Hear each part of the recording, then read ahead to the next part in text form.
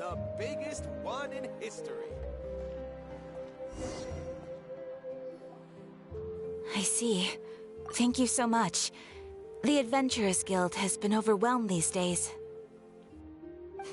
No worries at all. We've always valued the strength of adventurers. Given the current situation, it's vital that we all work together. Since we're facing the same enemies, I'll send you the intel we've collected on the Abyss so far. Then we can take a look at how to coordinate our efforts. All right. Thank you so much. Hi, Catherine. It's us. Got any new commissions? You two have come just in time. I've got some good news. The Pyro Archon has finished assembling her forces and stationed them all across Natlan. Given how the Abyss has ramped up its activities lately, we can no longer afford to act only after receiving news of an invasion. So the Pyro Archon suggested that the Scions of the Canopy and the Adventurers Guild focus on collecting and disseminating intel. That way, we can stay informed of everything that's happening across the land. Once we receive word of enemy activity, we can notify the nearest camp and the stationed forces can take immediate action. Yes, precisely. This should also allow us to focus on gathering information, rather than running around and trying to tackle everything at once. So please also take a chance to relax, you two. You've been working hard these days, and this will be a good opportunity for some well-deserved rest. So that's the plan. Whew, we can finally stop and take a break.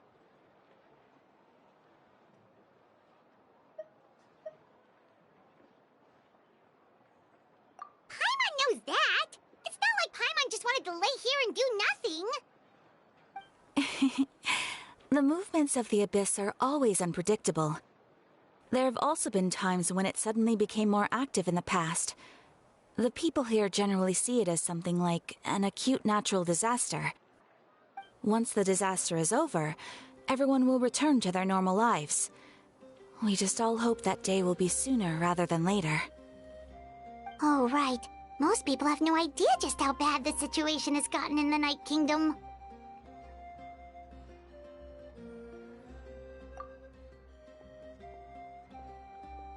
Oh, hey, Kachina! Are you feeling better now?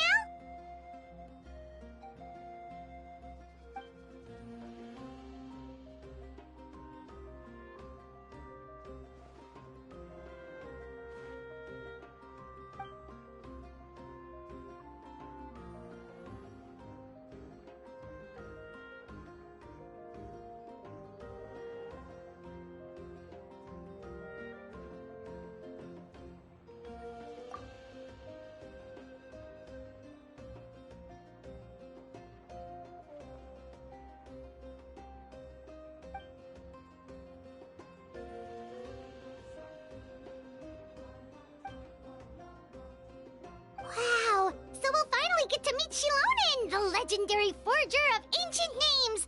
Paimon still can't believe anyone could forge those things.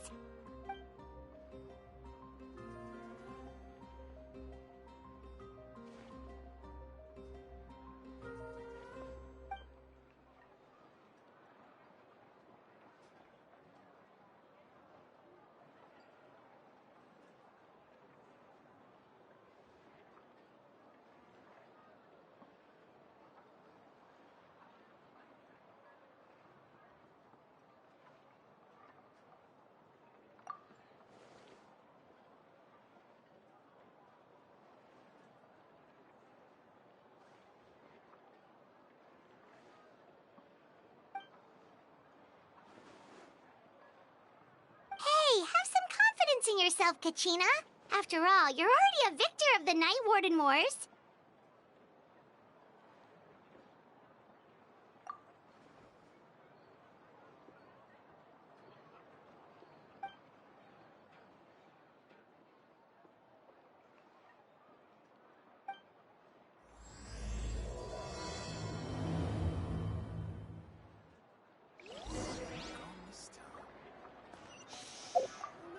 You might want to get a guide.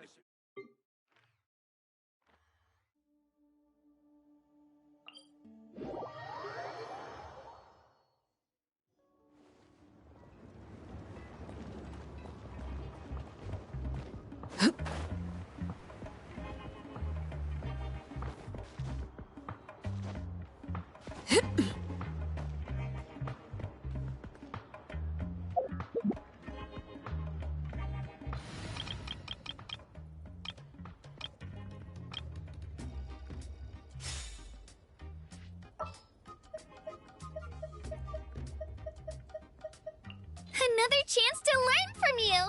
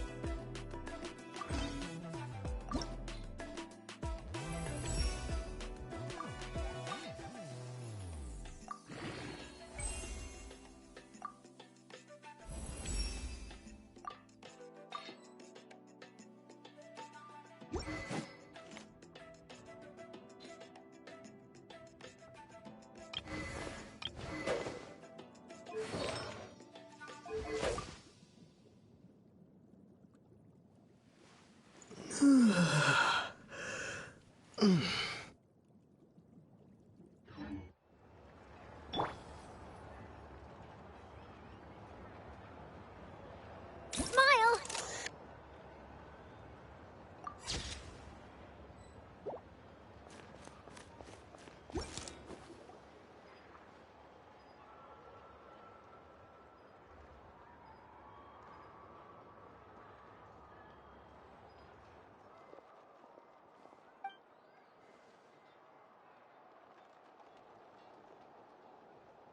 Ah, yes, so I've heard. So young, and yet you've already got quite the reputation. Wait, are you Outlanders? Yep, we're travelers who just arrived in Natland not too long ago. No, I mean, I was aware that you're travelers. It's just no one told me that you're Outlanders. No, the only thing she said is that a new hero had pledged himself to the plan. But we'd need to forge an ancient name to ensure he'd be able to return safe and sound. And she did mention that it would be quite difficult to forge an ancient name for them, but at the time, I thought she was just commenting on my skills. But I seem to understand where the true difficulty lies now. Oh, I wouldn't go that far. I'm used to it, really. I just need a moment to process things. The Pyro Archon's requests are always difficult to fulfill, and we used to argue a lot. Honestly, it's probably for the better that she didn't bring this up at the time. Anyway, I can't argue with her if she isn't here, and it'd be pointless to take my anger out on someone else. But, just because I understand her rationale doesn't make me any less upset. After all, she must have known that forging an ancient name for an Outlander is an impossible task. It's impossible? As you probably know, an ancient name is a symbol of a hero's spirit and glory, which grows even richer and heavier as generations of successors inherit it. We forge ancient names by engraving the heroic deeds of an individual who will become the first hero of that particular name.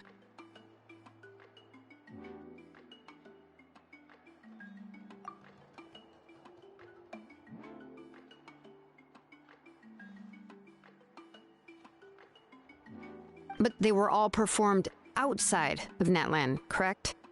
Yeah, that's right. Then those deeds haven't been recorded by the Night Kingdom. To take it one step further, even if you had performed heroic deeds in Natlan, as an Outlander, your actions still wouldn't have been recorded by our lands. Only memories and experiences that have been acknowledged by the Wyab can be used as a basis for an ancient name. Even the greatest of craftsmen cannot create something out of thin air, you know.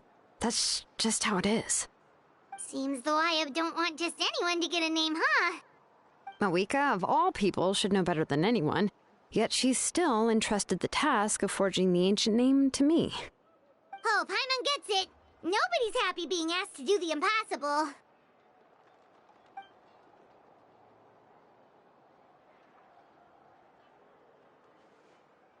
Ugh, don't remind me. Let's just focus on how we can pull this off. How to achieve the impossible. You mean you're already willing to accept the task? Well, what else can I do? What's happened is already done, and it's not like I can outright defy the order of my Archon. If she gave me this order, then she believes the ancient name is an indispensable part of her plan, and that I'll be able to find a way to make it happen. In other words, the order is an affirmation of my abilities. Whoa, not only has she accepted the task, but now she's looking for silver linings?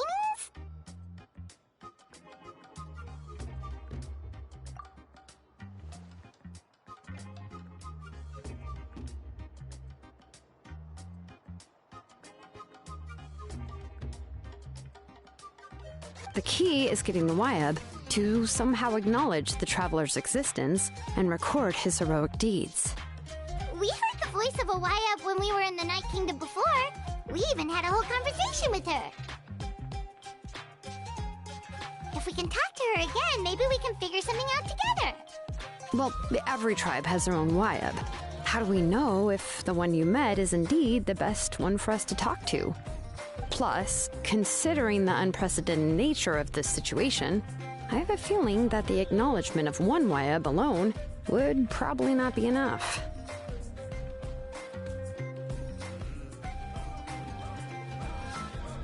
I don't know. That requires a level of knowledge that I do not possess. We need to find a consultant who's an expert on all things Night Kingdom and Wyab. The first person who comes to mind is Seatlali at the Masters of the Nightwind, the one we call Granny Eats Tali. Oh, we've heard that name before. We used her spirit speaker's stone to find Kachina's ancient name. A person who can make something like that must be pretty impressive. I'm unsure she'd be able to help. Still, she's older now and quite eccentric. It's hard to even book a meeting with her, given that she's constantly holed up in her room and doesn't like to be disturbed. I've heard that to get her help, you have to be extremely patient with her and know how to keep her spirit up.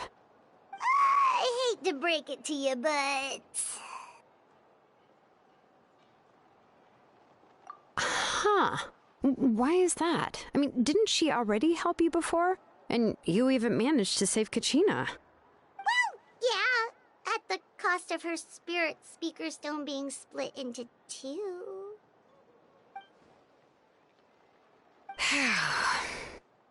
Great going, Moeka. We're already off to a rocky start here.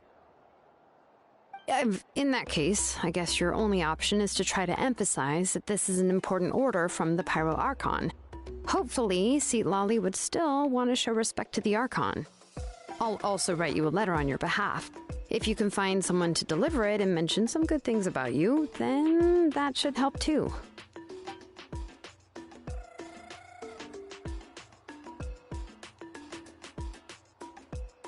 Paimon sure hopes a Hal won't interrupt when he's talking, though. All right, Kanich is a seasoned negotiator. I trust that he'll know the best things to say. Please just give me a moment to write the letter, and we can meet up near the Statue of the Seven later. Sounds good. We'll take a stroll in the meantime.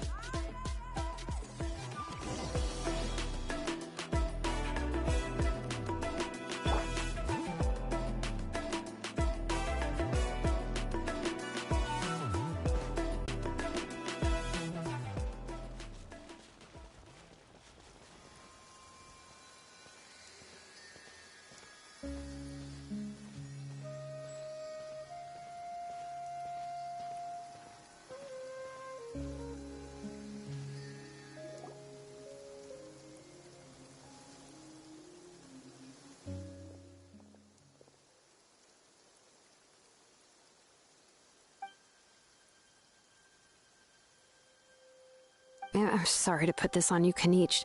It's just that you're probably the only person who knows how to deal with her.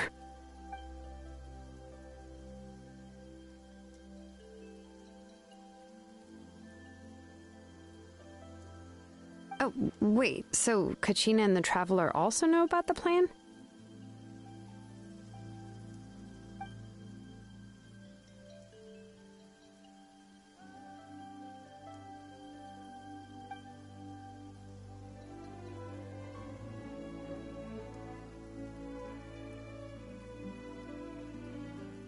Right. She mentioned there are 6 heroes and that Shilonen is one of 4 that have already been acknowledged. Oh, well, then I suppose there's no need to keep any secrets between us. Having companions walk by your side is perhaps the best solace when facing such a bleak reality.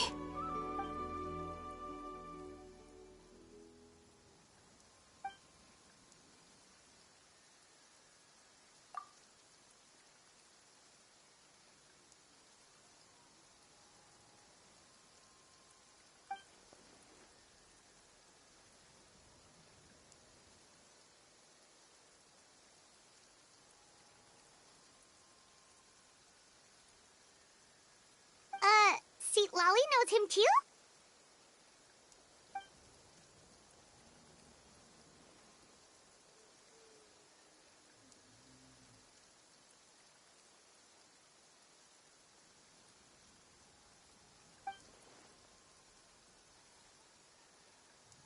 Given how the Masters of the Nightwind love to babble about dreams and revelations, they're already a pretty strange bunch to most.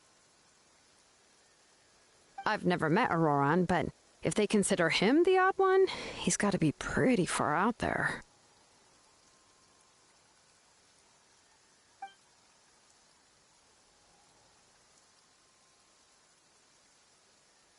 Huh. Makes sense.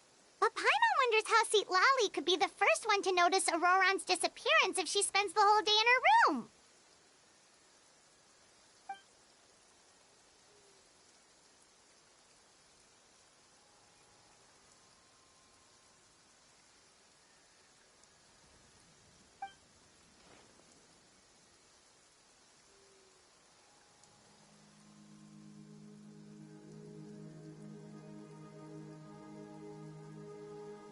Oh, so if I'm following, you mean we'll help her investigate Roron and the captain's whereabouts?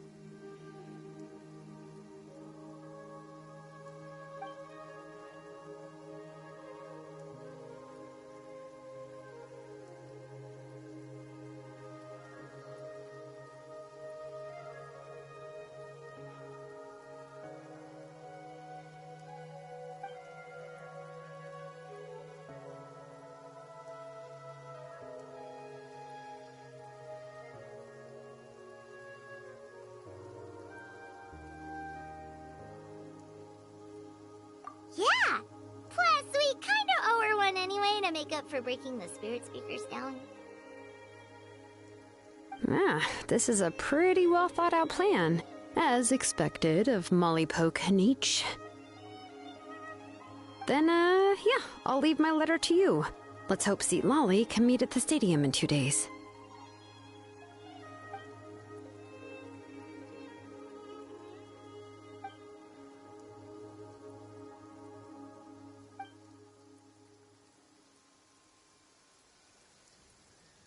Okay, then let's part ways for now.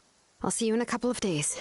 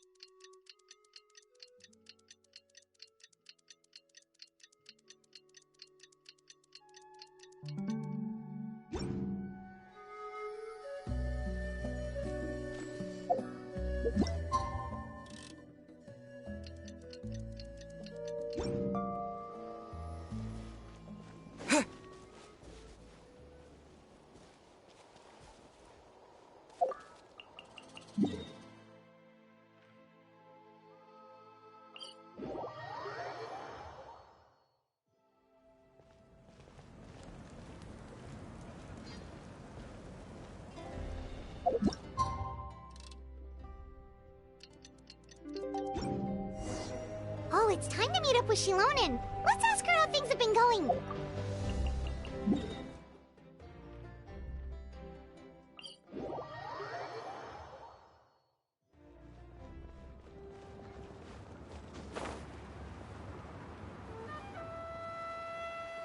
Right here.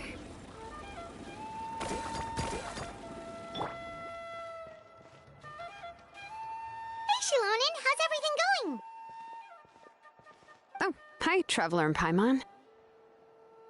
I have, bad news. Seat Lolly did not reply to our request, although I suppose I'm not too surprised.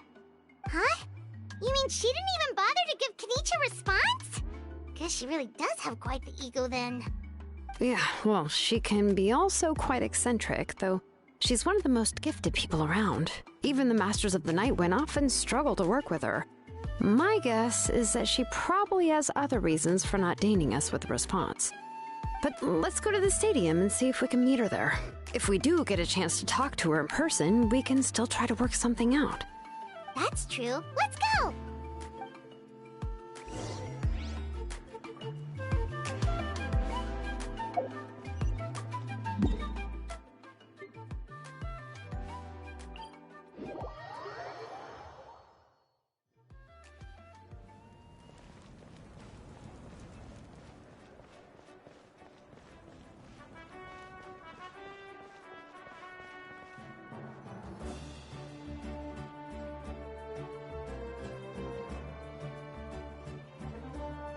Paimon doesn't see anybody.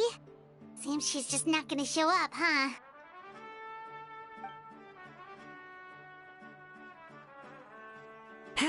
Well, we tried to be as considerate as we could, but she's under no obligation to help. That might be true, but this is still a request from the Pyro Archon, right? Shouldn't a subject always answer the call of their Archon? A subject? Well, if you ask me, I'd say we're all more like friends with the Archon. Yes, Mawika is our leader, but that doesn't mean there's any kind of tall barrier between us and her. The only thing is that she often has very high expectations of us. Huh. So even though she's super powerful, it sounds like she's actually pretty down to earth and easy to get along with. Unlike that old hag Granny Eatstily, right? Does she think she can ignore us just because she's famous? You all talk about her like she's some kind of huge deal, but she didn't even bother to reply to our letter! Seriously, if she didn't want to come, she could at least let us know. If that's what aging does to you, Paimon never wants to get old. Oh, really? So, that's how you see me?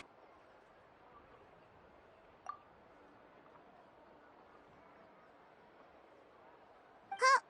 Who's there? Who's talking next to Paimon? Oh, don't mind me. I'm just a disgruntled old hag, right? Come on, relax. I'm sure my bark's worse than my bite. Huh? See, Lolly. Wait, you're Seat Lolly? You're Granny Eatstily? Yes, Granny Eatstly. But emphasis on Eatstly, not Granny.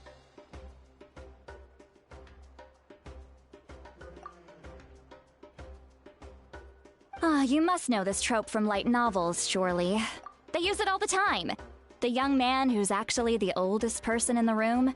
The girl next door who turns out to be a seasoned veteran. The wise sage who looks like a little kid.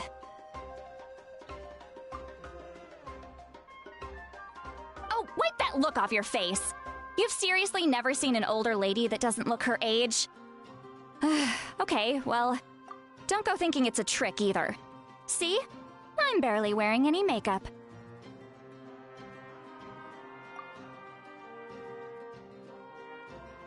Did I forget to mention, she's called Granny, but, she's actually pretty young.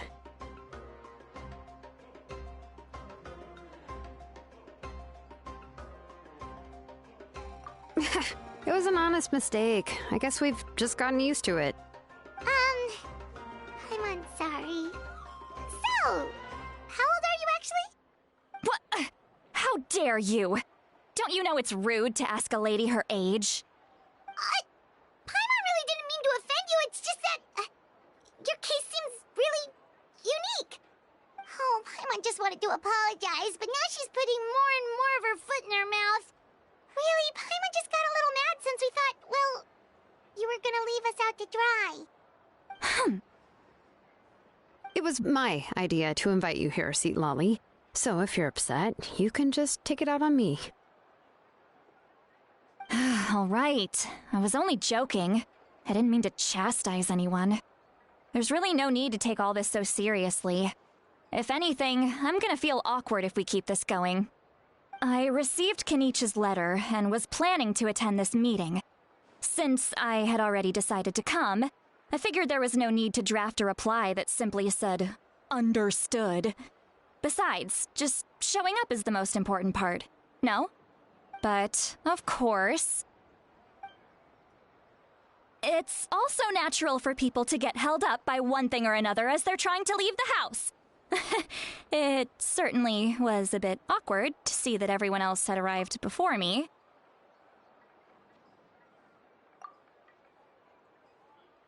At first, I was thinking of quietly sneaking over, but since you were already here waiting for me, I started to think about how I should phrase my apology, only to hear you all talking smack about me.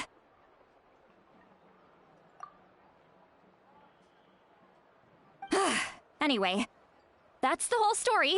Honestly, it's not like I owed you an explanation anyway.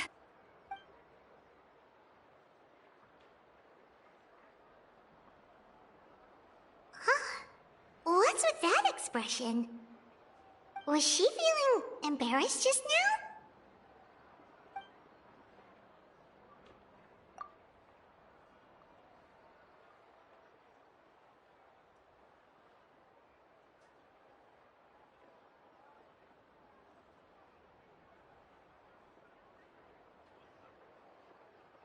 When the Masters of the Night Wind say they struggle dealing with her, I wonder if the feeling is mutual. She seems to be pretty awkward herself. Everything she does and says seems a little forced.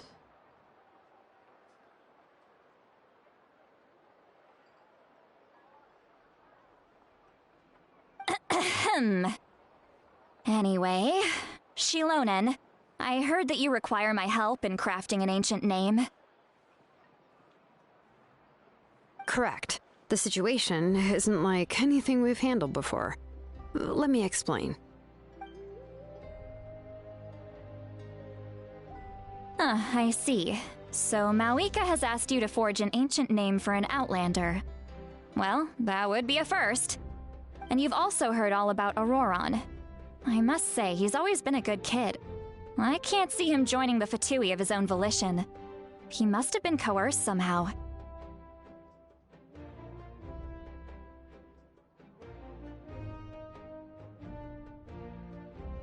Yeah, that's what we came here to ask you. We'll help bring Auroron back if you help us solve the problems of forging the ancient name. What do you think? I suppose I'll just call you Traveler for now. Traveler, come here.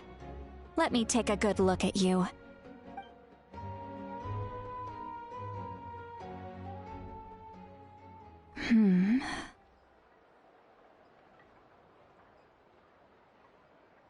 Wealth leads to unending conflicts between people. Yet you alone transcend the value of gold. Baleful thunder and wrathful waves bring terror to mortal hearts. Yet, again and again, you've braved them to find new worlds. O weary yet free soul, even the most verdant leaf in the forest will pray for your happiness and safe passage.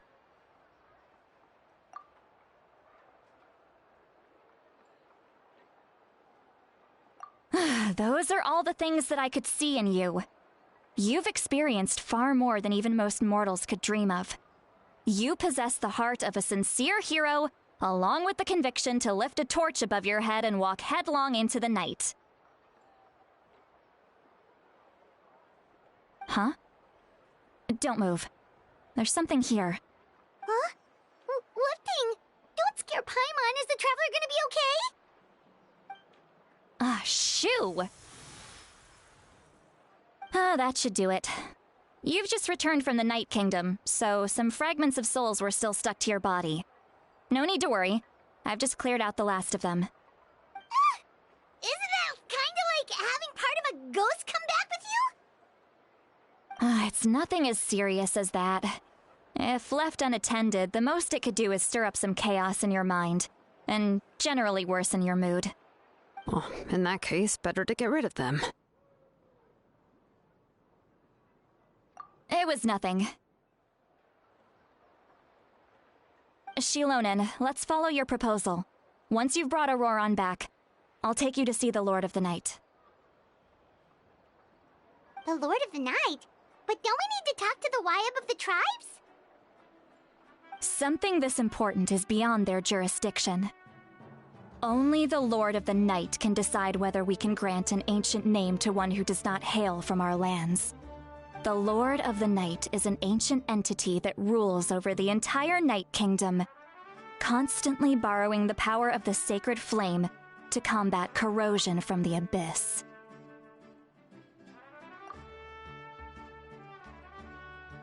Oh, so you're basically saying it's even more powerful than the Wyab of the tribes. Well, that sort of makes sense, being the lord of the entire Night Kingdom and all. Not exactly. It's not so much that one's more powerful than the other. But never mind. That's not important. It would take too much time to explain. Just listen carefully to what I'm about to tell you. The Lord of the Night is currently in a deep slumber, and we can only communicate with its consciousness while in a trance. In other words, in a dream. But I will need to prepare a few more things if we are to hold a ceremony to achieve the state of the trance. I'll make a list. Can any of you get everything for me? I can go. It'll probably be a long list, so better leave it to someone who knows all the local vendors. Sounds good. Then we'll go with St. Lolly Fatui to track down Auroron. Phew, the Fatui are nothing to scoff at, so please, be careful during your investigation. If you need any help, just come find me. Yep, we'll be sure to play it safe.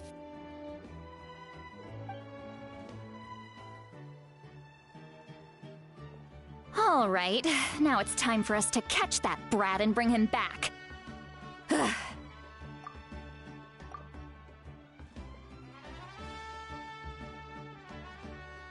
Oh, I'm sorry I made you wait earlier. It was actually because I decided to swing by Auroron's place to look for clues. He has always lived alone, and I found a broken jar in his house. There was also something off about his phlogiston aphids, which I assume is because their keeper has been gone for quite some time. And interestingly enough, I saw some slash marks in the house that did not match any of our local weapons. My guess is they were left by Snezhnayan arms. Oh, sounds like the Fatui broke into his house and took him hostage. But why would they kidnap a kid who just spends his days living in the country and raising aphids? He's only in his 20s. What would they want with him?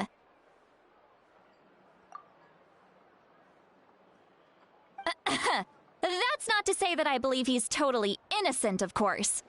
Since he's the only one who was kidnapped out of everyone in Natlan, he must have done something to attract their attention. In any case, we'll get to the bottom of this once we manage to get him back here.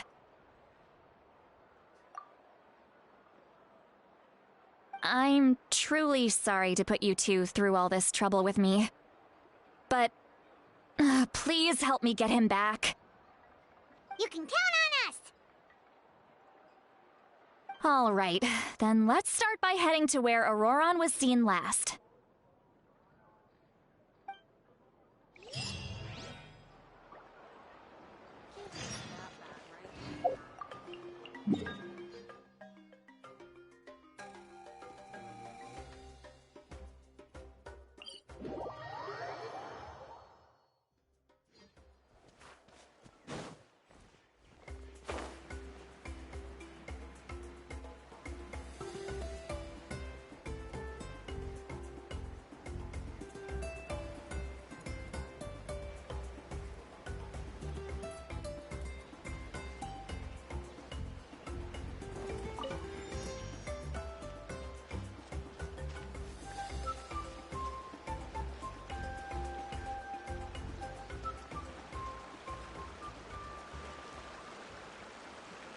This is the spot. An eyewitness claimed to have seen Auroron speaking to some Fatui soldiers here. I don't know how much you're willing to believe me, but Auroron really is a good kid. I see no reason why he'd suddenly get involved with the Fatui. I'm convinced that what the witnesses saw was actually the Fatui coercing him, or perhaps trying to extract information. However, I doubt anyone would believe me, given there are no signs of a fight. Didn't Kenich say that she's a big name in Natlan? Feels kinda weird to see her so frustrated and helpless like this. Auroron? Well, he was left at the side of the road as an infant, and the people of the tribe took him in. You could say that everyone had a hand in raising him.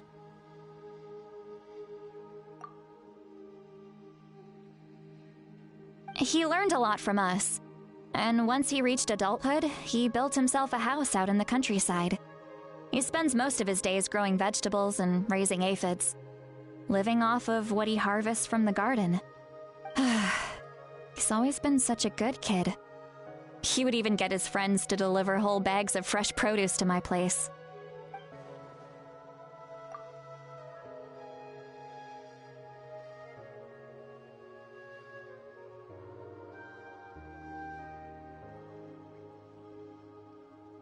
Oh well, let's keep looking.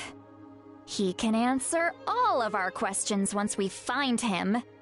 He's been raising phlogiston aphids for a long time, and since they were disturbed, they secreted a special type of phlogiston.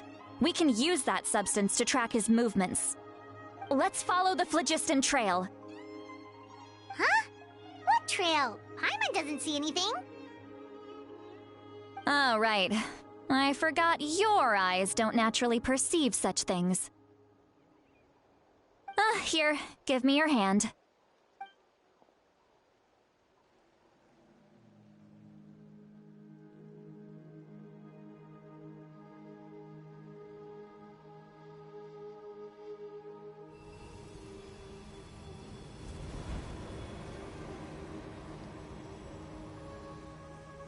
Huh?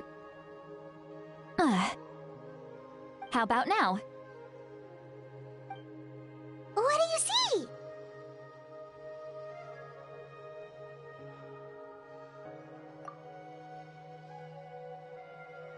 Whoa, Paimon can see it now too!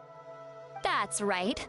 I used a spell to temporarily transfer a portion of my senses to you. For a short while, you'll be able to see the phlogiston too. Wow, you can even share your senses with us? First time Paimon's heard anything like that. It requires a very rare spell that most people aren't adept at. But don't worry, it's a cinch for me. Between the two of you, it seems the Traveler's senses are a bit stronger than Paimon's.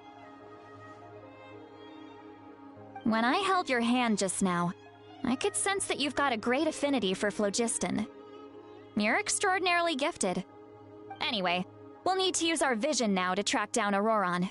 Good luck, you two. Over here, this way! See, Lolly might say a lot of deep and confusing stuff, but this spell of hers is really something. What was that?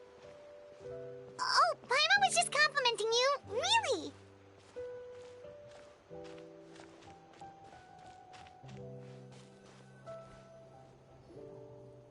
What does she mean by deep and confusing? As far as elderly shamans go, I'd say that I'm already pretty easy to talk to. Is there any other old hag who's as fluent in the language of the youth as me? But is my way of speaking still not trendy enough? I've already tried my best to match their speech patterns. But given the looks on their faces just now... Or perhaps I'm still not fashionable enough? But that can't be, right? Ugh. Don't tell me they're still getting the impression that I'm super old-fashioned. Huh?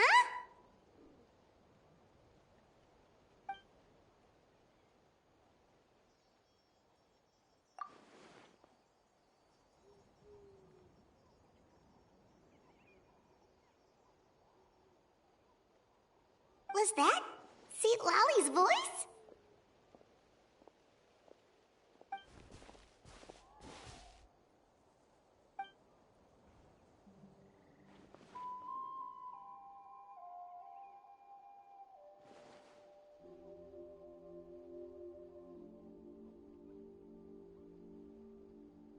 Now that I think about it, it's a good thing I found some helpers this time. Some things are best done with the help of friends.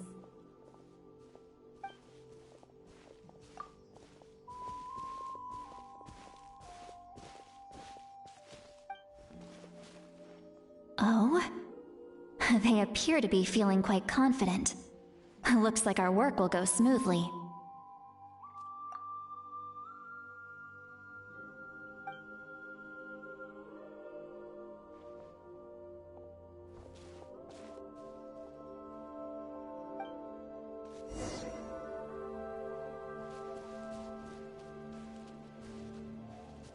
Hey, looks like there's a new camp over there.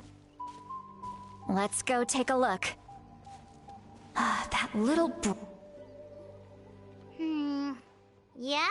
Judging by Paimon's experience as a guide, it definitely looks like people set up camp here. Wait. The phlogiston here is a bit odd. Let me see. Paimon sees a small shape here. Could it be some sort of symbol? This is a distress signal for the Masters of the Night Wind. Only someone from our tribe would recognize it. So Auroron was indeed being threatened. We've got to find him. Fast. Leaving such a subtle mark implies that he was trying to be discreet. In other words, he was probably under the Fatui's watch. If they notice us, we can just charge in and fight them to the death. But what if my darling grandson is also there? I can't have him caught in the crossfire. No, I've got to be careful. Otherwise he'd get hit as well. How annoying. No, I've got to stay calm and keep my composure.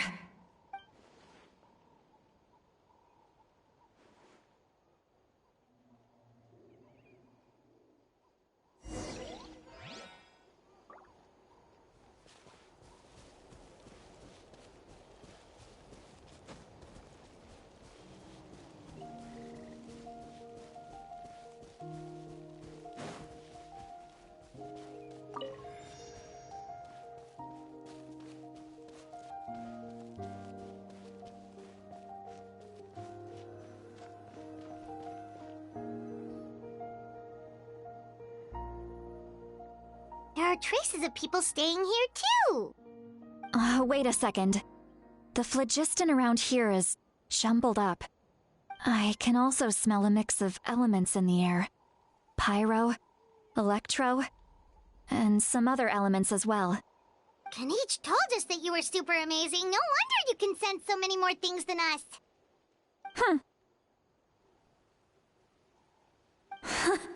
It's about time that little brat said something nice about me.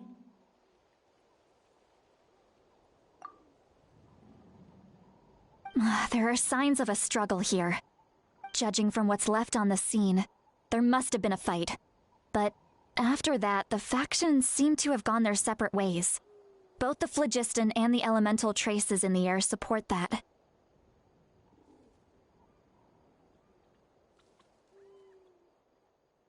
Do you still remember the little mark we found before? Paimon's thinking, what if Auroron wanted to leave another distress signal, but was caught by the Fatui?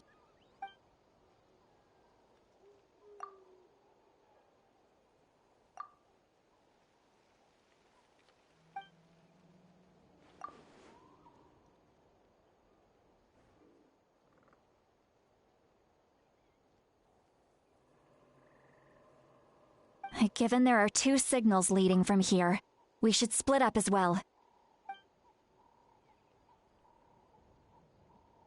I'll take this direction, and leave the other one to you. Let's meet up again later.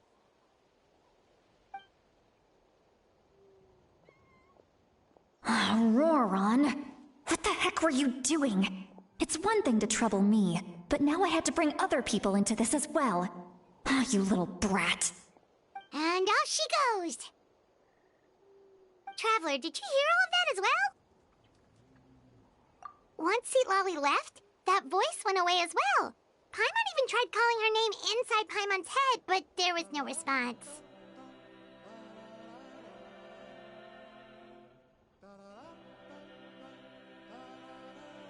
So you were thinking the same thing!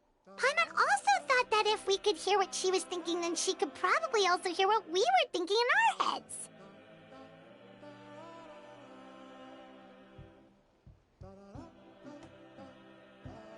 She did say that she was quite adept at this spell, and it doesn't sound like she's had any trouble with it in the past. Huh, maybe we're a special case and can hear her thoughts as a side effect. If you think about it, she's really got a lively inner world. It paints quite a different picture from Paimon's first impression of her.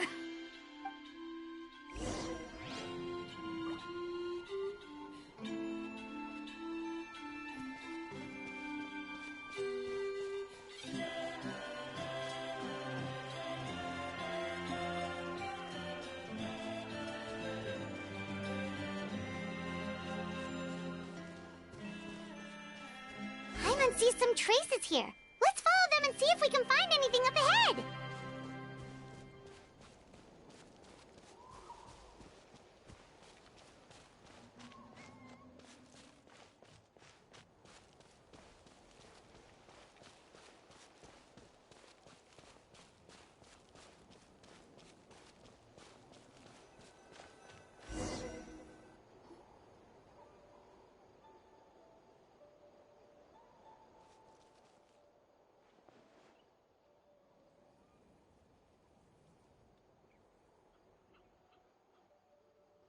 you find something?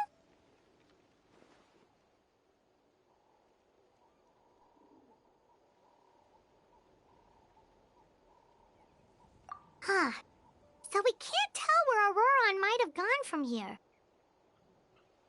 That's weird. The phlogiston trail suddenly stops. We can't make anything of these footprints either. But he can't have just evaporated into thin air, right? We know he wasn't alone. He had all those Fatui with him.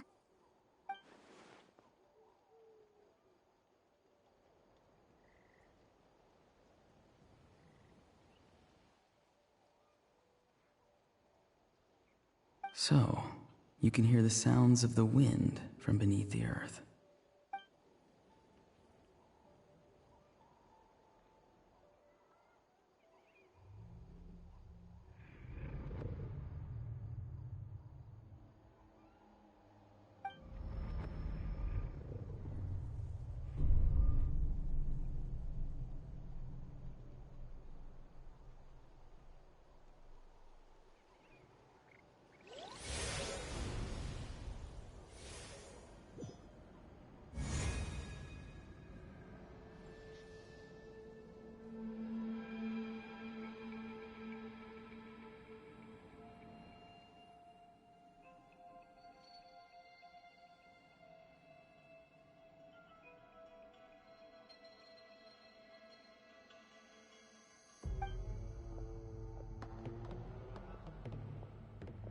I'm very sorry, but please do not move. I have no desire to hurt you. I apologize that our first meeting has to take place like this.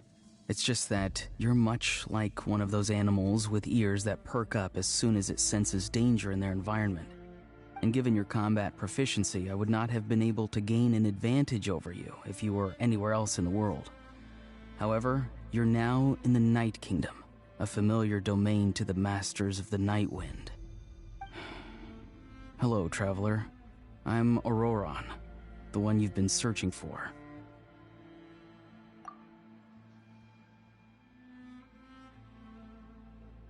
Ah, the Fatui's custody. I see. So even Granny has told you that I was coerced by the Fatui.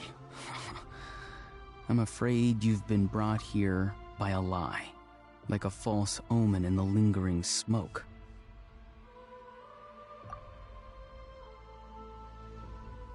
My friend and I only left those traces to lure you here. Deceiving you was never our true intent, however. It was simply the fastest and most feasible way for us to set up a meeting.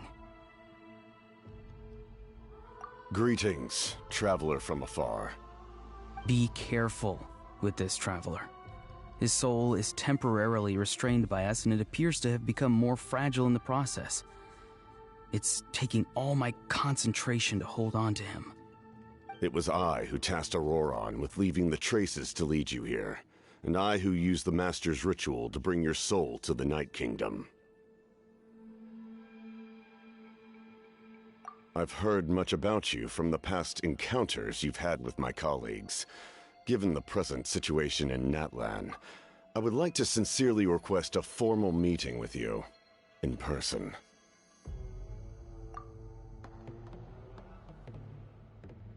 I will use the opportunity to explain my goals and motivations to you, as well as why I mistrust Malwika, the Pyro Archon. I believe there is little reason for you to blindly follow her plan. If you would like to hear our intel, then find us to the east of the stadium. But remember, not a word of this to anyone. I would like to avoid any further conflict. You will see me again once you return to reality. No matter what I say, please, help me keep this a secret. This is all to avoid dragging Granny into this conflict.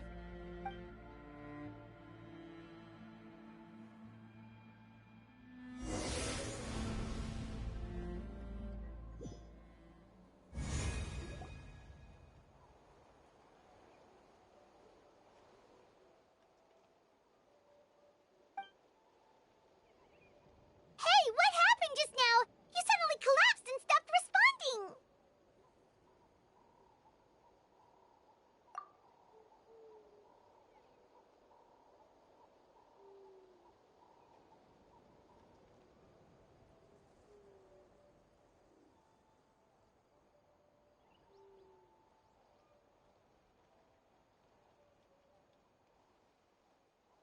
Hey, why are you sitting on the ground? Are you okay? See, Lolly! He froze for a moment and then just collapsed to the ground! Could it have been those leftover remnants from the Night Kingdom? Do you have any itches or pain anywhere?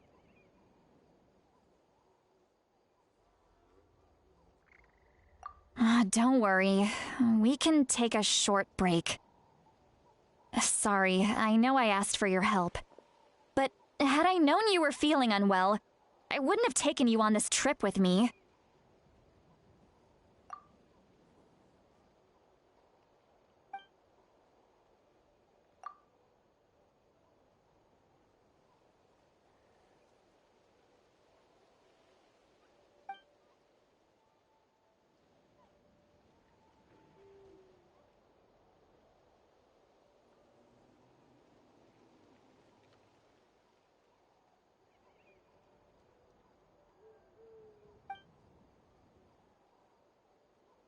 If you're feeling sick, you should just say so. See, Lolly should be able to, exorcise any ghosts or weird stuff that you picked up in the Night Kingdom. A seasoned traveler must know the importance of not pushing yourself beyond your limit. If you need anything from me, just say the word.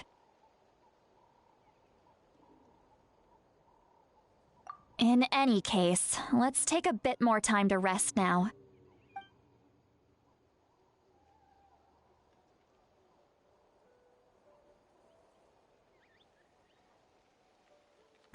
Need to be more careful next time. Feeling better yet, Traveler? All right, let's get ready.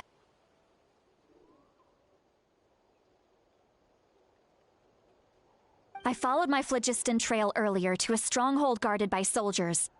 I have a feeling that Auroron is probably being held inside. Oh, so it's close by. Then let's head over right away. Well, I recruited you to be my helper, which means we're in this together. Like the wind and the clouds. We either move as one or not at all. But if you want to make it up to me, then just be sure to fight extra hard when the time comes.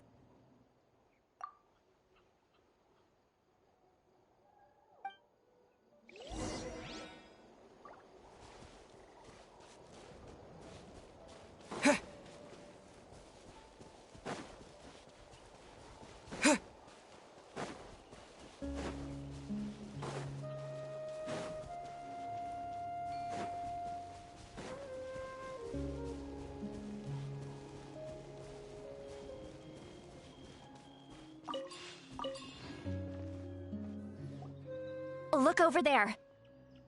Huh? Paimon thinks she sees someone in the middle of the camp. That's Auroron. So he really was taken by the Fatui.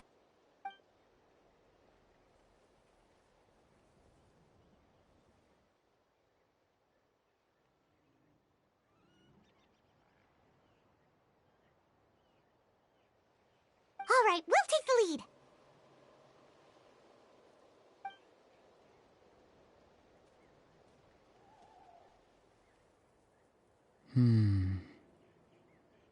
Hey, quit daydreaming. Don't you have work to do? I cannot see the sun. What? Without the sun, I cannot see the truth. You are currently blocking the light, so I must beseech you to move aside. Huh? Okay, Mr. Philosopher. That's enough mumbo-jumbo. Wow.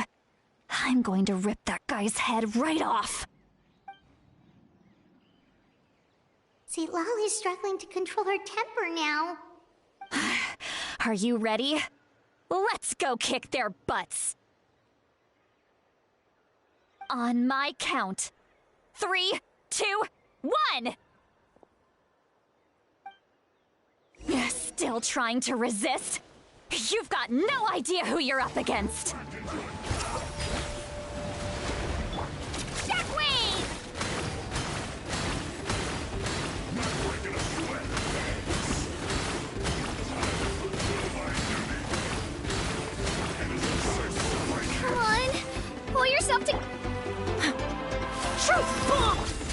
Water jet!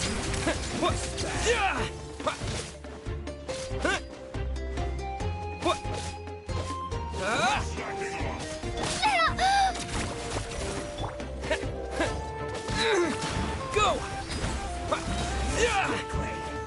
Bombs away!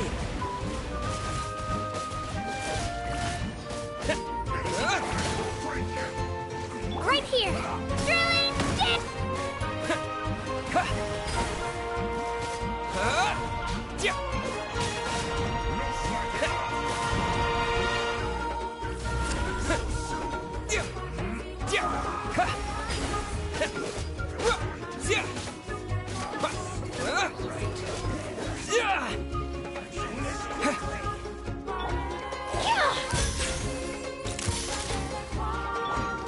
Let's go, Twirly!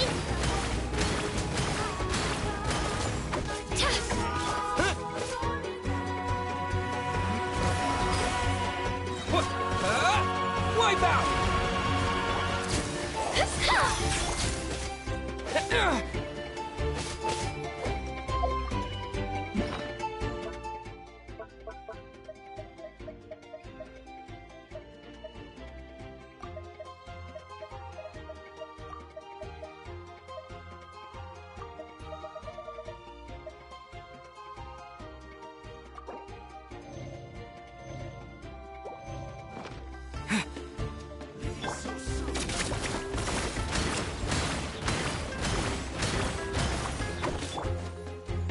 Go! Yeah!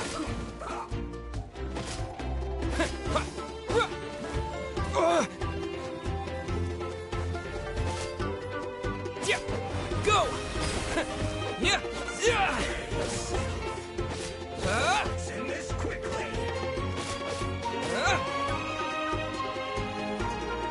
Go! Yeah! Yeah! Yeah!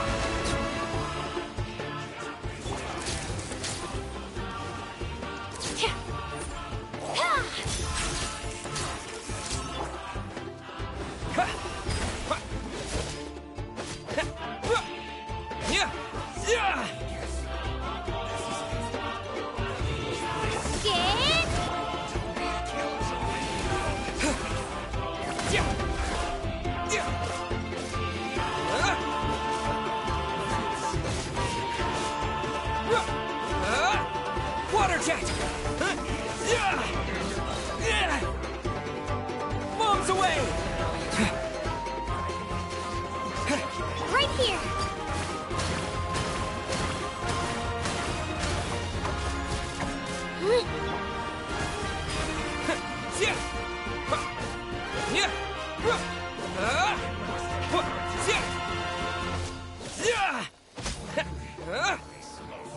Water jet!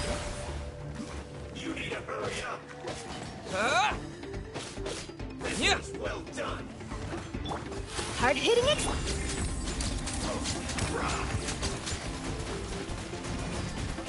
You feel flood. Water jet!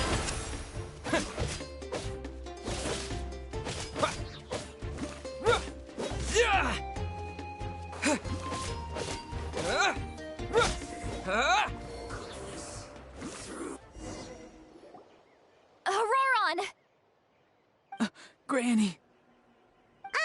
Paimon knows she's called Granny Eats to Lead, but it's still kind of weird hearing someone actually call her Granny. And greetings to you too, Gramps.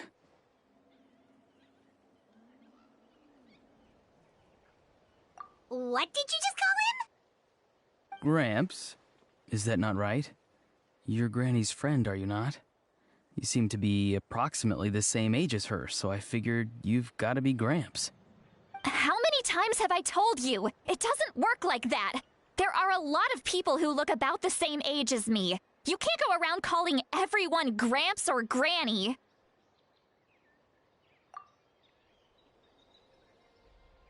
Oh, wait. He's not a child, is he?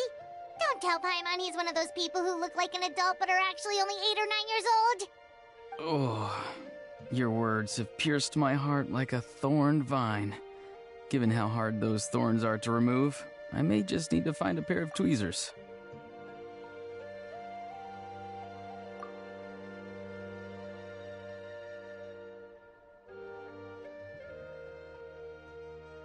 Why are you so upset? You can just say yes or no.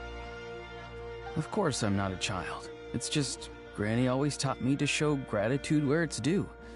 And since the Masters of the Night Wind raised me collectively, I basically see everyone above a certain age as an elder I should look up to.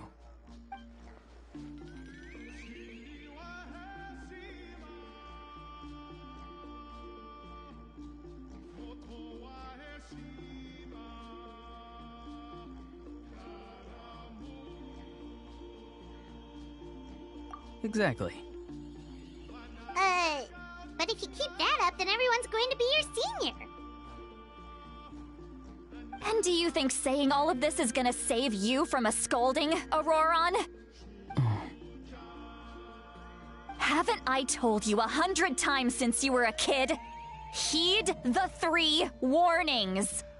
Be wary of beasts prowling around, scammers looking for their next victim, and strange people who appear out of nowhere. Oh, so you do remember, and you just chose to ignore them. I always knew that living on your own was going to get you into trouble sooner or later. But getting kidnapped? That really takes the cake. You won't always be able to rely on other people coming to your rescue, you know. You're just lucky we got here when we did. Or we might be launching another search and rescue operation to find out where they put your severed head.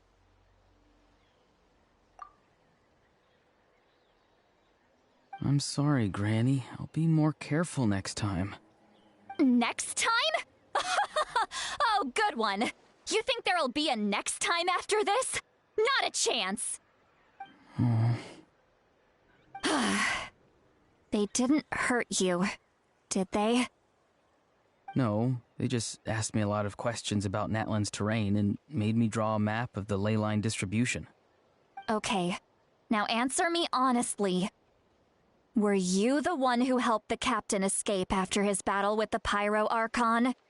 Yes. So why did you do it? Because they said they would need my help from there on out. They also said that if I refused, they'd just come to you, Granny, and they'd already figured out a way to make you do their bidding. Hey, I'm no ordinary Granny. Would they really dare to come after me? And you! Did the gods give you a brain just for you to not use it? Did you really believe everything they said at face value and not stop to think? Thankfully, the Pyro Archon only asked that we find the mysterious individual from the Masters of the Night Wind and didn't slap your name on a wanted poster. Don't think for a second that she doesn't know what's happening. Even if the truth that you see will soon manifest into reality, there is still no need to preemptively panic. Have you forgotten the words that I've taught you?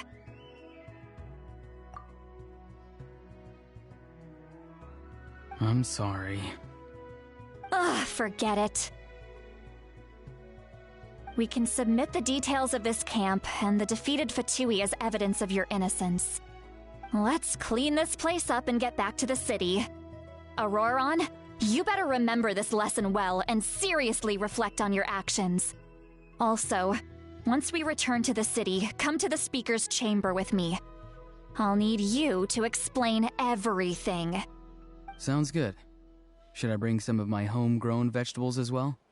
Your vegetables? Yes.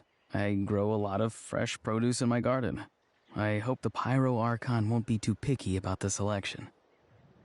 Now's not the time to be thinking about that. If you do come face to face with the Pyro Archon, the first thing you should do is... recite the 3 warnings. Huh? No! You should emphasize that you were not in cahoots with the Fatui! How exactly did the Masters raise this guy? Oh, right.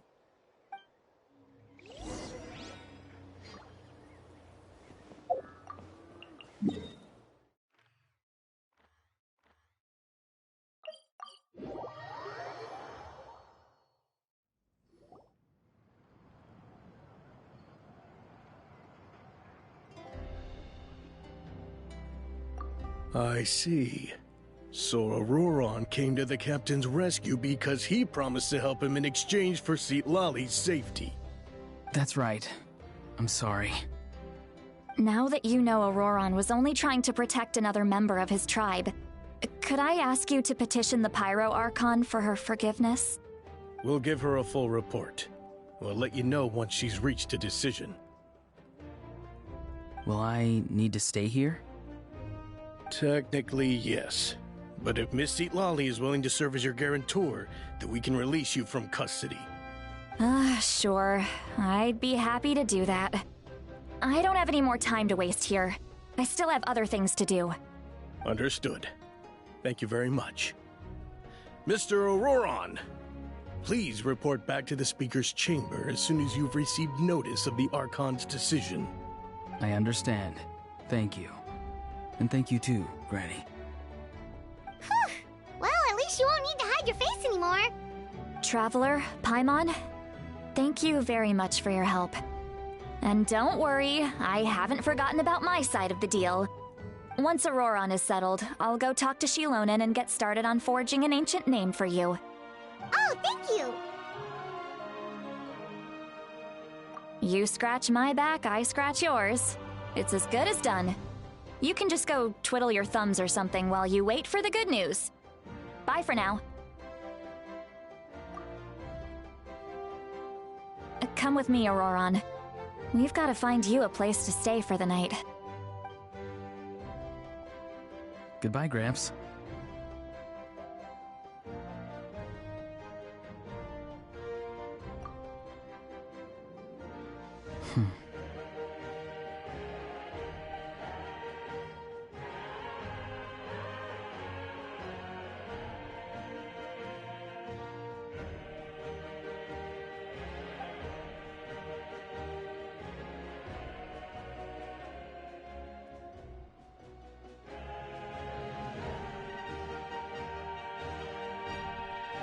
We're finally done. Alright, it's time to find some grub. Huh? What is it, Traveler? What? The captain? Sorry. Paimon just didn't see that coming. So you really saw him in the Night Kingdom? And he didn't attack you? Oh, that Auroron, what is he up to? He sounded earnest enough just now. Paimon would have never guessed anything was happening. All that stuff about protecting Citlali and being forced to help the Fatui, when he's actually been a willing accomplice all along. Yeah, you're right. Still, Paimon appreciates you telling her about this. Paimon will support your choice no matter what, so if you want to go, we can go together. We still have another whole day before the meeting, so we'll just meet with them when the time comes.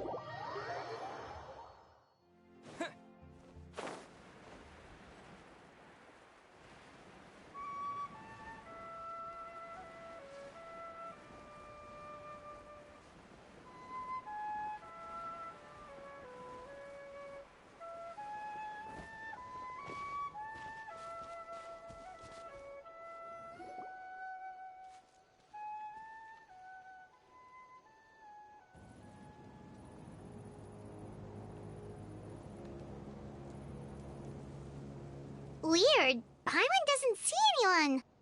Oh, please don't let this be a trap.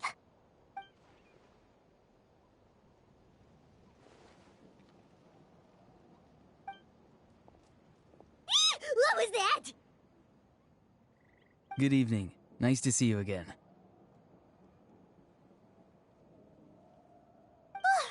it's you! You shouldn't pop up from behind people like that! What are you, a ghost? I'm terribly sorry. It's just a force of habit.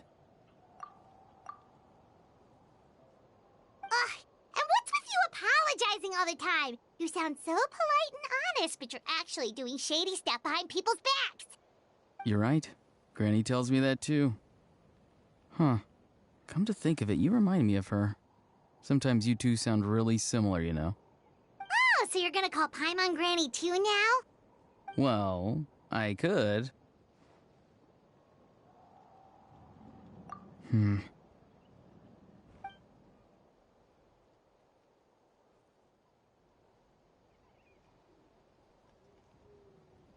It's all clear. Over to you. Excellent. The fact that you showed up proves that I was right about your character.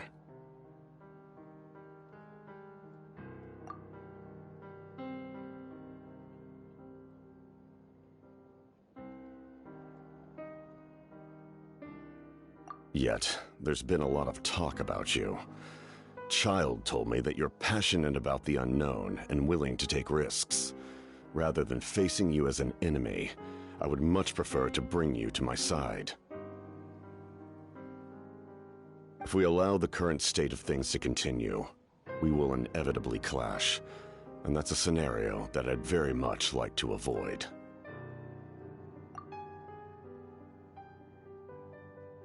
I've long heard of your exploits across the nations. Though you have crossed swords with my colleagues many times, I know that you are by no means an unreasonable person. And once you've learned the truth that the Pyro Archon Malwika would never willingly share with you, you may just find it in your heart to consider my proposal. I assume you've already been informed of the Pyro Archon's plan. In order to defeat the Abyss and save Natlan, she still needs 2 more heroes to appear. Wait, how did you know that? Never mind. Guess that's not important now. I've long kept a close eye on her plan. To be frank, it's an exceedingly risky plan. Will the heroes really appear? And even if they come to her, will their power be enough to drive the Abyss back? If any part of the plan goes awry, all of Natlan, even all of Teyvat, will pay for her mistakes. Now, you may have been led to believe that this is the only plan available to her. But what if I told you she's had another emergency plan all along, the details of which she has chosen to keep hidden from you?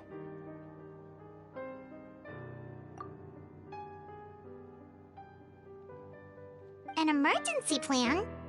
Yes.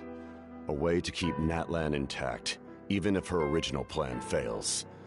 But given the painful cost of its execution, she has chosen to keep it as a mere backup plan.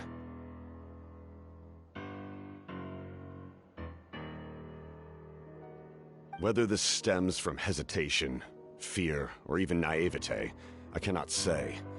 But Natlan cannot afford to wait until she comes to her senses.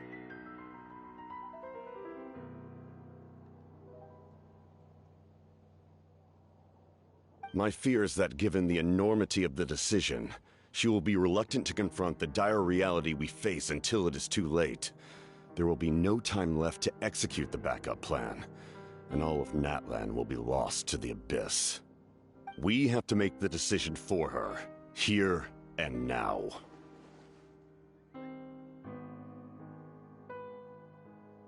Yeah, do you have any evidence for all this? Just telling us a bunch of scary stuff isn't enough, you know. Besides, wasn't it you who tried to seize the Gnosis for the Tsaritsa's plan?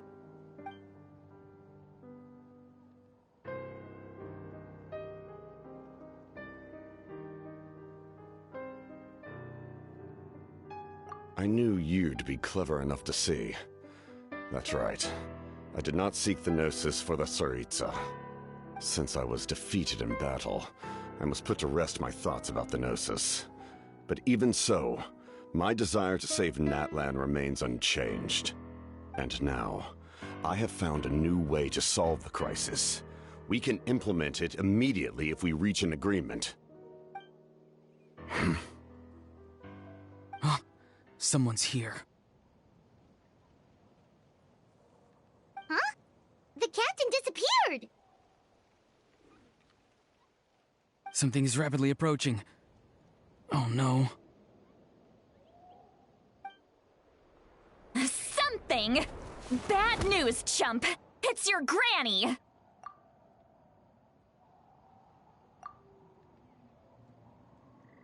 Oof. See, Lolly! When did you get here? I knew something was amiss after we were separated. Hidden ceremonial tools, an unconscious traveler. I must say, I'm very curious about what you're up to. How dare you go behind our backs like this, Auroron? Colluding with the Fatui? Really?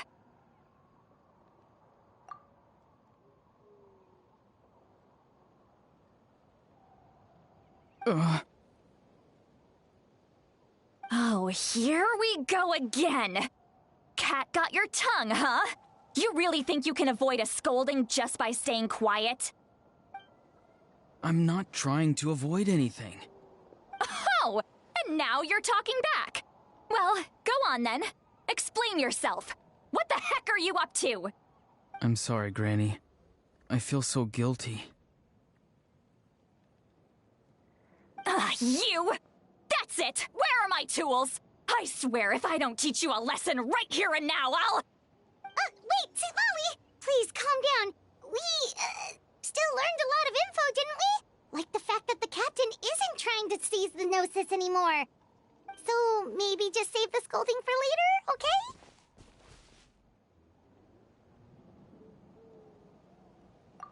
Listen well, Auroron. You're only getting out of this now because of the Traveler's plea. This isn't over.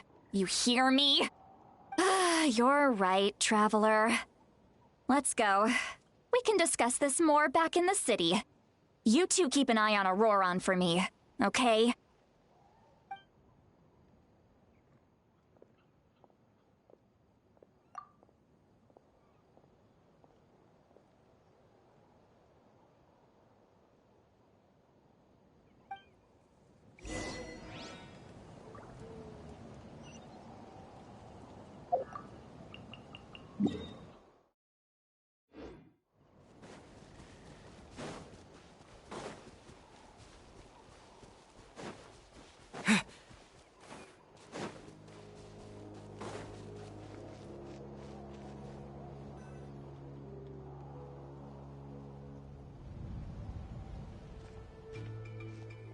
In all my years, I've never had a child cause me so much grief. Do you seriously not see what's at stake here? You've got a head on your shoulders, Auroron. Use it! Why did you help the captain? And I want the truth this time. No answer? Think you're being smart? Then let me ask a different question. What does the captain want? What is his purpose in Natlan? Really? You're just going to stonewall me?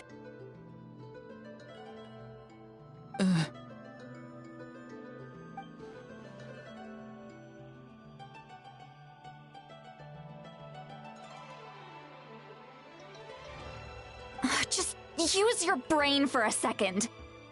What do you possibly stand to gain by helping the captain? Only endless trouble awaits you and everyone in the tribe. You've always been a good kid. Why would you throw that all away now? If you're worried about something, just talk to me. Granny would much rather we had a conversation instead of constantly clashing like this. Why is he staring at us all of a sudden? I'm sorry that you have to hear all this.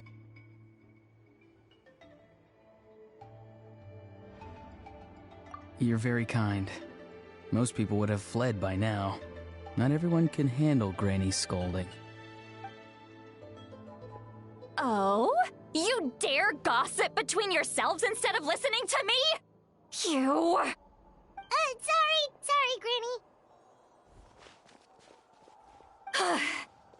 Sorry, Granny.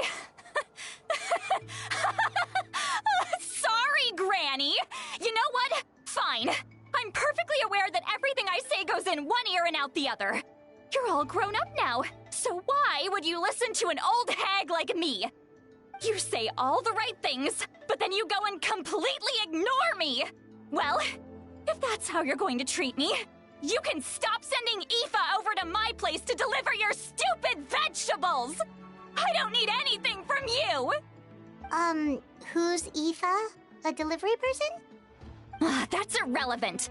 The point is, he hangs out with this kid, so he must be no good. You kids get to a certain age and suddenly act like you know it all. There's nothing I can say to get through to you. Auroron, if you're still thinking about that so-called duty, then please, just forget about it. The ley lines did not fall to this state because of you. And we've long closed the book on that incident. Seems they've started talking about some kind of tribal history. I'm starting to get lost. That's not it, Granny.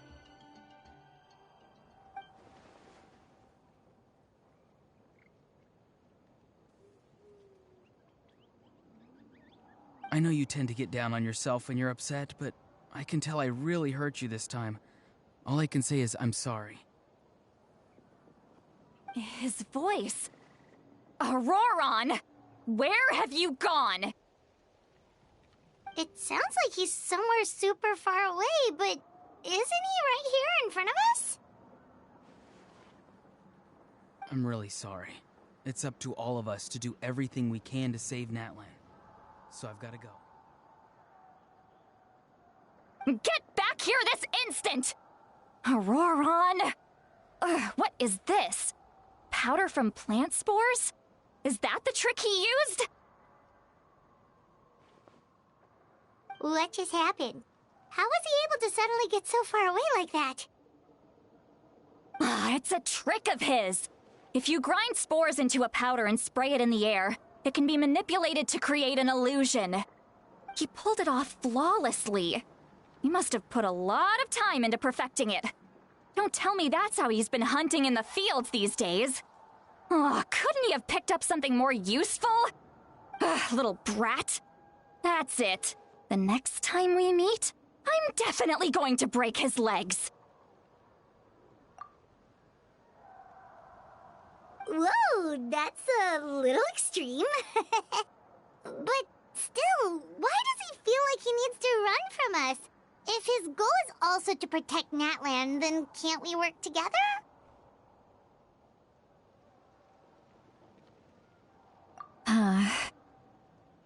I'm sorry for interrupting your conversation with them earlier. But even if you'd been able to hear them out, there's no guarantee you would have gained anything substantial. Auroron probably did everything he could to get away because he knew I'd get the truth out of him sooner or later. That brat. I swear.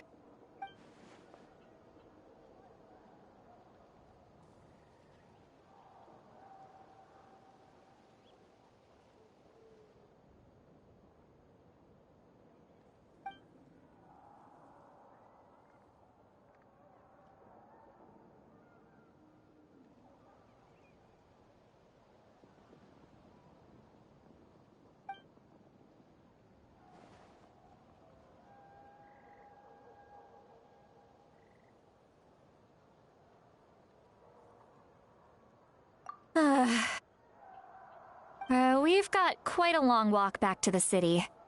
Let's take our time. It'll give me a moment to figure out how to explain all this.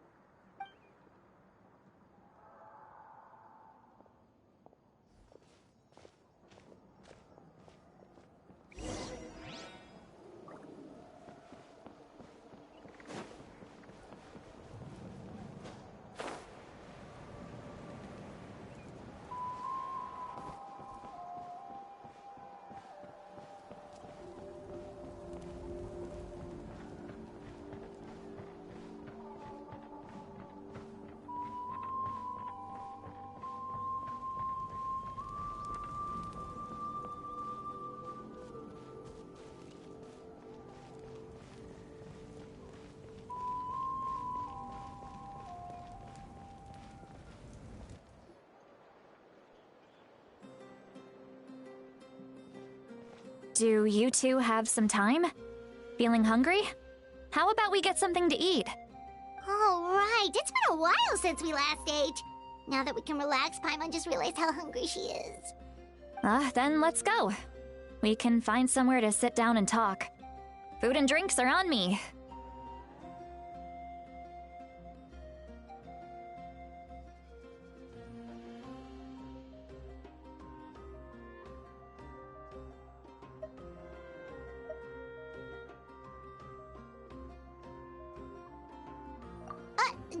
Really? You're not gonna take her offer? That's right. See, Lolly has gotten a lot quieter since Aurora ran away. She seems to be having a hard time. He's right. We're seasoned adventurers, so we're more than capable of paying our own bill. Hey, come on now. You won't even let me take you out for some food and drinks?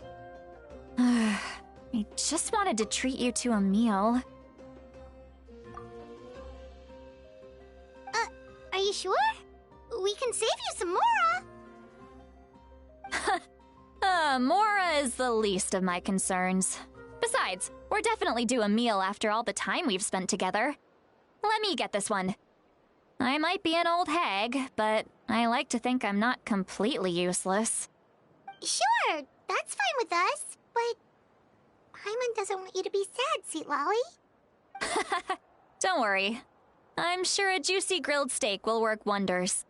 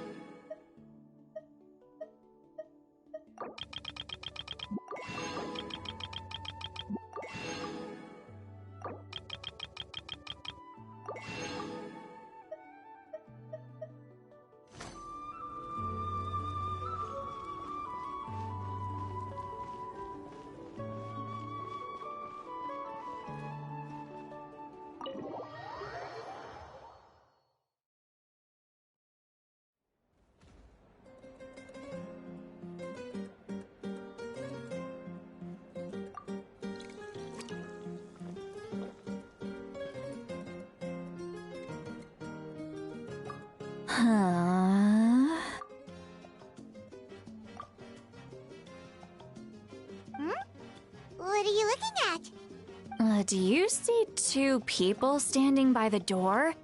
They look like spitting images of each other. Are they twins?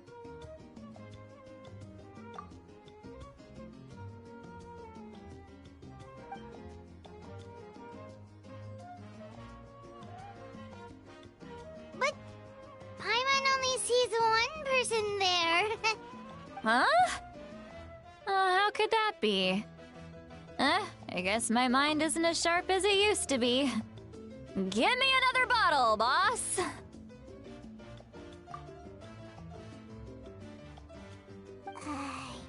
Do you think she's drunk?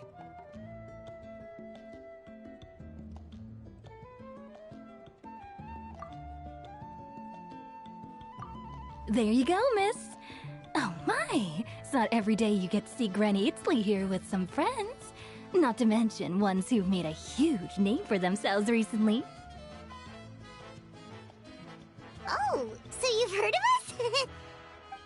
Of course I have. Aren't you the ones who saved Kachina and brought her back? No wonder you hit it off with Granny Sitlali. She wouldn't spend time with just anybody, you know. I don't even remember the last time I saw her with a new friend. Wait, so you call her Granny too? Well, given our ages, it'd probably be more accurate for me to call her my great-great-granny. She's one of the most famous people at the Masters of the Nightwind. Most days, hardly anyone even dares talk to her. Huh? Gossiping about me right in front of my face now, are you, Chonka?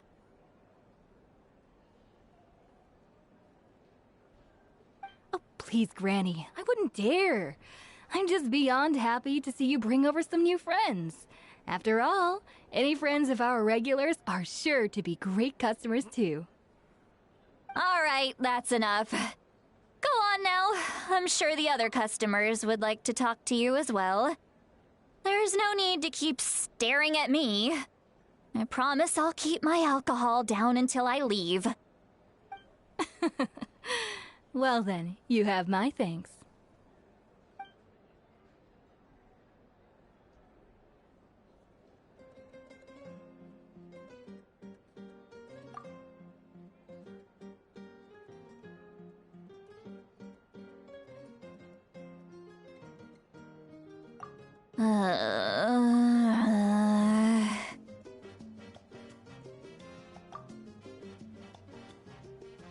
Seat Lally?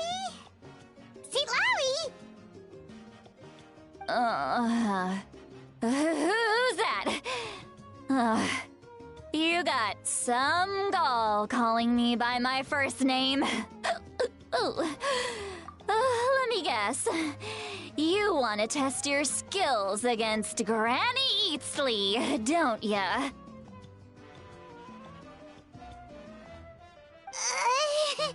Are you still with us, Seat Lally?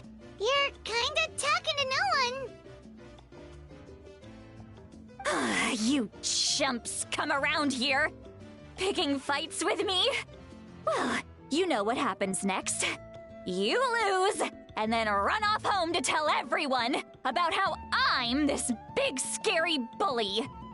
It's always the same story. You brats start it, I finish it, and then I end up with the reputation of being some kind of terrible monster among the shamans. I mean, come on. Monster? Me? Really? What did I do to deserve that? Granny Seat Lally, you're not a monster at all.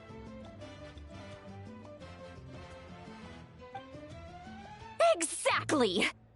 And while we're at it, I'm not some lazy slacker either. Between meditation, advising the chief, and speaking with the Wyab, I actually have a pretty packed schedule, you know!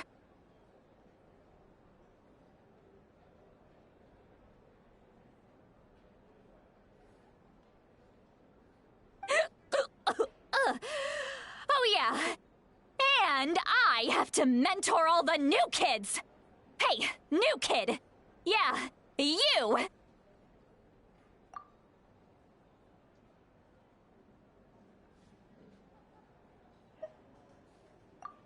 Don't play dumb. Didn't I teach you how to find phlogiston? You see? I know my stuff. I'm a good teacher. You tell him.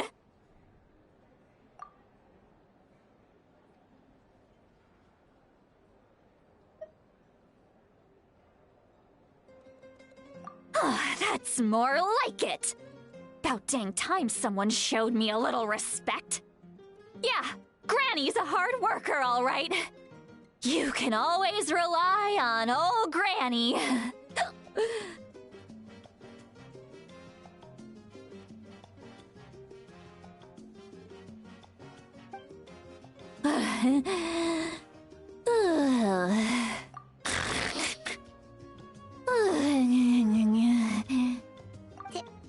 Did she just fall asleep with her eyes open? Oh, jeez. Behind this pitch-black curtain, a chapter of hatred reveals itself. Behind the smoke, the lingering smoke. Ah, she's meditating again. She does this whenever she's had a few too many drinks. Her mind's actually racing at this point. It's quite the opposite of sleep. Is this another specialty of the Masters of the Nightwind? No, I'd say it's an ability that's unique to Citlali herself. While she can easily pick up everyone else's skills and tricks, few have been able to master hers. Warning, warning. Red, the color of danger, has now arisen within that pair of eyes. Huh?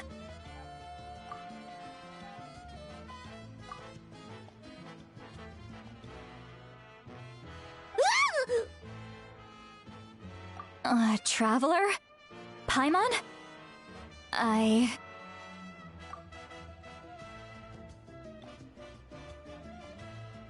What's wrong? I'm gonna hurl.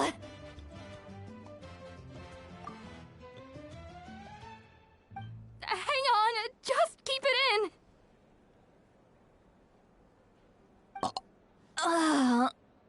Phew. Okay, it's passed. That was a close one. You had Paimon worried. Paimon really thought you were about to barf all over the table just now. How embarrassing. I'm sorry you had to see me like that. That's never happened before, I swear. I've never thrown up, not once.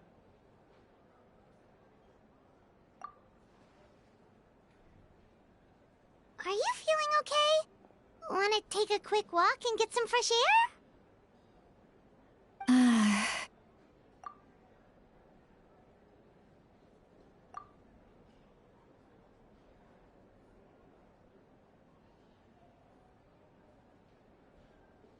There's so much that I want to say, but I can't.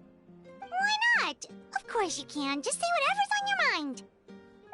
Please, Paimon, it's not as simple as you think. We've only known each other for a few days, right? What would you think of me if I were to start dumping all of my complaints on you after we've only just met? Oh, Paimon gets it. You're hoping that we wouldn't think less of you no matter what you're about to say. No, that wasn't my point at all! Seriously, don't you youngsters know anything about shame? I'm talking about shame! I've lived all these years and still can't get rid of it! Surely, you know the feeling too?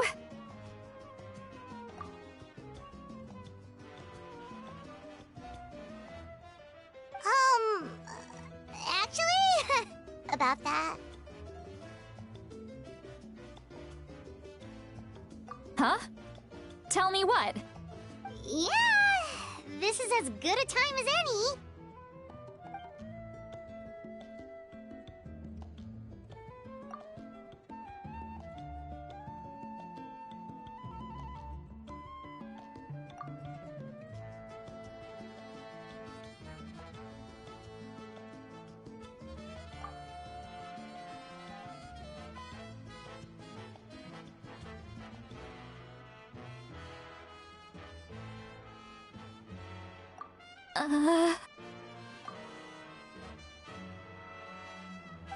So, you heard my... It's okay, Citlali. You had every right to complain about those things. I can't take it anymore! Why do these things happen to me? Hearing me mumble under my breath is one thing, but hearing what I mumble in my own head? That's too much!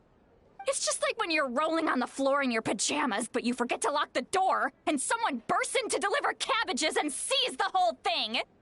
So that, happens to you a lot. It happens to people in general, okay? Doesn't matter if you're 200 years old or 1,000 years old.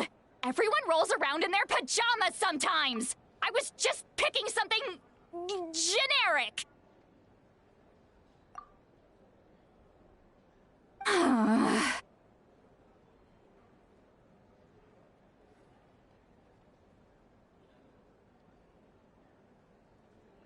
Take a walk with me. I have things to share with you.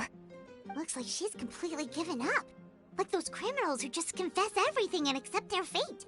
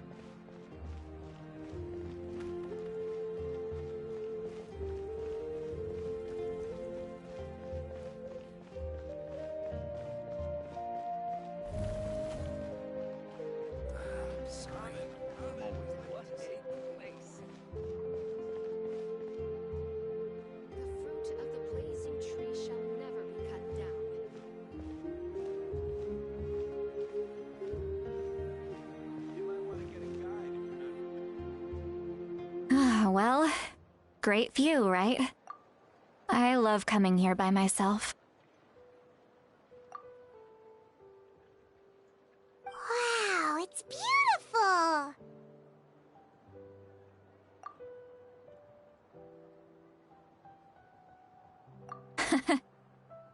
You're making me want to cry.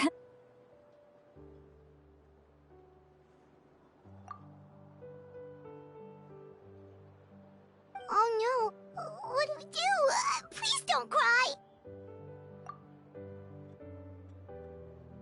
I was an expression, okay? A figure of speech. I'm just... embarrassed.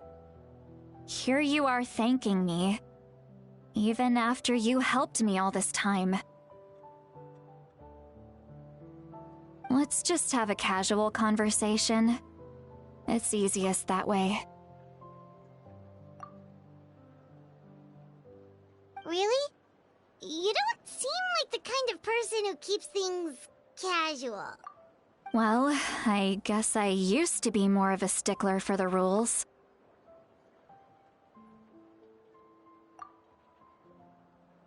And you're right. I don't usually open up to the people of my tribe like this. I'm just an eccentric old hag to them. That story's been passed down so long. It might as well be true. But you're just a regular person. The kids of my tribe would have a heart attack if they heard you say that. Granny Eatsley is a powerful figure. Be careful around her. That's what they'd say. Well, you are powerful. Are they afraid of you? Some are. Others are mad I always come out on top. A few decades like that, and people stop knowing how to deal with you. What about you? Are you scared of me? We don't find you scary at all.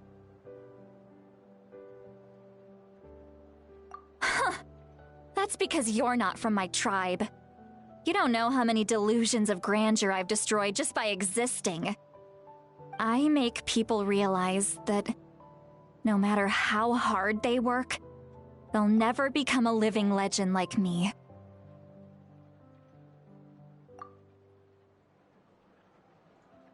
Oh, not to brag or anything. Maybe it's hard to believe. Just pretend I never said anything. We believe you. Shilonen has full faith in your abilities, and Auroran didn't seem scared of you. He thinks of you as his granny, right? Yes, but Auroran's a special case. Mawika already told you about her plan. And you've given so much help to Auroran and me. You deserve to learn the full truth. Auroran's not like other people. As I mentioned, he was abandoned as a child. The reason being, his soul is incomplete. The Masters of the Nightwind view this as a bad omen, capable of bringing about illness and misfortune. no one knows who his parents were. He was just left on a rock in the wilderness. It's a miracle he wasn't devoured by some wild beast.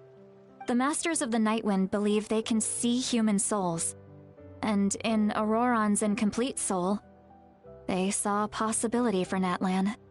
A possibility to turn Auroron into a vessel for lost souls. The ceremony would allow lost souls to gather within him. Auroron would then be sent to the Night Kingdom to return the souls to their rightful place, strengthening the ley lines and completing the ceremony. Wait, that doesn't sound right.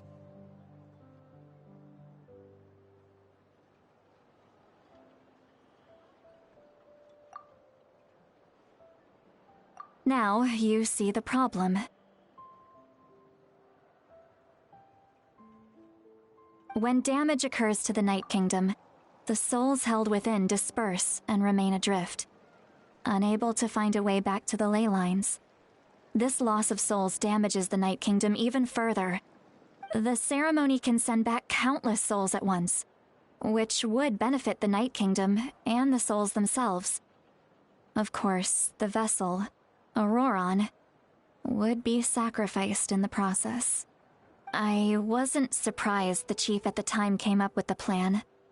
The ley lines were already in a terrible state. A suitable candidate for the chance to make things better. Of course you're going to take it. When the chief asked for my opinion, I didn't give my approval, but I didn't object either. So, ceremony. It failed, and Auroron escaped with his life.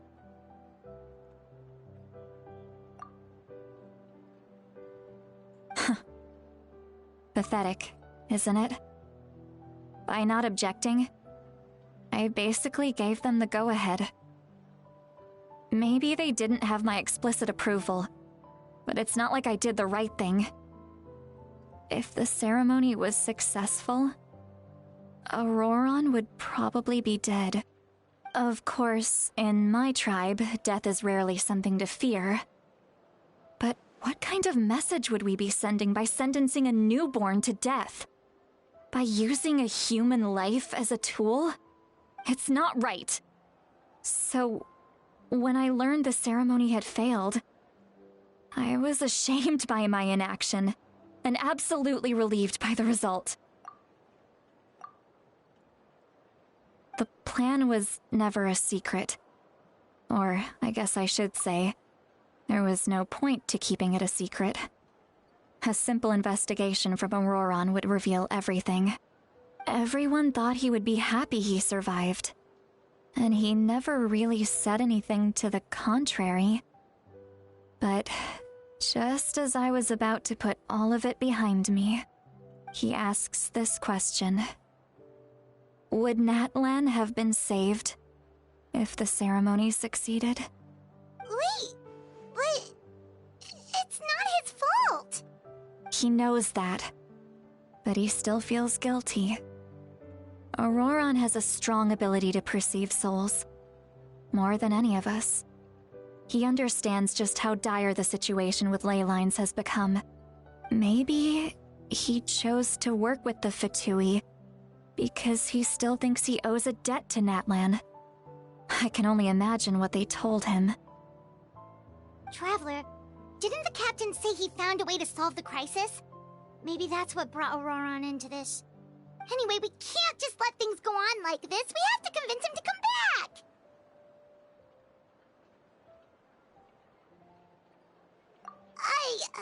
You don't look so good, Sweet Lolly. Maybe you should head back and get some sleep. Probably drank too much. It's okay. The fresh air is doing me good. Okay. Forget that. I need to go home. I hit it a little too hard.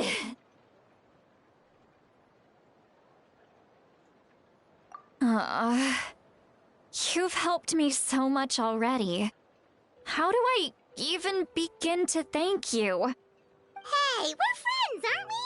Besides, you already said you owe us a favor, so you don't need to worry about us. Good point. Well, I'll go home and get some sleep. We can figure out our next move in the morning.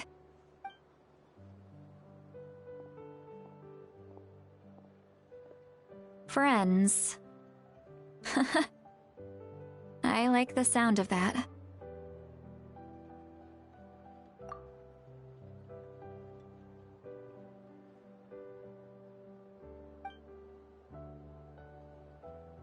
Auroran's probably back with the captain, don't you think? You mean about the backup plan? Do you really believe what the captain told us?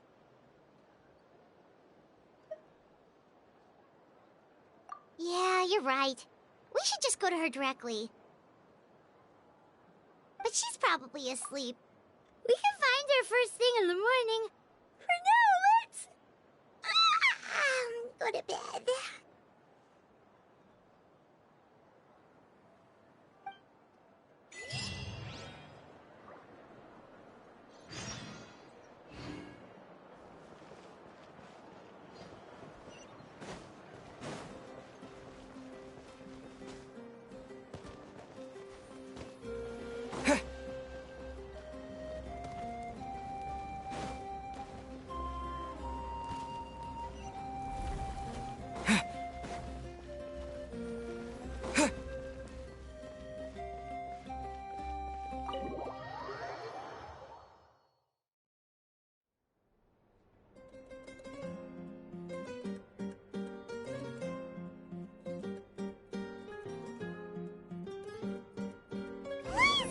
Noisy outside.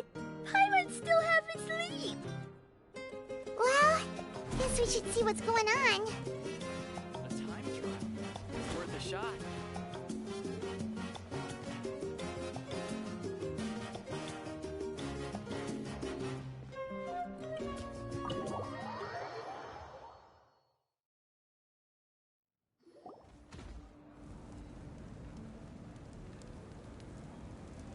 You're already here. I was just about to come get you. Wow, you're up early. That's impressive, especially after all the drinking last night. Let's not bring up last night. I'm embarrassed about the whole thing. Anyway, I was also woken up by the commotion. Looks like all the warriors from the stadium are on the move. I heard many areas have been attacked by the Abyss, including the Masters of the Nightwind. I need to head back right away. The Abyss attacked again? Are you sure you can handle it on your own? Do you need our help? I'll be fine. We also have the support of the warriors stationed at the various outposts. Given the quick response, things shouldn't get too serious. The stadium could always use more manpower, so you should join the forces here.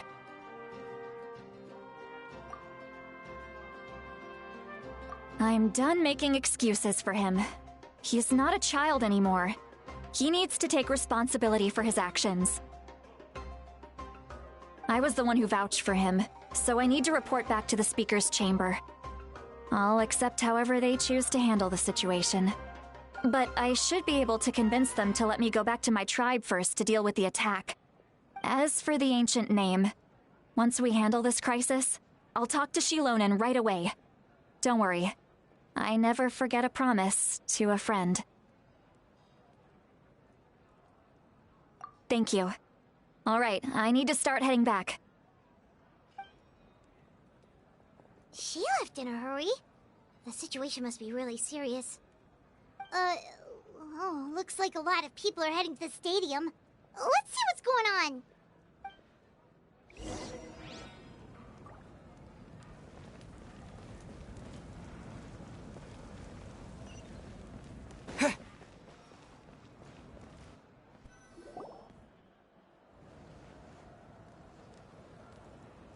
Traveler, over here! Perfect. Our Star Outlander has appeared. Oh, you're all here! But, what's with the whole Star Outlander thing? Just my way of saying how awesome you are. We've got a real emergency on our hands, so this is the perfect time for you to show off your skills. Alright, but can we get a quick rundown of the situation first. The Abyss suddenly attacked the Collective of Plenty, the Masters of the Nightwind, the Children of Echoes, and a number of our camps and outposts in the wild. Yes, and the attacks are increasing in frequency.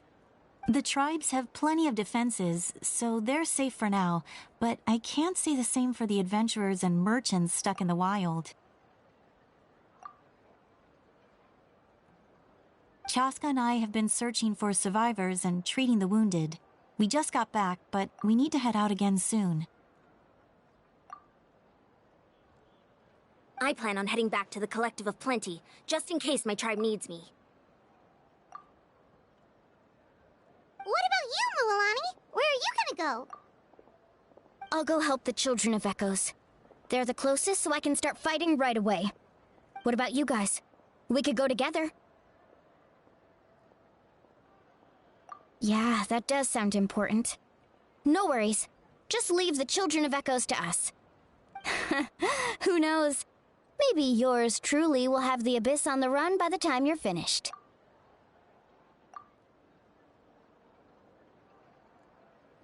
That would be pretty great, actually. I hope my tribe gets through okay. It'll be fine. Your tribe doesn't do all that bodybuilding for nothing. Let's part ways here for now. And most importantly, be careful, everyone. Oh, and some of us need to avoid getting contaminated by dangerous-looking substances. That will make my job a lot easier. Koichi, do we really have to do this now?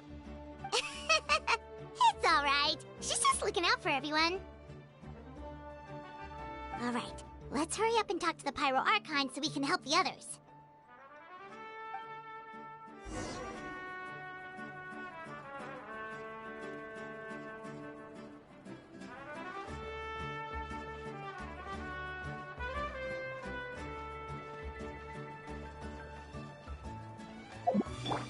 Hold that pose!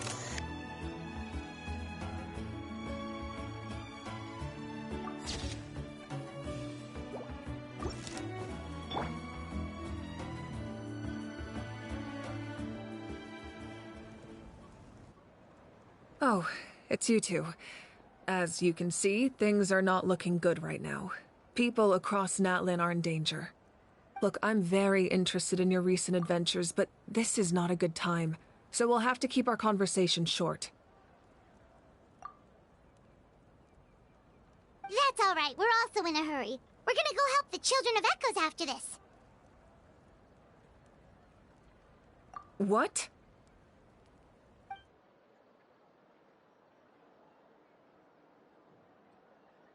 So he thinks my plan is too risky. He thinks I'm being stubborn.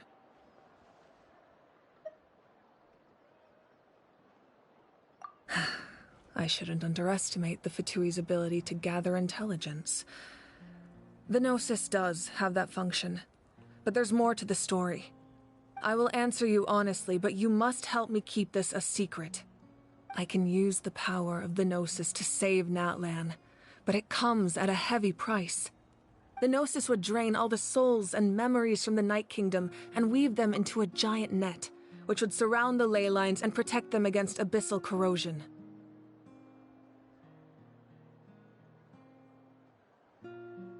Wait, you can use souls to weave a net? But does that mean... Yes. It means sacrificing those souls in the process. Souls are just another form of life.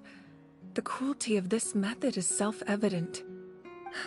The Night Kingdom not only houses the souls of the dead, but also our memories and legends.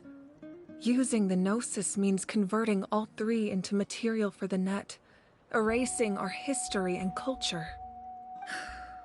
Even then, the net can still become corroded.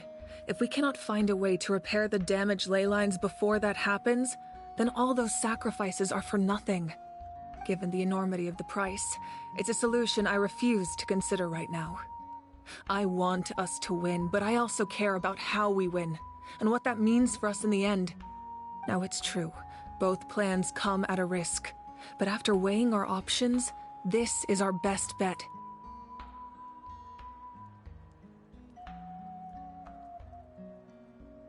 Natlan is unique among the nations of Teyvat. Given the ever-looming threat of the Abyss, the Pyro Archons had to account for the worst-case scenario. Having a contingency plan is our duty, not just to the people of Natlan, but to all who live on this continent. Still, this has always been a well-kept secret. I'm very curious how the captain learned this information. Oh, one more thing? The captain said he found another way to solve the problem. Could be equally as extreme, though. Without the Gnosis, he should have no other option. But I see no reason for him to lie.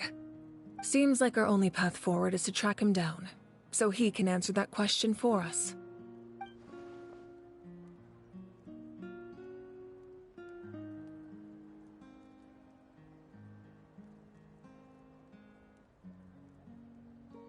Judging by your expression, you must have doubted me, even if just for a second.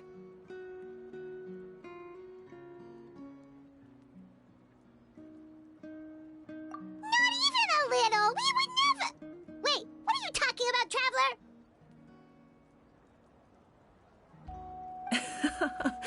Just as expected. I appreciate your sincerity. Maybe it was out of caution, anxiety, or simple curiosity, but know this. No matter what, our goal remains the same.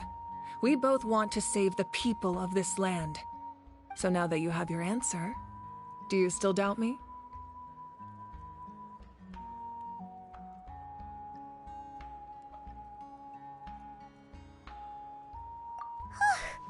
You scared Paimon. You've really got a lot of guts, Traveler. That's a good thing. Oh, and feel free to call me Mawika. It's what all my friends call me, and I like it that way. As for the captain, the intelligence officers we assigned to the Fatui should be back soon. We'll get our answer then. That's great! Sounds like we just have to wait a little longer.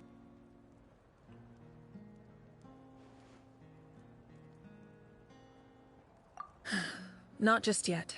Even though the Abyss is attacking several locations at once, I'm confident the warriors stationed in those areas can handle it. Don't worry. I just need to finish coordinating our available manpower, then I'll take a small team to handle the difficult locations. Wait, you're going to fight in person? Didn't you give up your power? That's true. I'm far less powerful than a god in my current state. But don't forget, I was an experienced and powerful warrior before I ever became the Pyro Archon. No matter how you look at it, my duty is on the front lines.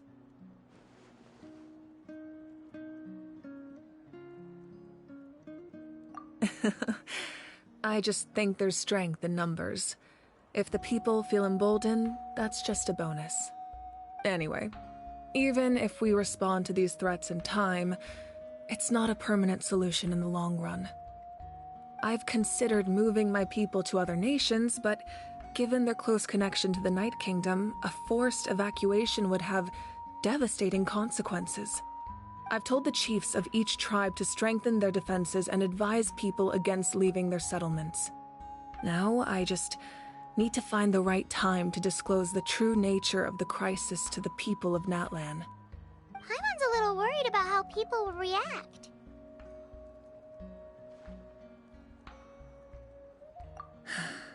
Yes, but that won't be the only response.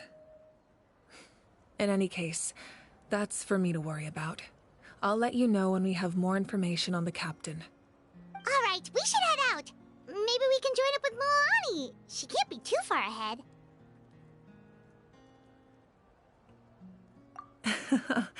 No need to worry about me.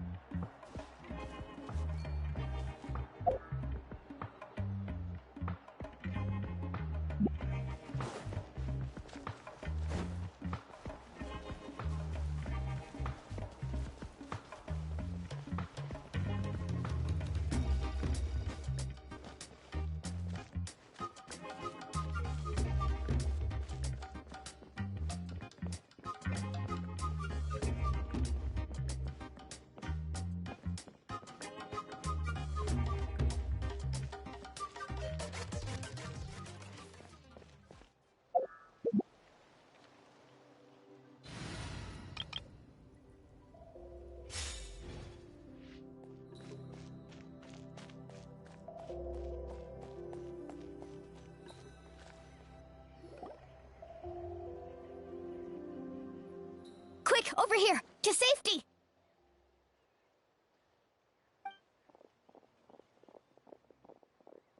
Kachina, how many people do you have left?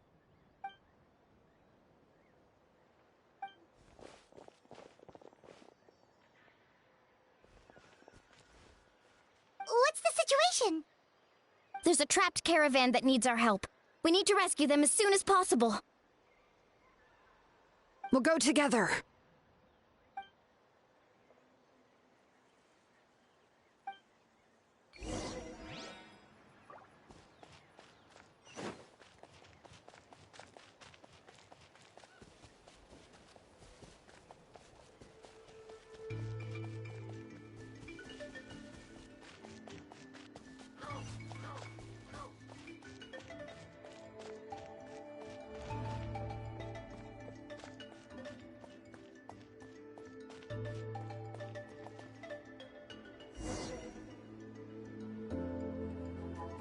Stay safe. We've got this.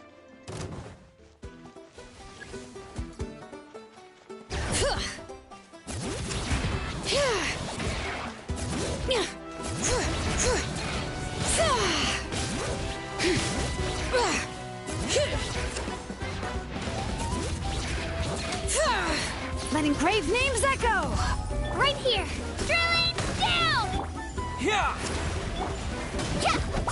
Let's shred, Sharky! Ho! Ch-ha! All right.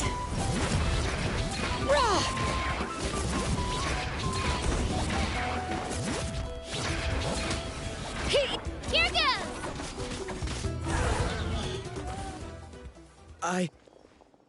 I really thought I was done for. I can't thank you enough. Don't worry about it. We're just glad you're okay. Let's see. Your goods look fine too. Guess the Abyss isn't after Mora. That should be the last abyssal pylon near the Children of Echoes.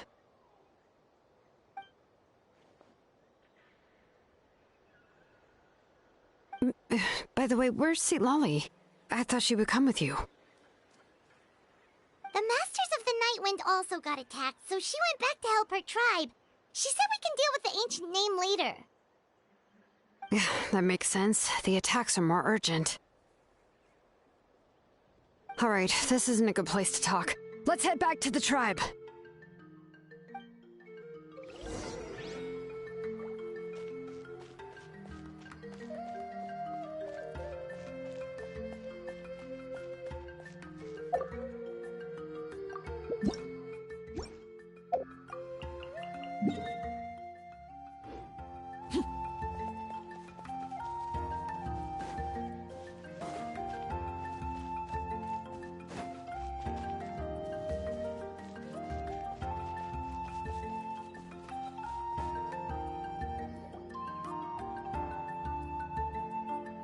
Looks like a few people were hurt after all. Oh, I should have got here sooner. The Abyss threw a lot at us at once. I rushed out as soon as I heard the alarm, and there were already so many monsters. Before long, Kachina brought over a whole group of warriors, and just like that, we destroyed several pylons as a team.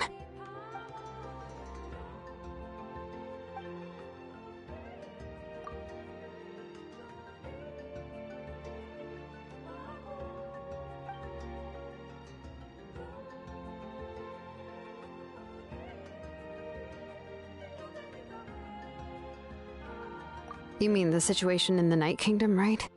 Yeah, I feel the same way. We've managed to keep it a secret all this time, but more and more people are realizing something's wrong. It's impossible not to feel anxious when things are getting worse by the second, and all we can do is wait. That just means we need to buy the Pyro Archon more time. Keep pushing, everyone. Every battle is worth something. You really are an eternal optimist, Mualani.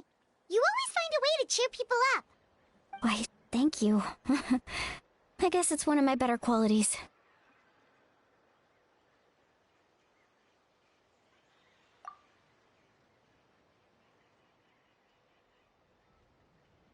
So, specifics aside, the Pyro Archon confirmed the Gnosis can resolve the crisis, but it comes at a huge price. And somehow the captain finds out about it, goes to fight the Pyro Archon, and calls her out for having a solution but refusing to use it. Honestly, if he has the same information as us, I can't really blame him.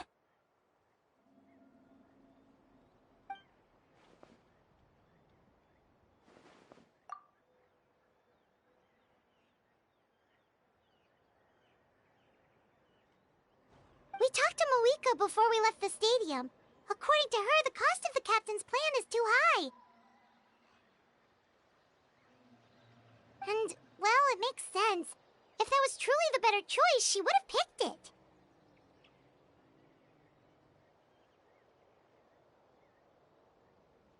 Yeah, I trust the Pyro Archon. When I was upset about Kachina's disappearance, she was really sincere and patient with me. Plus, she burned down all those precious mementos for Kachina. She's already proven how much she values even a single person's life. When it comes to Natlan's survival, there's no way she would hold back. I agree. Maybe the captain weighed the costs and came to his own conclusion, but I'm sure we have different priorities. Life is important, but so are history and memory.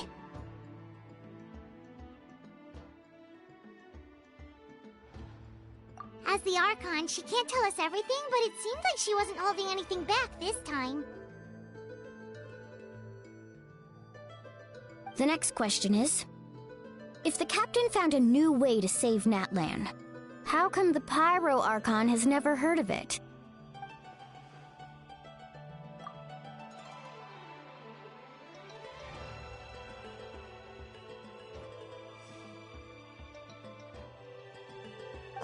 This is all super confusing.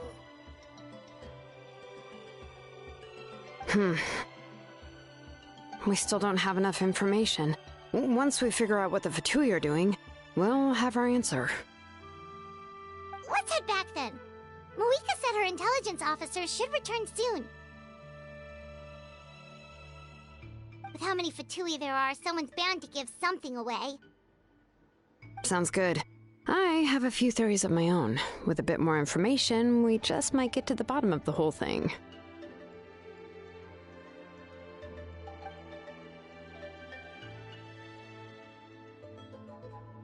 I was just about to ask. Count me in.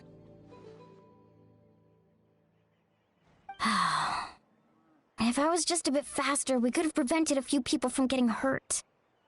People who could help us in the next battle. It's all a chain reaction.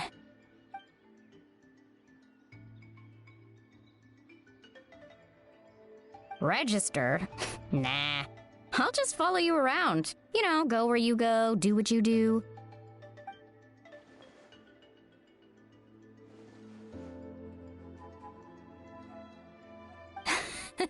You got it. I just don't want to make the trip back. It's so far. All right. See you all later. Let's get together and celebrate once this is over. Oh, you betcha!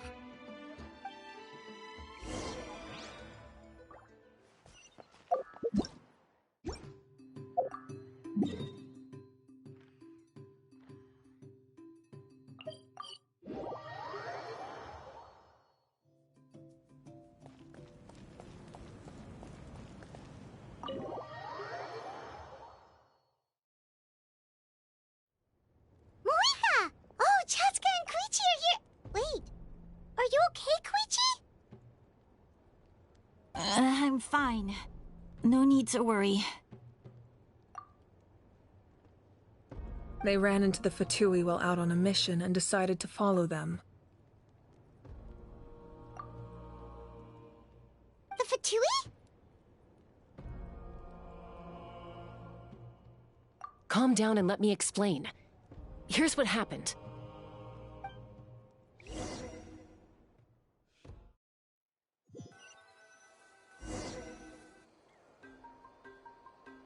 Watch out. It's the Fatui. Were they attacked by the Abyss? No, wait. It looks like they're protecting a group of travelers. Over there. Do you see? You're right. That's a traveling group from Natlan. Could they be trading for something? Let's keep observing for now. We're glad you're okay. Given the appearance of abyss monsters all over Natlan, you should cancel your journey and seek shelter at the stadium or one of the tribes. Thank you so much. I wish there was something we could give you. We don't expect anything in return. We were out on a mission and saw you being attacked. It was our decision to help. If you truly wish to repay the favor, you can keep this a secret. If anyone asks, just say you were saved by warriors from Natlan. Oh, okay. We can do that. But... We're not asking you to cover up our activities. We haven't done anything illegal. Our captain simply wishes to remain undisturbed. Nonetheless, the decision remains yours. If we wanted to keep you quiet, we would have employed a harsher method. Got it. We'll get going now. Did you hear that? They mentioned a captain. Isn't that who the Pyro Archon is looking for? Exactly. We could be onto something big. Still, there was no trade. They were just helping people in need. I didn't sense an ulterior motive. I didn't believe the captain when he said he wanted to save Natlan. But based on what we just saw, it's possible he was telling the truth. Maybe we've been wrong about the Fatui this whole time. It's too early to say. Let's follow them and see what's really going on.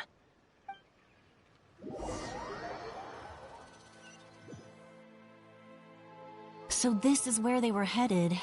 Looks tricky. It's heavily guarded on all sides.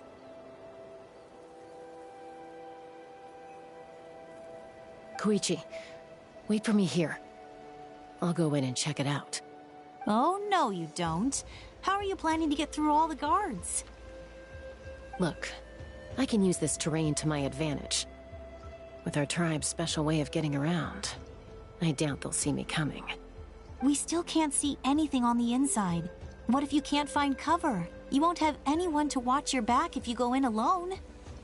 The more heavily guarded the location, the more valuable the secrets. Even if the captain isn't here, we can still figure out what the Fatui are planning. That intel is worth the risk. Fine. You're not gonna listen to me anyway, so let me come with you. That's even more risky. You've been running around saving people for days. You're already at your limit. I'm confident I can protect myself. I'm not sure you can say the same. At least right now. I can. You really believe that? Fine, don't believe me. But you can't honestly tell me infiltrating a heavily guarded Fatui hideout all on your own sounds more reasonable. You know, growing up, even if I insisted on doing something, it never gave you any trouble. I'm not sure you can say the same. All right. If we start arguing, this will never end. We can't let this opportunity go to waste. Guess that means I win. Don't worry, you're not the only capable young person from our tribe. I can handle this. All right, same plan as usual. We split up, communicate with hand signals, make sure our blind spots are covered, and support each other once we strike. Got your ropes? Yeah, let's go.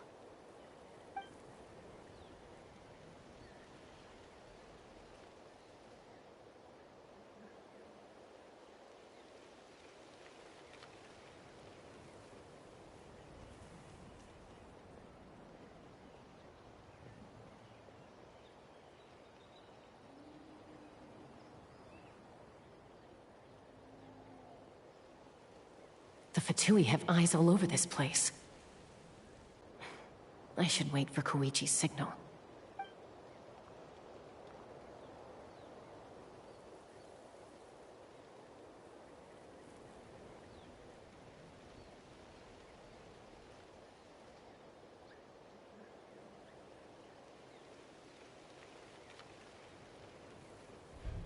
Now.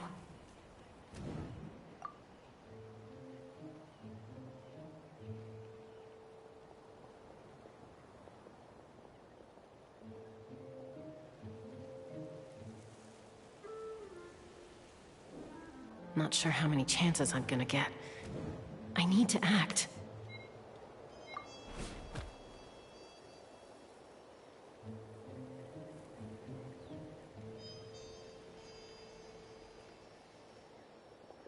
Good. I made it without getting caught. I should get to that platform over there. But it's guarded by the Fatui. Koichi should have line of sight. I'll wait for her signal.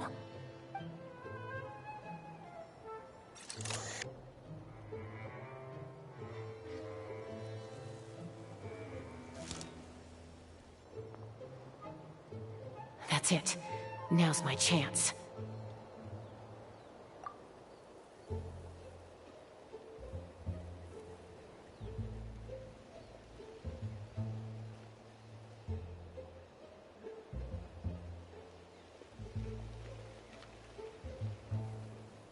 It's no use staying in one place.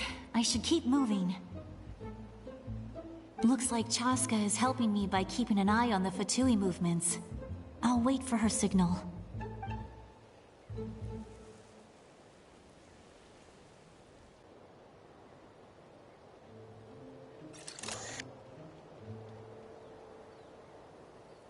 Time to move.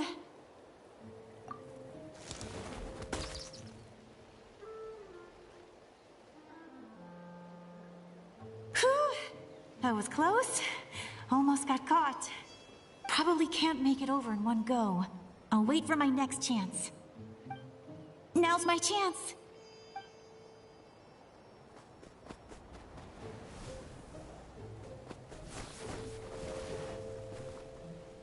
I made it! That'll show my sister. Let's see. The Fatui's occupying all the best locations. If we could just get past them somehow. Wait! I've got it!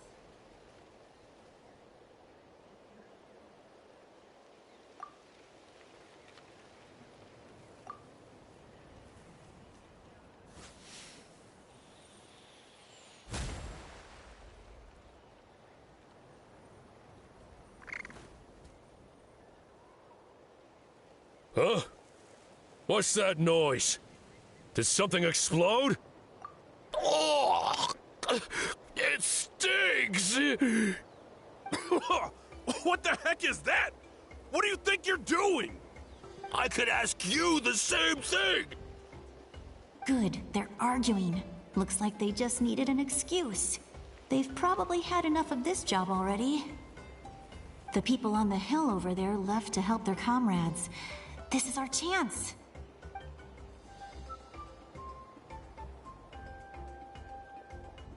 Come get me, Chaska.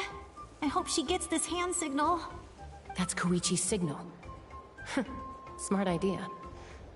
Alright, time to move. Give me your hand, quick. Coming!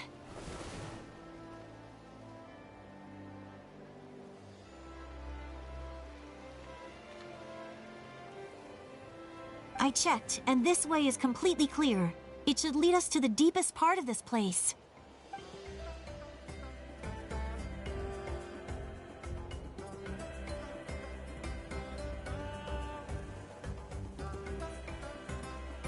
Well, I was pretty helpful, right? You know, everyone usually jumps at the chance to work with me.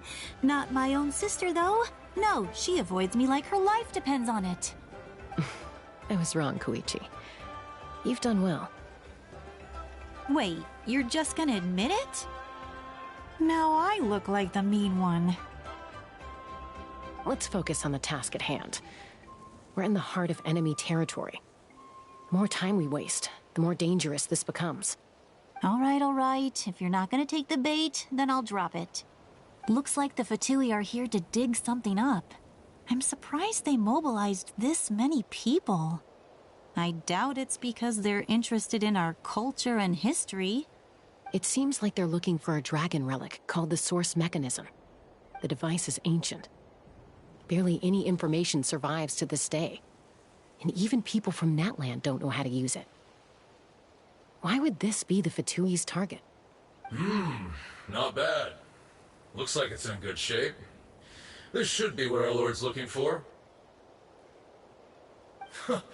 Took us long enough. Come on, let's get this thing back. Back? Back where? Should we keep following?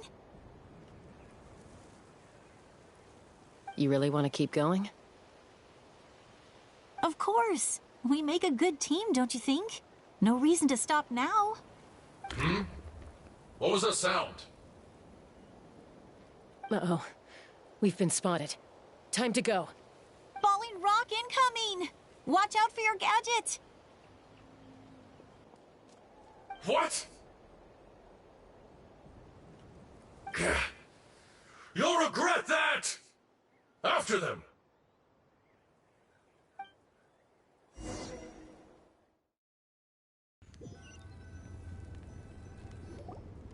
Once we got them off our tail, we went back to observe some more. They'd collected several identical pieces of something. It looked like they were waiting, though. So we decided to come back. So, Koichi got injured trying to get them off your tail? She pushed herself too hard and collapsed on the way back to the stadium. Well, I didn't cause you any trouble while we were fighting, right? So my perfect record remains. You've done very well. I could make a comment on knowing your limits, but it's not my place. I know. I'm already reflecting on my actions. So, our current intel suggests the Fatui is after the source mechanism. The device is a complete mystery, even to us. What does the captain want with it? I have no idea. But it's safe to assume the device could serve a similar purpose to the Gnosis. Shilonen, I need you to gather every scholar in Natland familiar with the secret source. I'll get right on it. Thank you both for your hard work. Koichi, it's time for you to get some rest. Oh, and there are gifts from your patients waiting at the speaker's chamber. I've prepared a small gift of my own as a token of gratitude. I'll send it to your home along with the others. My piece of them. Guess that means I'm doing something right. You don't need to give us anything, Archon. We were just doing our duty for Natland. I should take Koichi home now. Well, if Koichi doesn't want her favorite Saurus crackers, then... I accept. Thank you, Archon. What am I gonna do with you? There's some for the rest of you as well. They're one of my favorites too, so don't be shy. I'll start investigating the source mechanism right away. If I learn anything, you'll be the first to know. Yummy snacks!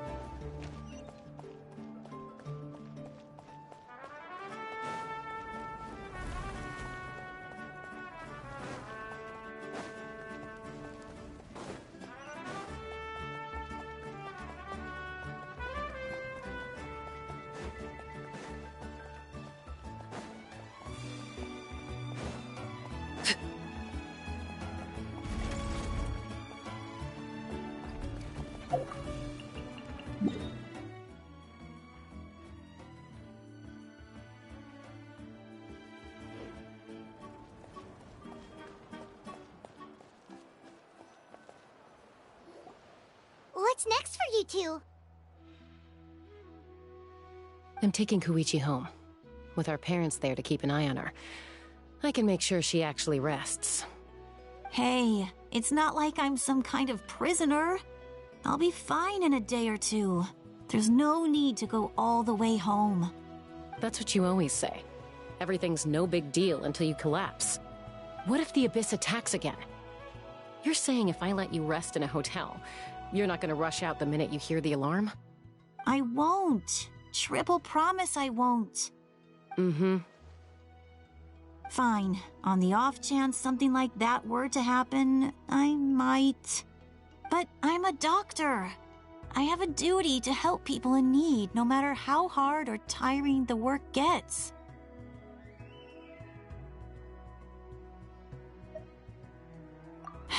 I guess you're right. But I don't have to like it. This reminds Paimon of when we first met. Except you were the one trying to stop Chaska from doing something dangerous. I'd do the same for anyone trying to put their life in danger. As a doctor, I don't want people to get hurt because of a rash decision. Then try to see things from my perspective. You clearly want to protect your patients. So can't you understand why your own sister would feel the same way about you? The two of you are the same, you know? I disagree. I understand the risks and costs of my decisions. Who wants to be like her? Overconfident, always making excuses when things go wrong.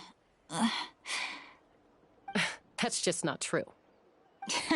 You think I don't have proof? Okay, don't get into another fight. Just pretend Paimon never said anything. Don't worry, Paimon. You didn't do anything wrong. Arguing is just how we communicate. Neither of us really takes it to heart.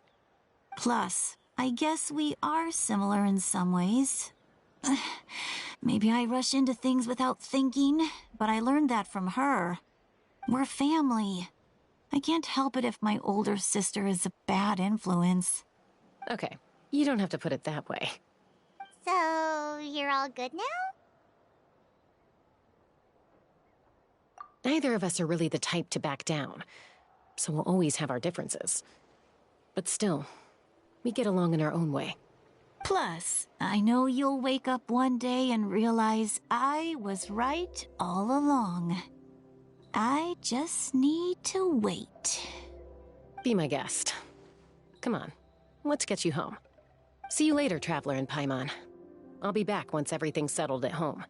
There's no rush. At least grab a nice meal with your family. Bye, you two. Take care of yourselves out there. Those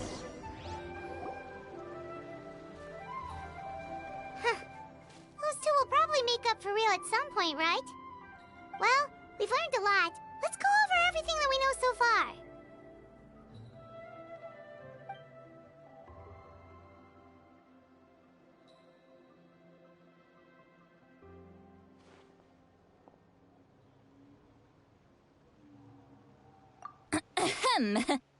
Sorry for popping up out of nowhere. Again. Why do you look so awkward? Oh, is there something you need from us? Okay, I won't beat around the bush.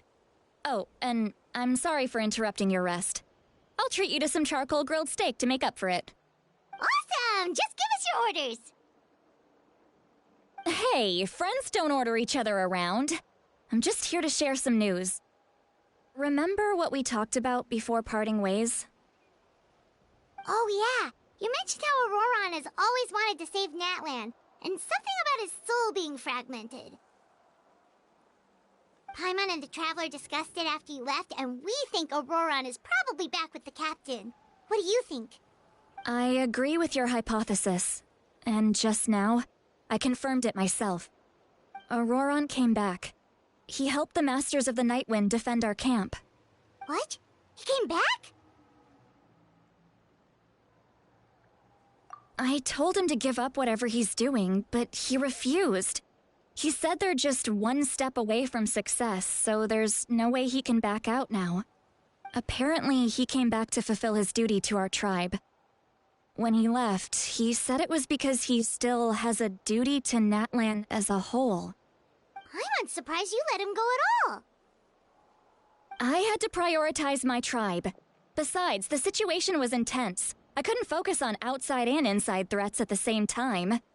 Plus, he was on guard.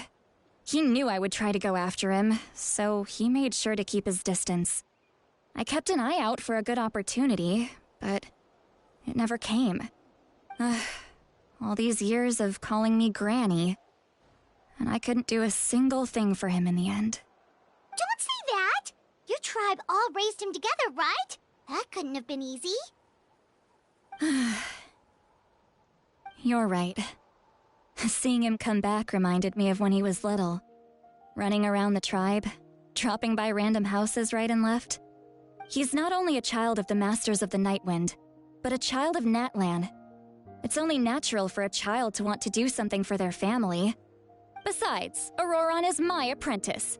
He might have a few tricks up his sleeve, but I guarantee I know every single one. Wait, what are you saying? Look. Remember how I said Auroron's soul is fragmented? This is the talisman I created to keep it stable. And this gem is what makes the talisman work. It just so happens that Auroron is due for a gem replacement. Since I can't get close to him, I put the new gem in a supply bag and asked Aoife to bring it to him. You guys know Aoife, right? No? Well, he's a pretty famous vet around these parts. He's always bringing me all sorts of things, and he happens to be very good friends with Auroron. Aoife doesn't know what's going on, so he agreed, no questions asked. Auroron would find the gem as soon as he opened the bag. He knows how important it is, so I knew he would make the switch. He probably suspected that I tampered with it. But here's the catch. The trick is on the bag. The moment he touched it, a portion of his memories were copied onto the old gem, which he no longer needed. That's amazing. You can do something like that? Most people can't, but I can.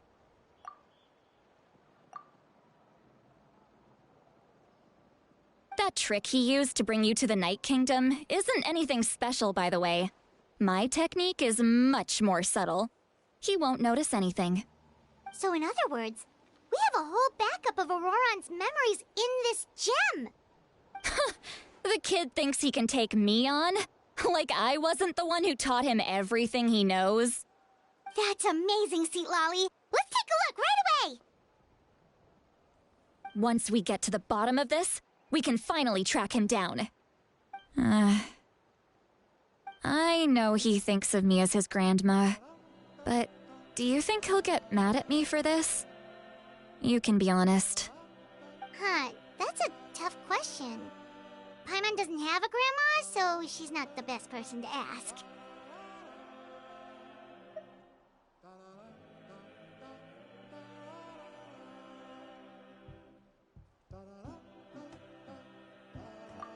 To be honest, I've always doubted my ability to look after him. I didn't stop the ceremony all those years ago, and now I'm useless again. But if I stop here, every night I'll wake up in a fit of anger.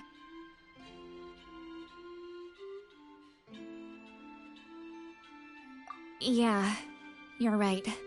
First anger, then tears. Oh, wait! Who are you calling a crybaby?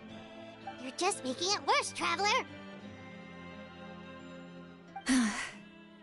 I need to look at his memory.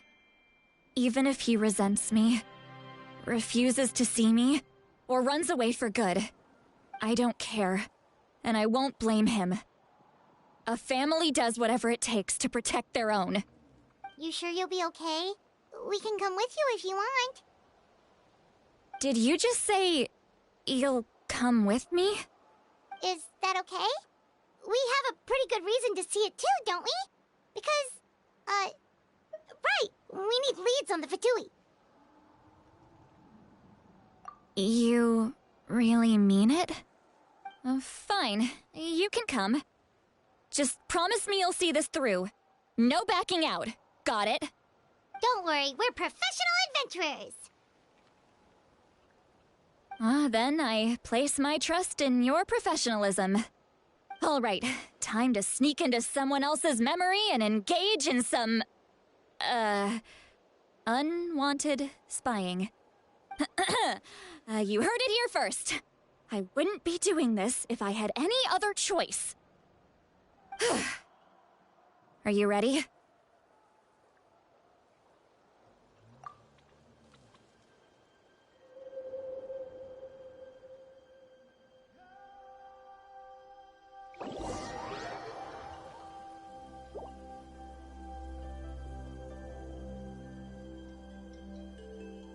Look how good you're doing.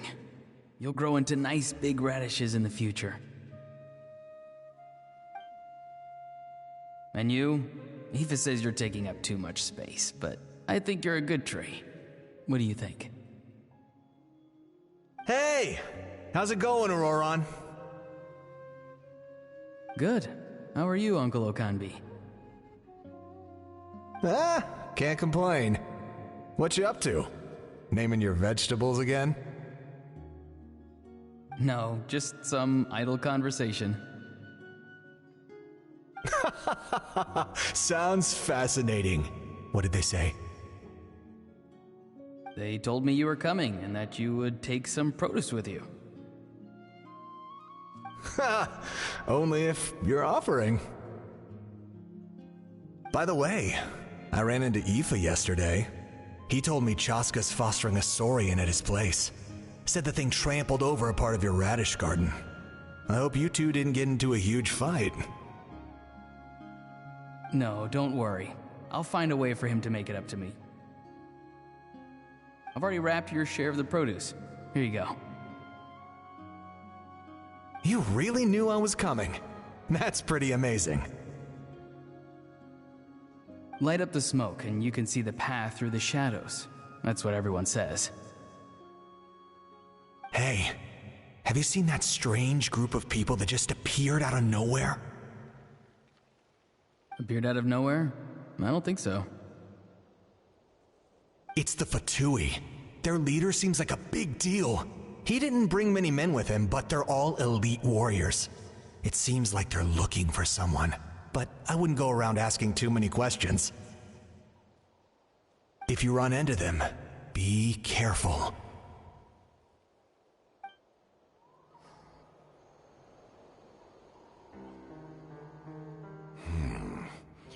You're from the Masters of the Night Wind, are you not?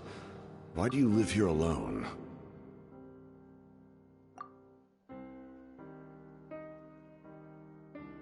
I enjoy living by myself out in the wild. I guess you're from the Fatui, the one everyone's calling a big deal. Not an inaccurate description.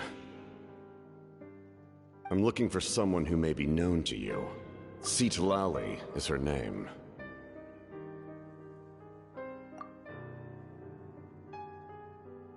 Granny?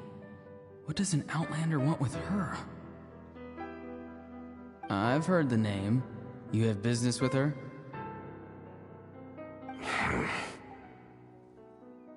There's no point to further questioning if you insist on hiding things from me. I shall seek answers elsewhere. Oh, he could tell I was lying, and now he's leaving? He gave up just like that? Hey! At least tell me why you're looking for Citlali. It's none of your concern. I have my own means of tracking her down. Why are the Fatui looking for her? What does she have to do with them? I can't just let them go like this. I have to figure out what they're planning.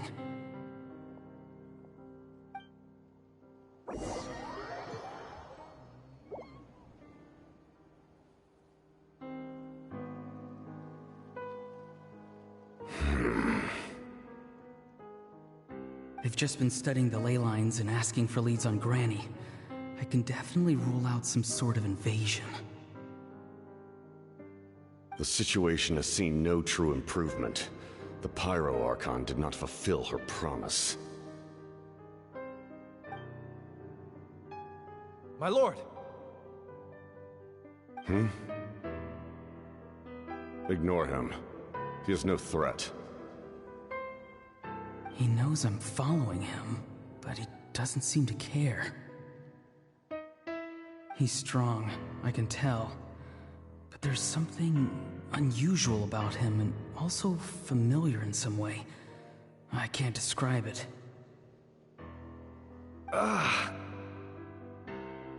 What is it? My lord, I feel dizzy. A ley line disturbance. Certain presences have been forced to wander outside their rightful realm.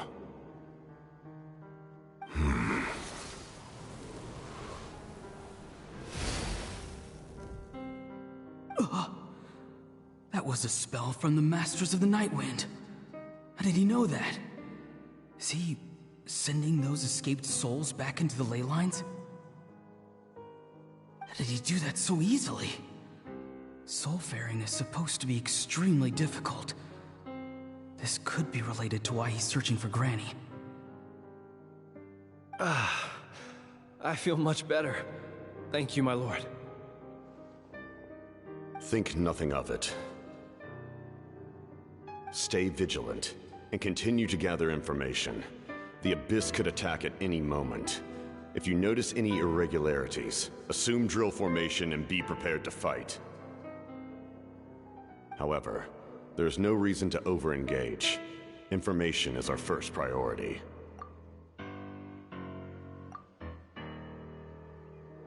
Yes, sir.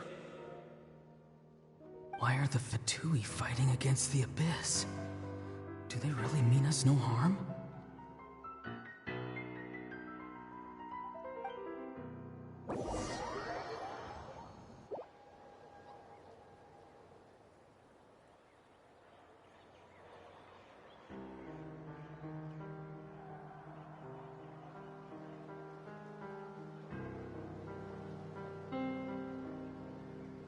I've been following him this whole time and still they ignore me?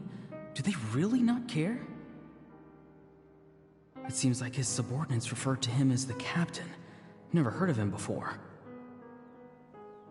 And now he's headed to the stadium. That's unusual. What is he gonna do? You two, with me. Everyone else, wait here as instructed. Send word to the other teams to retreat immediately if this fails.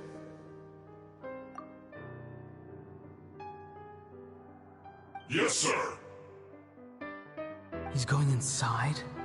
But the Pyro Archon is in there. What does he want with her? Forgive me, my lord. Allow me to check one more time. Do you truly wish to do this? The time for idle observation is over. It now falls on me to act. This nation is out of time.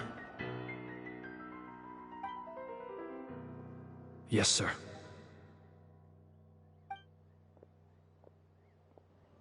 He just walked straight into the stadium.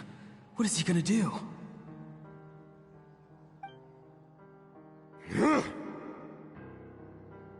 They're both incredibly strong. How long will they have to fight until someone comes out on top?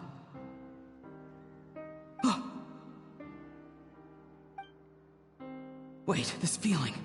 Just like the other day near the ley lines, it's faint, like a soul's trying to escape. Where is it coming from? Is that why he's looking for Granny? If he dies here, then all clues will be lost. I can't let that happen.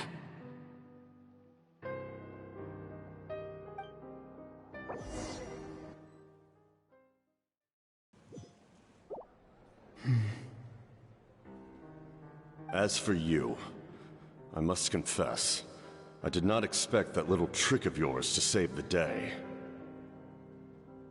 No matter how dense the fog, as long as the sun remains, we cannot turn day into night. She could have dispelled it. She simply chose not to.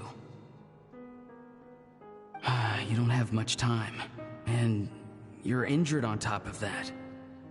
What do you plan to do next? I'm beginning to see just how useful you may turn out to be. You heard something from here, didn't you?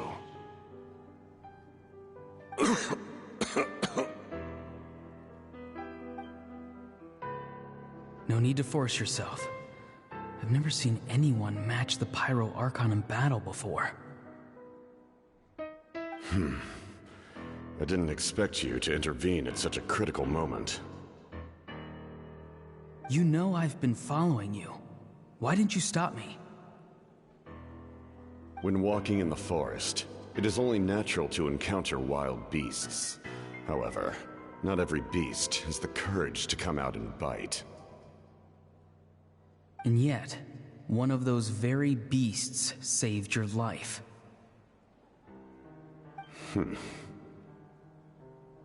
Then speak.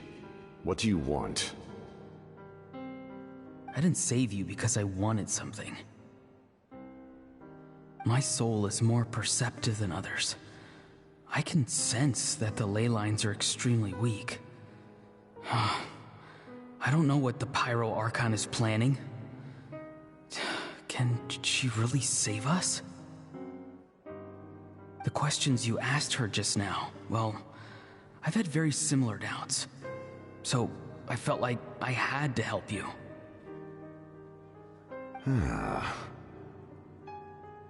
So, you can tell the truth. That was quite a reckless decision to make. I'm not sure you realize that. There's no turning back for me now. What I did back there is going to get me in a lot of trouble. You attacked the Pyro Archon in broad daylight, and I used my spell to save you. A single glance was likely all it took for her to recognize my tribe. So, we're in the same boat. You seem to care little for my thoughts on the matter. It's too late for that. Start from the beginning. Why are you looking for Citlali? Do you know her? Explain your relation to her first. I know you two are acquainted. It was obvious the moment I mentioned her name. Citlali is my elder and my teacher. She taught me everything I know. It's my duty to protect her. If you truly wish to protect her, you should have let me perish at the Pyro Archon's hand. Yet, you chose otherwise. Do I really need to tell you what that means?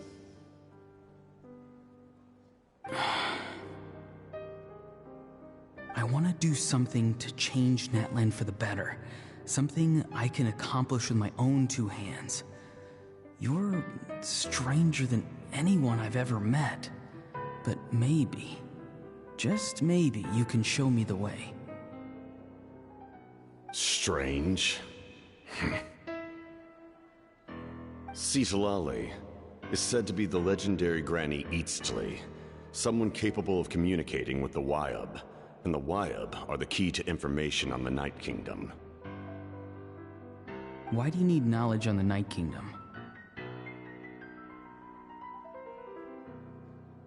That is not something you need to know. Don't forget, I saved your life. Do you not believe the Fatui capable of betraying a debt? People can lie, but souls cannot. I can tell there's a weight to your soul, a sense of justice. You may not live among your tribe, but you certainly know their tricks. I apologize for my rash judgment. You are more capable than I imagined. Let's go. We'll see if you have what it takes to join my plan.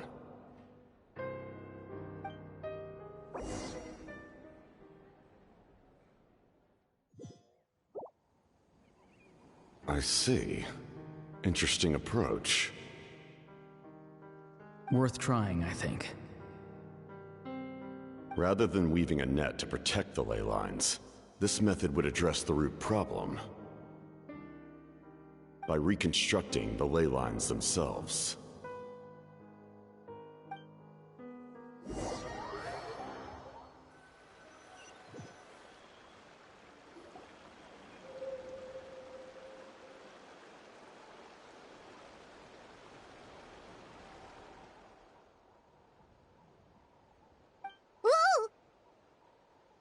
Traveler, Paimon.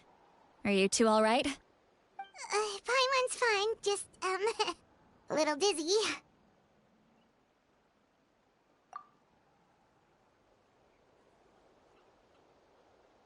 Of course. I'm so mad at him. After everything, he still can't let go of the past.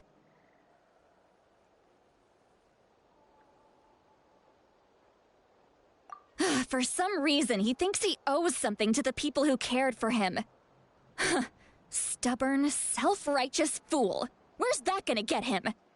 Now that he's all grown up, he thinks no one can tell him what to do? He thinks he can just run away whenever he wants.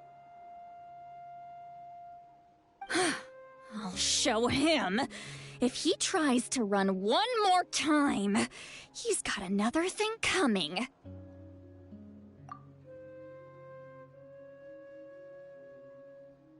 Maybe stubbornness runs in the family. Like grandmother, like grandson, as they say. Is that supposed to be a compliment? Huh! That kid's got nothing on me. Anyway, back to what we just saw. I don't even know what to make of it. Yeah, the captain seriously wants to reconstruct the ley lines? What does it even mean? Something like the loom of fate, maybe? But how does that help with the abyss?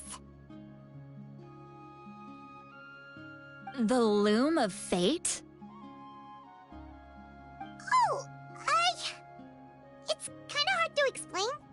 Basically, it's a device from Conrio that has unbelievable power. Anyway, if he really wants to manipulate the ley lines, everyone in Natlan will be affected. Oh, this is big. Which means the captain has been honest from the very beginning. Auroron's memory proves that. Why is he so obsessed with saving Natlan? Oh, we've got to tell Moika about this right away. Yes, she needs to know about this. Now.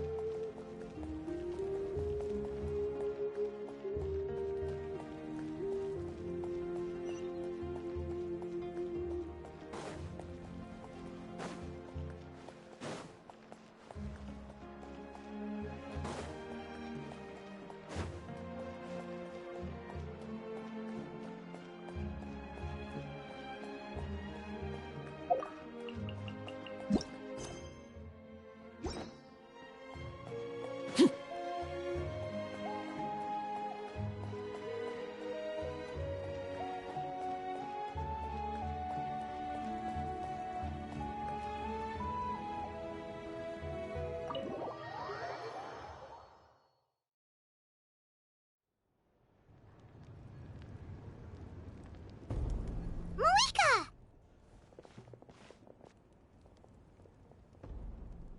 Traveler, Paimon Sitlali. Perfect timing. I've located the captain. Oh, really? That's great! We also just took a peek at Auroron's memories and discovered something huge!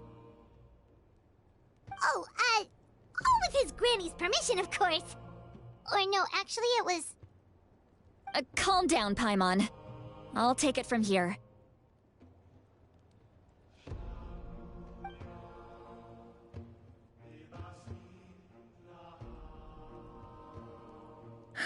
So the captain was searching for the source mechanism to reconstruct the ley lines. If his plan is already in motion, that means he knows exactly how to accomplish his goal. We have to stop him. Is reconstructing the ley lines a bad thing? Yes. It's not a simple fix. It would mean sacrificing nearly everything contained within the current ley lines, very similar to the price of using a gnosis. If he activates the mechanism, it's all over. We need to mobilize our forces as soon as possible. But what forces do we have? Kanich, Shilonen, you two, and myself. All other warriors are working to push back the Abyss on the front lines. But that's barely any people! Not to mention you lost your power, and they've got the captain on their side! Oh, maybe we really should get Citlali to break Auroran's legs. That won't help us with the captain, I'm afraid. In any case, the Masters of the Nightwind are in urgent need of manpower. Citlali, I was hoping you could head back and help defend the tribe. All right. I understand where I'm needed. I'll head out right away. Don't worry about your grandson. We'll figure something out for sure. I'll leave him to you all then.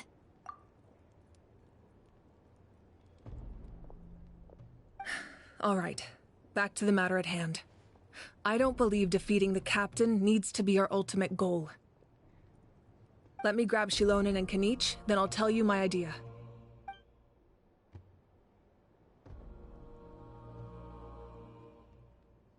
As you all know, Auroran is working with the captain and we need to stop their plan.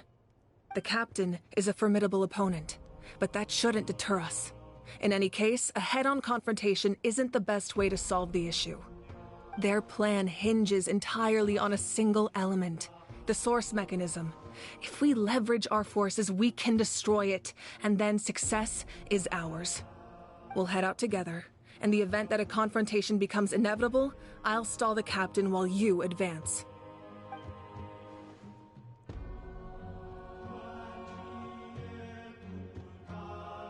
I agree with Kanich. The two of us can handle it.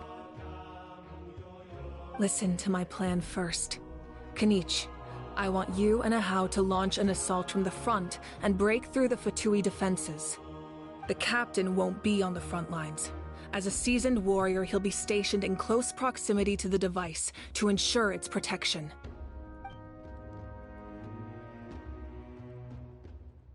No. The purpose of the frontal assault is to gather the Fatui forces in one place.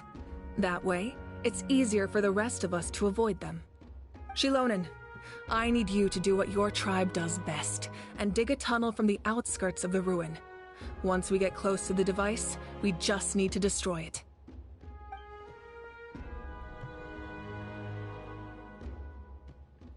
Exactly. The Traveler and I will join her as well. No one can create a distraction better than you, Kanich, not even myself. By combining our strengths, we just might manage to break through the captain's defenses. Understood. Then we should, head out now.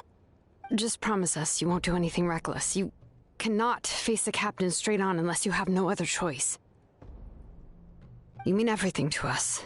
Losing you would be the worst possible outcome.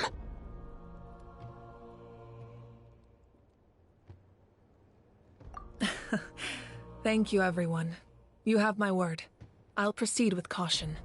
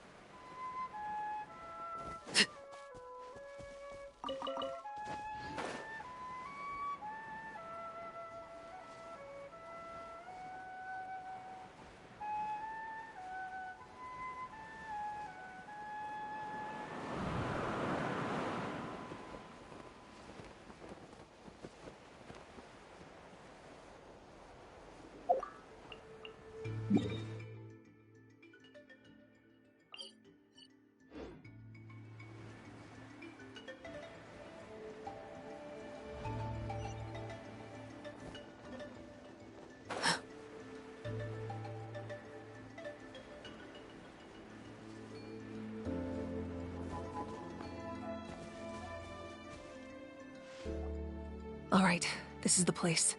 Their tunnel must be behind that gathering of Fatui guards. Any of the nearby mountains could be a good infiltration point, but if we want to stay under the radar, we should approach from the side. There are only a few Fatui stationed around the perimeter. We should take care of them first so they can't alert anyone.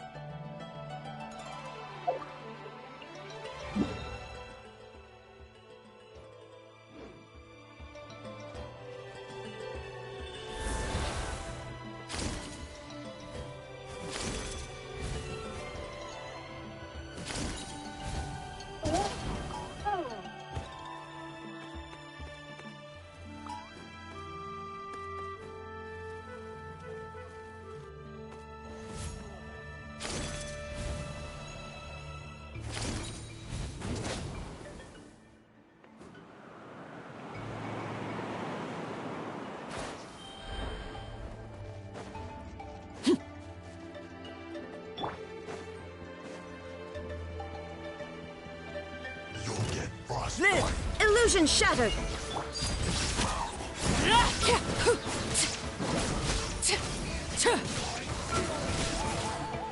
All right, that's done. Let's head to the foot of the mountain. What do you think, Shilonen? Is this a good spot? Yeah, looks good. We'll take it from here.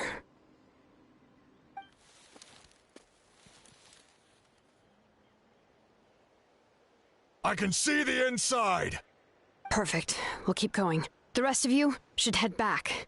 Things are about to get dangerous. All right. Please, take care.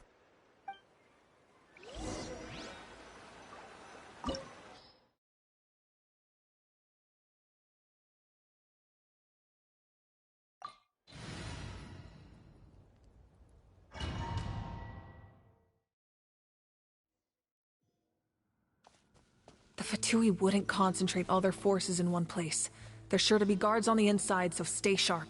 Oh, nice job smashing those rocks, Moika!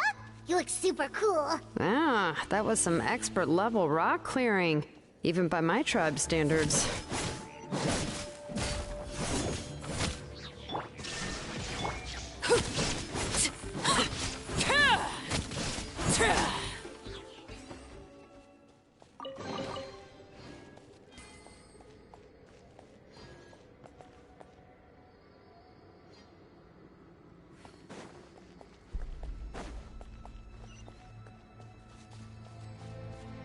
That must be the Fatui tunnel over there. We should steer clear and approach from the side.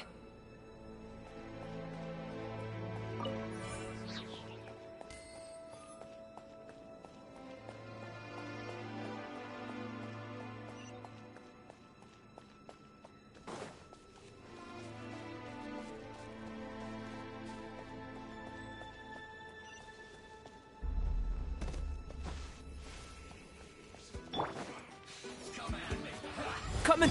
There is no escape! Transfixed!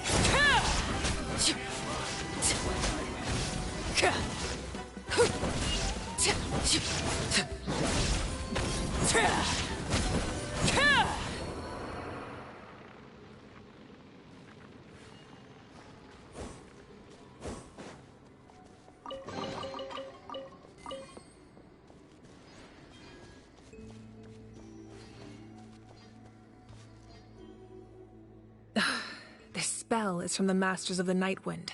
It's Auroron's doing. They're probably trying to buy time.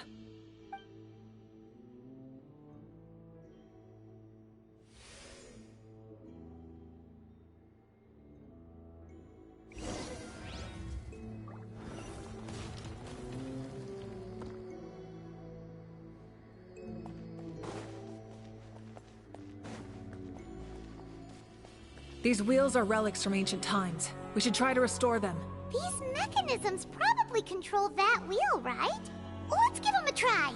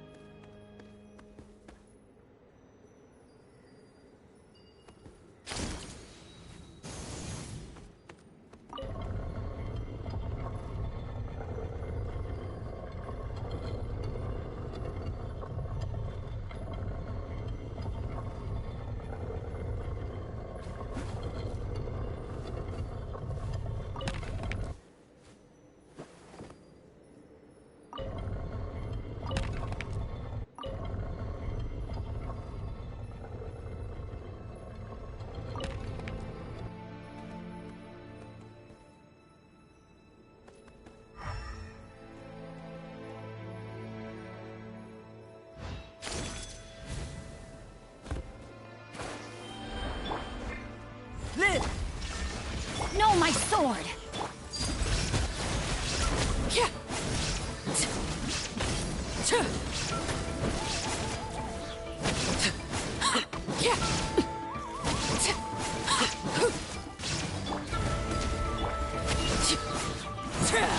Overruled.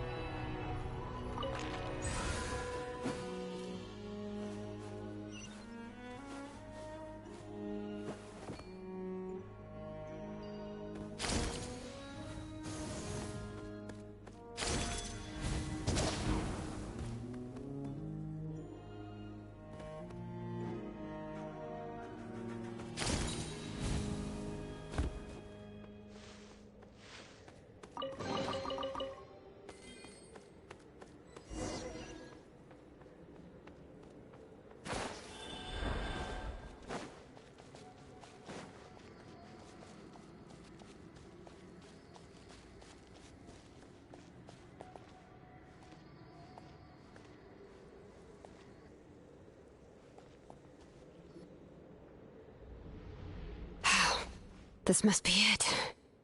There they are! Oh, the captain's here too. Perfect. Looks like they focused their defenses over there. Oh, they're here. Huh. I thought the Pyro Archon would choose a frontal assault. It doesn't matter. They're too late anyway. Stop! It's too late. We need to turn it off! I won't let you do this!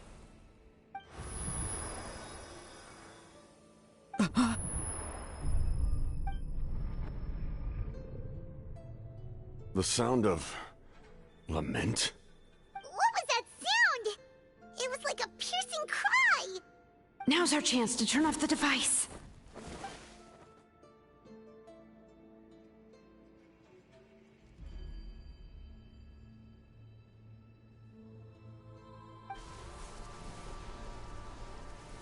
Oh, Auroran? How did he just... His movements have gotten a lot faster. Was Auroran always this good in battle?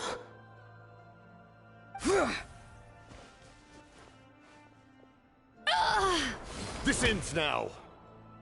Huh?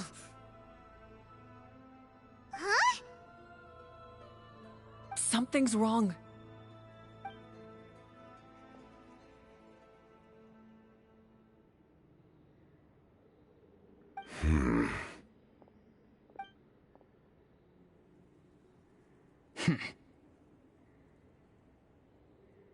You are not Auroran. Who are you? What? Commander. You...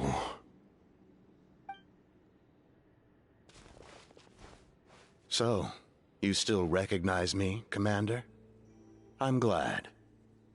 Although, I believe you have some more pressing concerns at the moment.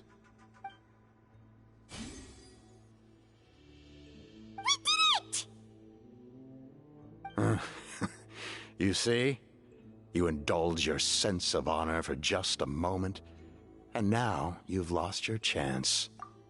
Even now, you're still the same as ever.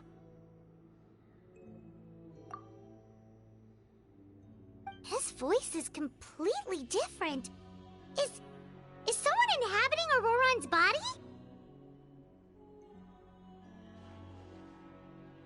Stop worrying about other people's survival, about their losses and sacrifices. You just need to win. That must be why I've returned. For this moment. Please finish what you set out to do, Commander. I didn't expect to see you here, but I have to disagree. Abandoning one's comrades is not the way of a warrior. Why do you care about a doomed man? I know you can see it. He's already close to death. After all, his soul has been incomplete from the start.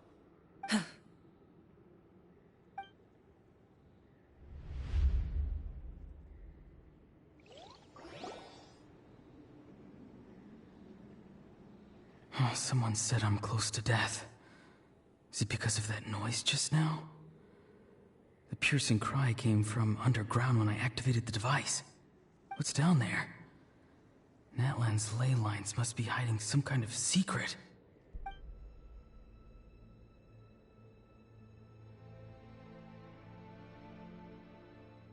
Am I dying? Oh, no. It's too soon. Ah, Auroron, it's you. What'll it be today? Oh, why the long face? Don't tell me you still haven't let that go. I knew it was a bad idea to tell you. I heard everyone wanted me to be the savior. Savior? Ha! Sounds nice, doesn't it?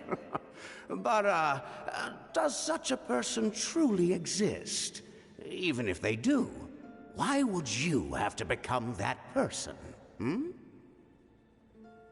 Auroron, is that you? Oh, here, have a seat. Let Granny cut you some fruit. We just got a fresh batch. Can I get you anything else? Some grilled meatloaf, maybe? Ask for anything you want. We've got plenty of ingredients. What about those spiced rub mushrooms you made me last time, Granny Kuimi? Ah, you liked those, did you? An outlander taught me that recipe, actually. A merchant, to be exact. Never thought about going into business yourself, my boy? You could travel all over. Our Auroron? A merchant? He's far too honest for that line of work. Well, at least an honest merchant like him wouldn't prey on old-timers like us.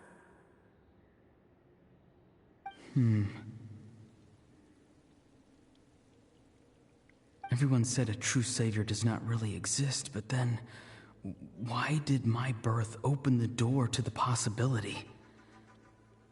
Why give people false hope? Maybe I don't need to sacrifice myself, but surely everyone is born for a purpose. So, what's mine? If I had succeeded back then, would the world have become a better place? What's the meaning of my existence? Done spacing out, Auroron? Did you finish your homework? Yes, Granny, it's just... Will learning all this really make me as strong as you? Of course not.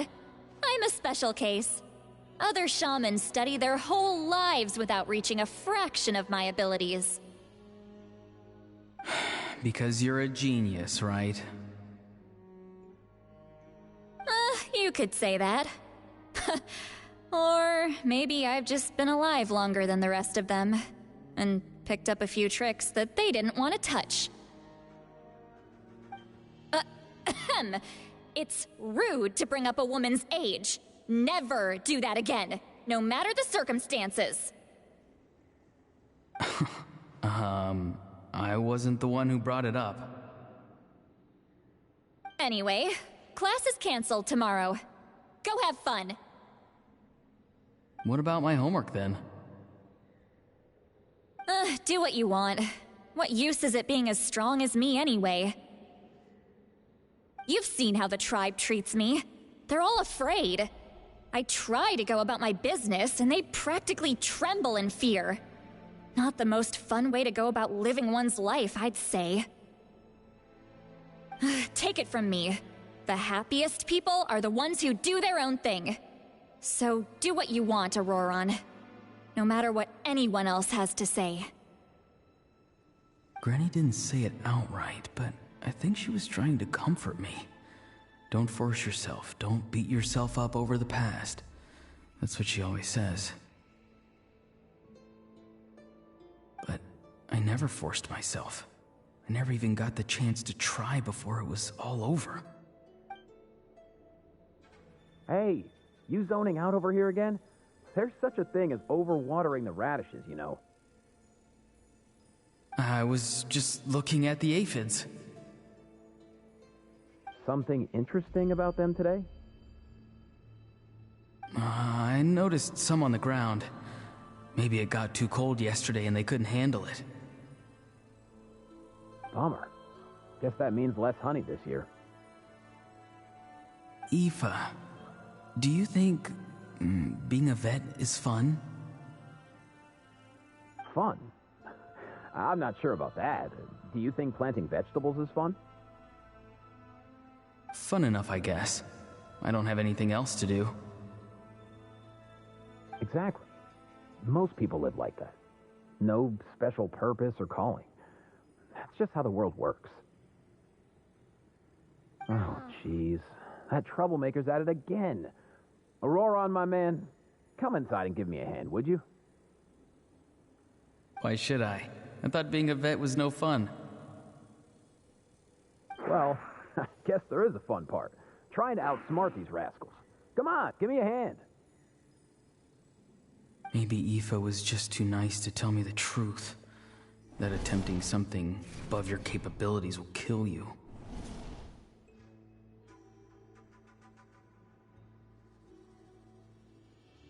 My soul is unstable. I only survived because I had people to help keep me in one piece. A part of me has always been missing. That's why the other spirits said I was close to death, but... Why struggle? It's a miracle you were even born. Just close your eyes and wait for death. It was you, the thing that came out of nowhere. Thing? I'm a warrior, far stronger than a weakling like you. I'm not weak. There's just a limit to what I can do. And that's exactly why your fantasy is so ridiculous. You really think a useless thing like you can save the world? Useless? Savior? Ha! Sounds nice, doesn't it? But, does such a person truly exist? Even if they do, why would you have to become that person? Exactly. Most people live like that. No special purpose or calling. That's just how the world works. Take it from me. The happiest people are the ones who do their own thing. So do what you want, Auroron. No matter what anyone else has to say. But I don't want things to end here. Auroron? It's all right. We'll take things from here. Every time they marched into battle, I had to stay behind. Don't worry. With the Archon on our side, the Abyss doesn't stand a chance.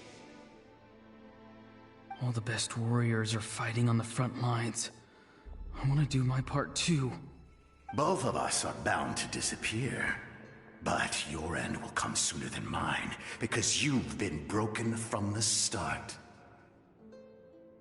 Once your soul shatters into pieces and dissipates into the wind, I will take temporary control over this body. I will serve my commander until the end. No. No, this isn't right. My life can't end like this.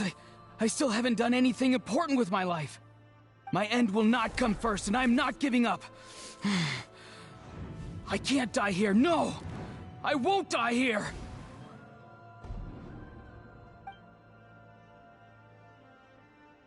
Auroran! Auroran!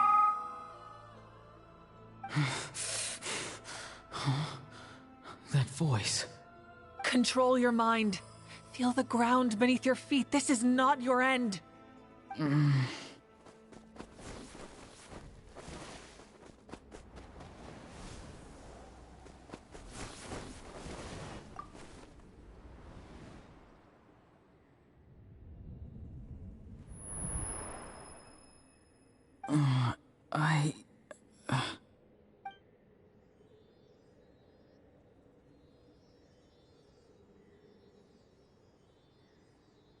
His eyes are open! He's alive! Well done. You managed to do the impossible. Uh-huh. What do you mean? Don't try to talk. Focus on holding yourself together. I can't believe the captain did that. Maybe he thinks of Auroran as a comrade. He was helping to rein him in all this time.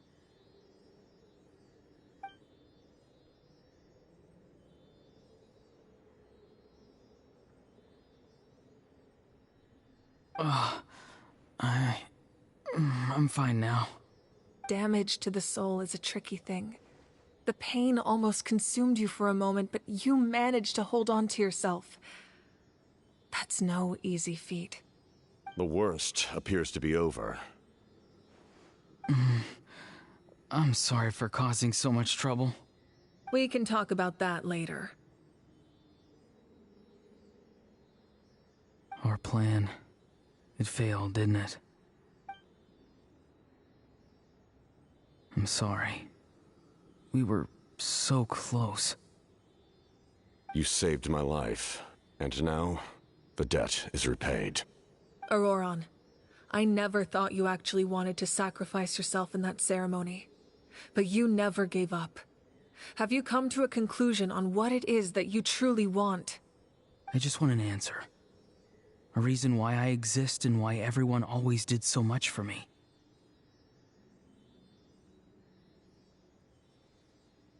No one is born a hero, and no one should be treated like one from birth. I had a chance to do something important back then, but I failed. All I want is to find some more ways to make up for that. The answer you seek now lies before you.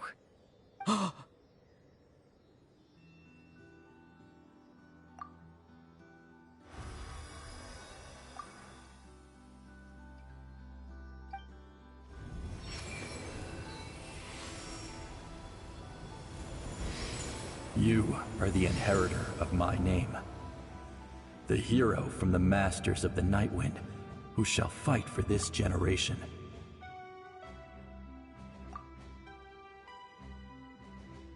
Fascinating. You're not the person that the others thought you were. And yet, you're also not the kind of person that you thought you were. It can take a lifetime to truly discover who we really are. Like you, I never thought I had what it took to be a hero. I was too cunning, too self-absorbed. But in the end, I sacrificed my life for this nation. Now, remember your name. Even if others will see a different meaning, it still symbolizes your nobility and yearning. My ancient name. BD. It means devotion. You will give your all, not for the sake of a heroic death, but to do justice by the answer you found for your life. For that answer, you will offer all of your strength and be born anew. Through your devotion, you will prove your worth.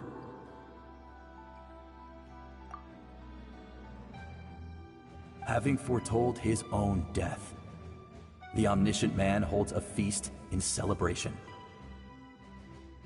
Let us raise our cups in honor of his heroism and send him off with this final tribute. For at last, his wish is now fulfilled. It's nice to see you again, Sunhudge.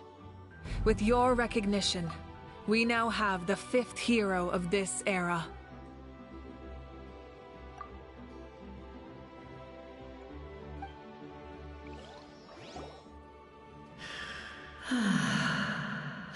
I am happy to see your plan advance one step further. It seems that my cry did not cause irreversible damage. What is that voice? Just as I thought. The Lord of the Night has awakened.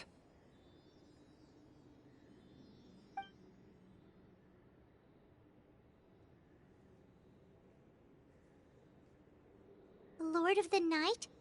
As in the one who rules over the Night Kingdom? I preside over a realm of souls. Due to my limited power, sleep is the only way I can extend my existence. When you activated the device, I awoke and could not hold back my cry. It is a sound that agitates souls. Most of you are unaffected because your souls are intact. But with a damaged soul, the effect on your friend was heightened, and his soul almost shattered as a result. And yet, his soul remains in one piece. He managed to overcome this obstacle through sheer strength of will. A truly impressive feat for a human. So, was that what caused all his strange behavior earlier? No. An additional soul was affected. It tried to take refuge in the missing part of your friend's soul, but was ultimately expelled. However, this soul does not hail from Natlan or the Night Kingdom. Its origins remain a mystery to me. Activating the source mechanism was supposed to reconstruct the ley lines. Why did it awaken you instead? Because I was the one who originally constructed Natlan's ley lines, otherwise known as the Night Kingdom. The ancient battle between the Descender and the dragons destroyed the corner of the world, allowing the Abyss to invade. Natlan's ley lines took the worst of the damage. To aid the people of Natlan, the Lord of the Night used the fragments of the old ley lines to reconstruct a similar network. That's how the Night Kingdom was born. The first Pyro Archon, Xbalanque, strengthened that realm and established the rules that aid our fight against the Abyss. The Ode of Resurrection and the Pilgrimage, both of which are practices that survive to this day. Oh, right! You said before it all came from the power of the heavens. The ancient dragons tried to use this device to strengthen the ley lines by imbuing them with power. Back then, this method was rather ineffective. They lacked the skills to navigate the intricate structure of the ley lines. And now, the structure of the ley lines has also completely changed. I am the only possible vehicle for the power generated by the device. It was an incredibly crude and painful method, but I managed to absorb some of that power. Now, I can speak to you like this and provide you with aid. such as rebuilding the ley lines once more, at the cost of my own existence. But why would you make that kind of sacrifice? The people of Natlan worship me and call me their lord. In the ancient past, before we died out, we were also known by a different name. Angels.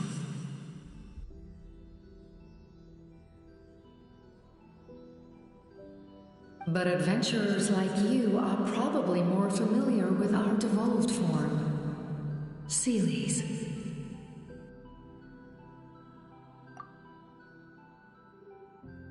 No wonder there are Seelies around here. A Seelie also helped us in the Night Kingdom! Few angels remain in Natlan, so the same is true of Seelies. Everyone rallied around me and offered their power to humanity to reconstruct the ley lines. Now, I have witnessed your determined pursuit for survival, and I have become your faith. I am very pleased. Moika, inheritor of Shibalonke's will, and leader of Natlan. Despite all the obstacles and misunderstandings, I have awoken, and the efforts of this Harbinger and the young hero have imbued me with power. Say the word, and I will once again work to fulfill my mandate, just as I did thousands of years ago.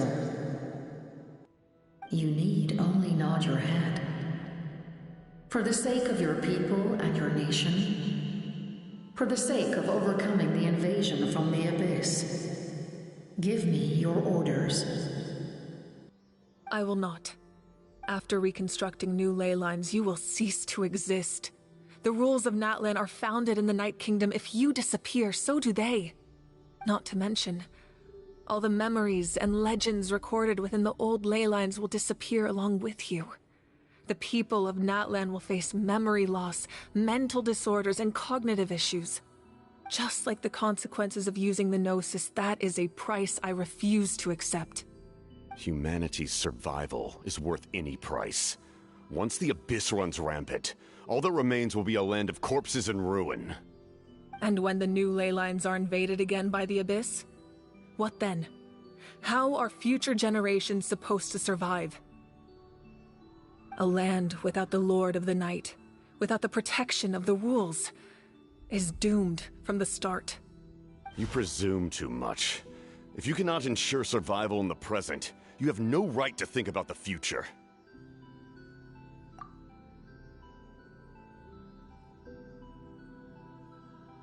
What will it take for you to realize that? How many hundreds or thousands will have to die? The situation hasn't gotten that dire yet, has it? Why? Because I am a survivor of Conria. I've witnessed the devastation and terror of the Abyss with my own eyes. Conria? That's right. My family, my comrades, my homeland, were all lost to the Abyss.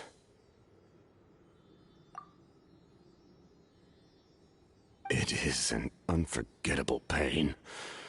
One that no amount of time could ever dull. Not even 500 years. You've experienced something similar, Mawika. You should know exactly what I mean. You're right. The pain, the regret, the catastrophe. They all haunt my dreams to this day. If I could go back, I would reject all false hope. I would do whatever it took to ensure their survival. You have that chance before you now. Why do you refuse to take it? Because we don't have the right to make that decision. We love this world because it contains everything we hold dear. Everything that has happened here has moved us, shaped us, and turned us into who we are today. Giving up our memories and history would mean rewriting everything. The people of this world would then become fundamentally different beings, their physical bodies the only connection to their former selves. Even so, given enough time, a new civilization would inevitably flourish. If you believe in humanity, you should trust in their ability to create a new future. Or, history could repeat itself. The Abyss could invade once more, and it would all be for nothing.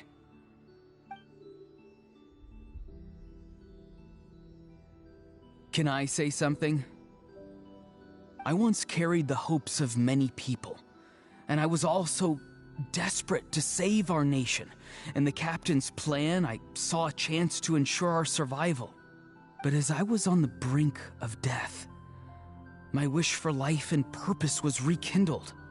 I've been very fortunate to be well cared for by all the people in my life. I refuse to forget that. My feelings were so strong, they overrode my compulsion to sacrifice myself for their safety. No matter what path lies before us, we still have a destination. If we lose our way now, we will lose the meaning of our existence. That's right. Natlan's heroes gave their lives so we could have this chance against the Abyss. Their sacrifices are our blessings. Not only are their deeds and spirits exceptionally meaningful, they may also well be our path to victory. I don't want to give up just yet. Yeah, we're just one hero short.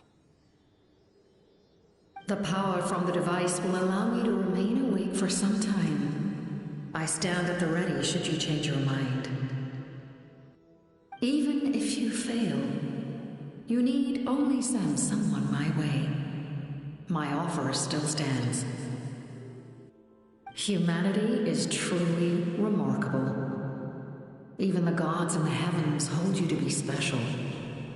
Even now, you stand before me, dazzling like the sun. You must have a profound connection to this land since you're so determined to save it. But what are you really trying to protect? The land or its people?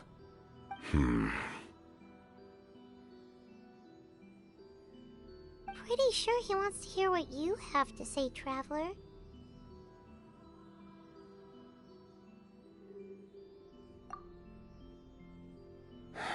Fine. I suppose we can wait.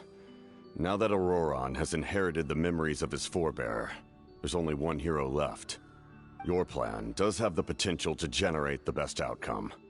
In the meantime, you shall have the aid of all the Fatui under my command. Thank you. Having such a powerful harbinger on my side is a big advantage. I know we may never completely see eye to eye on what it means to protect life, but for now, I'm willing to fight by your side.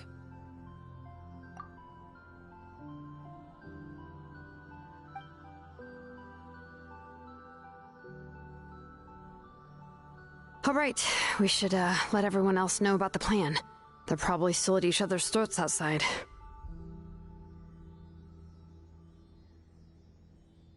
Good idea. We need to explain the situation. Oh, guess we'll stick around then. I'll update everyone outside. Let's meet back up at the stadium.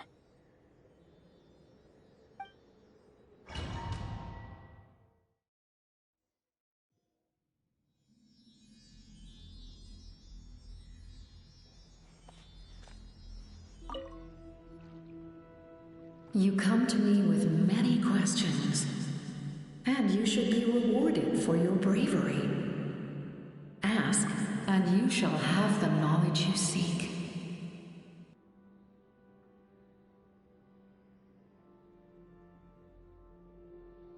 They do not like being mentioned by name by any living being, be it an ordinary human or one of the seven. They prefer to remain in the shadows as shades.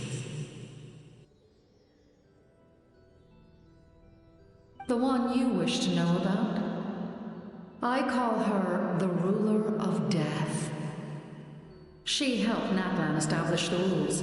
It was also under her guidance that I created the Night Kingdom. It was an expression of love, as well as an act of reparation. She was seen as having significantly overstepped her authorities as a shade, which quite displeased the almighty heavenly principles. She succumbed to self-pity as a result, and no longer cared if others discussed her identity. Even so, her existence remains unknown to all but a select few. Self-pity? Please don't tell anyone I used that word. I'm just trying to speak plainly to conserve energy. You come to me with many questions, and you should be rewarded for your bravery. I'm not familiar with that concept. The device is capable of weaving and creating ley lines, you say? Even I cannot create something from nothing.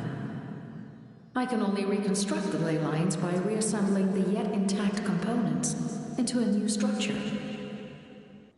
If that power were available to the people of Natlan, they might have a new option against the Abyss. You come to me with many questions. Phlogiston is Teyvat's primordial form of energy. The heavenly principles used phlogiston as a basis for the creation of elemental energy, to develop a power to better counter the Abyss. Have you heard of the concepts of the light realm and the human realm? That explanation might take too long. Light refracts into 7 different colors, which we collectively refer to as a rainbow. Elemental energy is a similar concept. It's essentially the modern counterpart of phlogiston. You come to me with many questions, and you should... Yes. The artisan from the Children of Echoes has yet to mention the matter to me. Probably because the young girl from the Masters of the Nightwind is absent. No matter. I'll reach out in a dream and tell them what needs to be done. Young girl? What? Did I say something wrong? You come to me with many questions, and you should...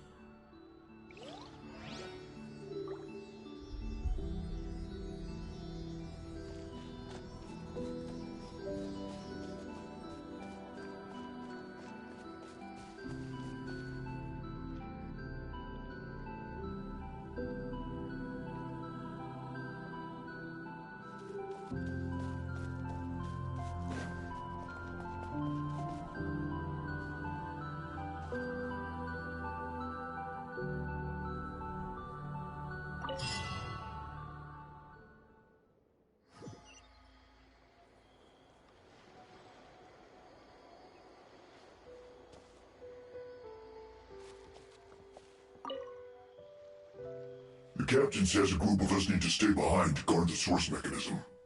It's extremely important. We'll stay here. Of course, you're free to come and go as you please.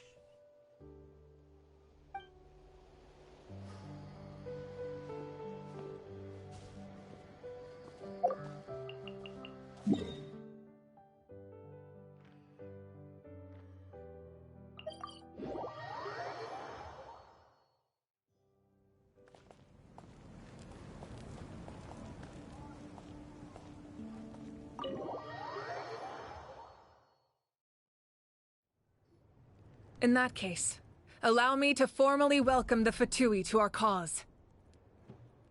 We now face a common enemy. It's time to put our differences behind us and look to the future. As for Auroron, his actions may have been out of line, but I don't intend to punish him right now. I'd rather give him a chance to prove himself. A magnanimous decision. We're back! Whoa, seeing the two of you chatting like this, Paimon almost feels like she's dreaming. This may be an unexpected outcome, but a favorable one nonetheless. Now that we're all here, I have some questions of my own. Tell me, how did you discover the source mechanism? We weren't getting any closer to obtaining the Gnosis, so I had my men scour Natlan for a different option. Auroron helped as well. We tracked down 3 scholars, Abarawa, Bosomtwe, and Kushtal, and combined the results of their research to locate this ancient device. I've never heard those names before. Seems like my own investigation failed to locate some critical personnel. I'm just not sure how I missed them. Strange. Perhaps they simply live in seclusion. In any case, their results speak for themselves. That's true. Now we have another option at our disposal. Compared to using the Gnosis, our current plan will buy us some time.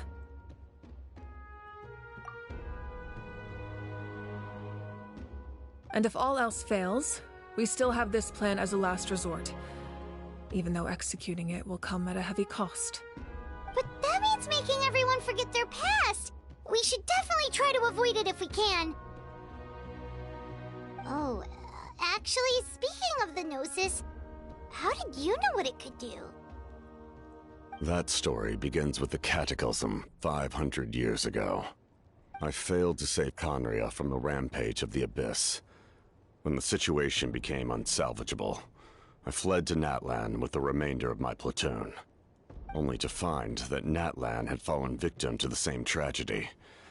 I defended this land for quite some time, and, in the process, met the chief of the Masters of the Nightwind, Aizu. I'm sure many people viewed Conria as the cause of the tragedy, but Aizu was kind to me all the same, and even helped me in my time of need. From that moment, I made it my mission to aid Natlan. In battle, a warrior fights to win. Even though my homeland was lost, I was already committed to this fight. Together, Aizu and I fought many battles and overcame countless hardships. However, he was unable to escape his fate, and, in his final moments, told me the secret of the Gnosis. So it was him. He recommended using the Gnosis on several occasions even before the tragedy. But I turned him down each time. You knew him, and you fought for Natlan all those years ago. Why don't I recognize you? It must be the mask. Even without the mask, my past appearance is long gone. Even with the curse of immortality, the flesh still rots. Wait, do you know someone named Dainsleif? That problem doesn't seem quite so extreme for him.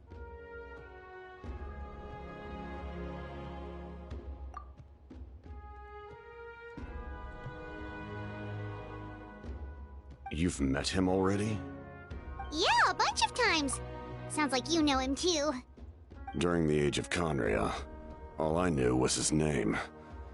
The last time I saw him in person, he was traveling with the princess. He carries a degree of pain and hatred that far surpasses my own.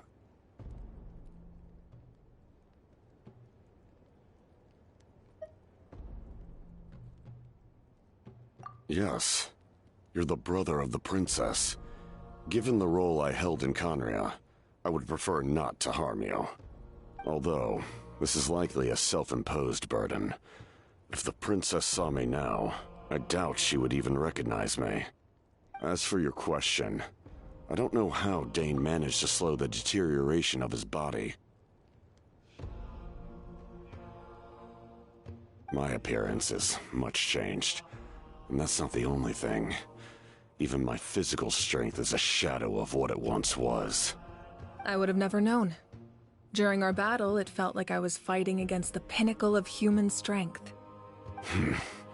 And I still lost. I deserve no praise for that outcome. Still, it's a shame we never faced off 500 years ago. You could have seen what I was truly capable of. I agree. Had we fought then, I'd also have been more motivated to go all out. So, all that commotion back at the stadium, and you're saying neither of you were using your full strength? I'd say we're evenly matched. If we face off again, victory will come down to who wants it more. I imagine you held back since there were spectators around that could have gotten hurt. But capitalizing on that situation would have only led to a hollow victory. It would have been no different than taking hostages. My goal was the Gnosis, and I failed to obtain it. That means I lost. Plain and simple.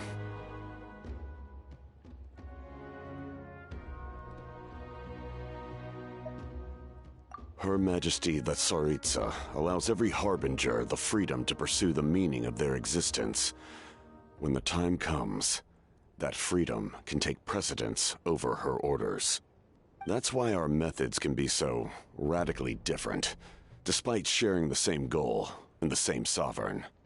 I needed the Gnosis because I came here to save Natlan. That was my primary motive. Once Natlan is saved, if the Gnosis still remained in my possession, I could bring it back to Snezhnaya. My decision regarding the Gnosis will not change. So let's focus on the Abyss for now. Right! What happens when all 6 heroes are together?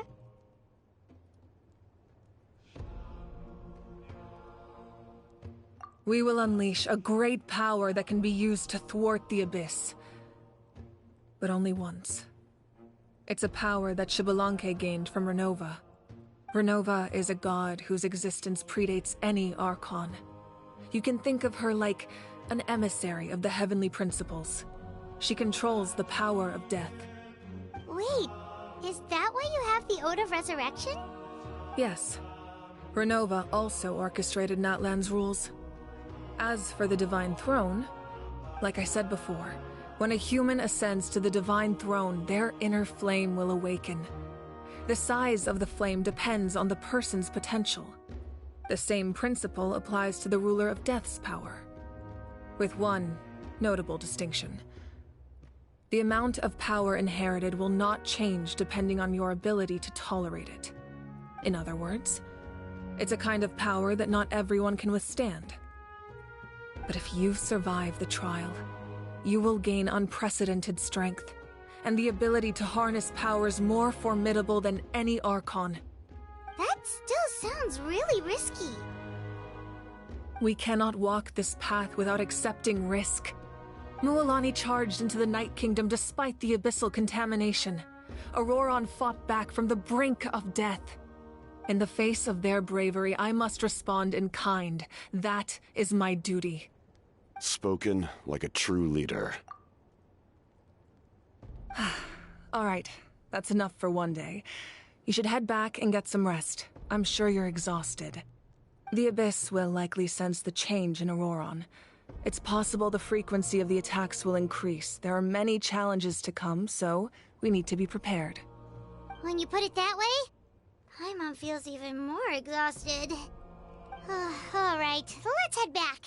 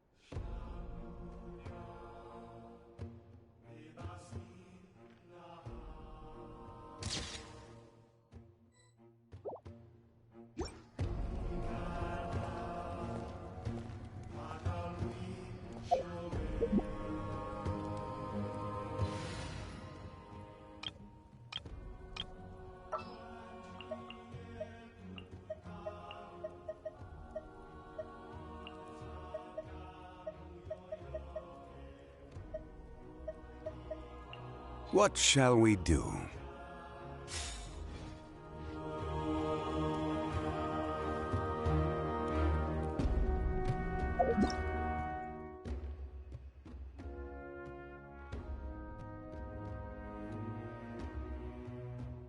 Osmanthus wine tastes the same as I remember. But where are those who share the memory?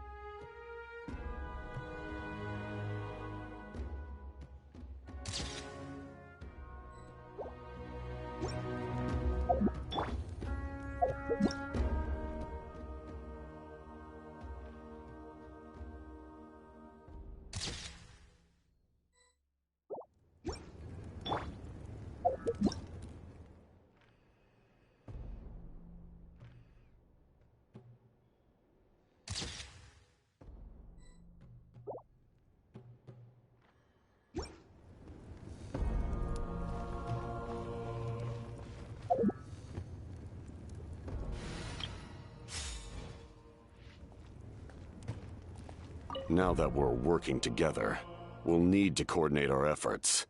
I'll leave a portion of my forces for you to command. That will definitely help relieve some pressure. You're sure they won't object? It's an order. I will make that clear. Excellent. I appreciate your trust.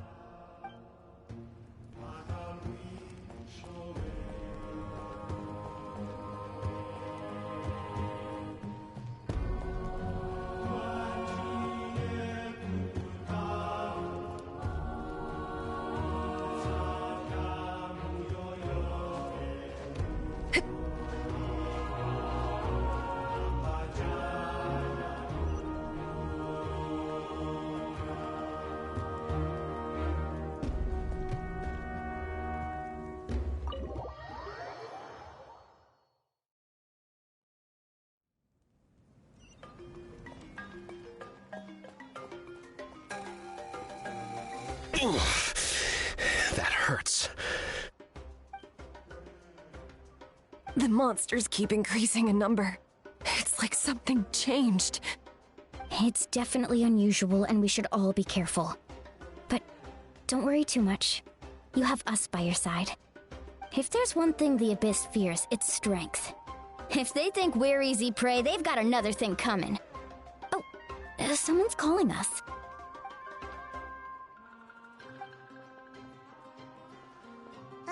Something wrong, Traveler?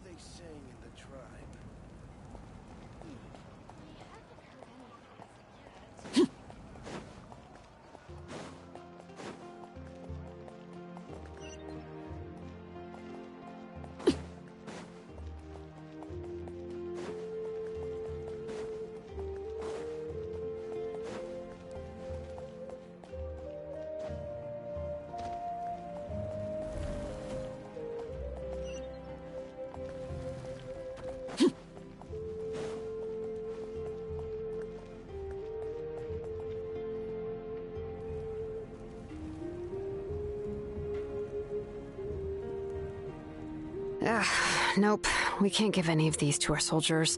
They were not tempered correctly at the forge. Well-made weapons and shields are vital for the survival of our people.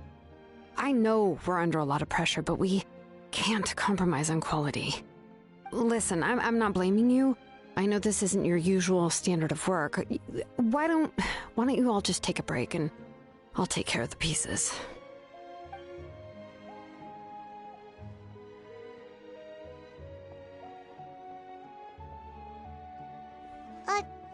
Hey, Shilonen? Is something wrong? Nothing I can't handle. Just, some rushed defective goods, that's all.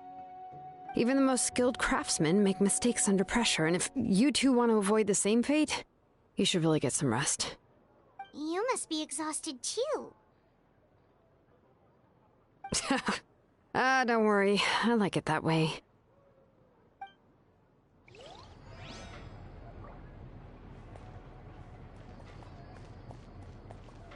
You should, head back and get some rest. I need to fix some things here first.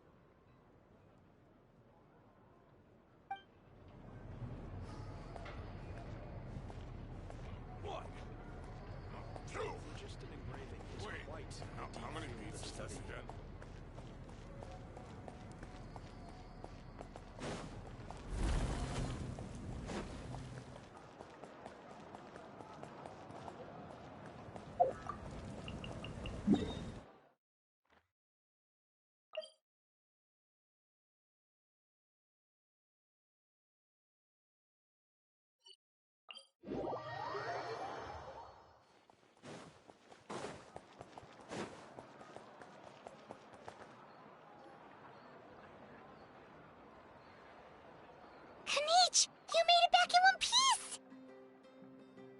Oh, these must be friends of yours. Well, head out then. See you later.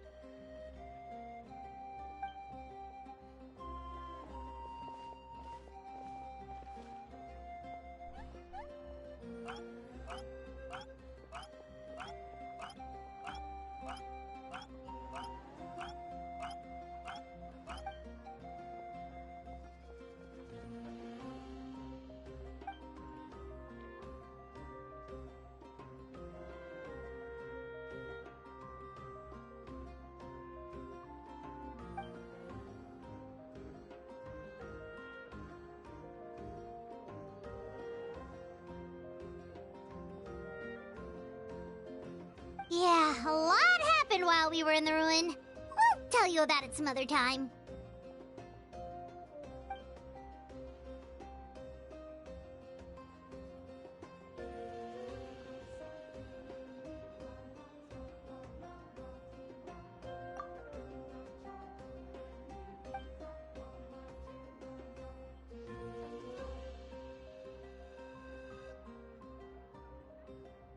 We won't keep you then. Let's talk later.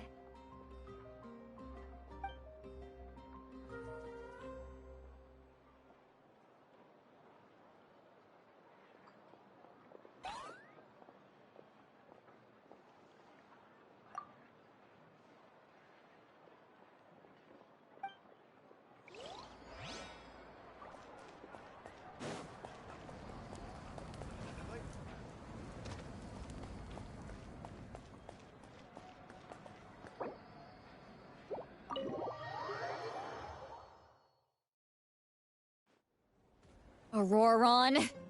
Granny?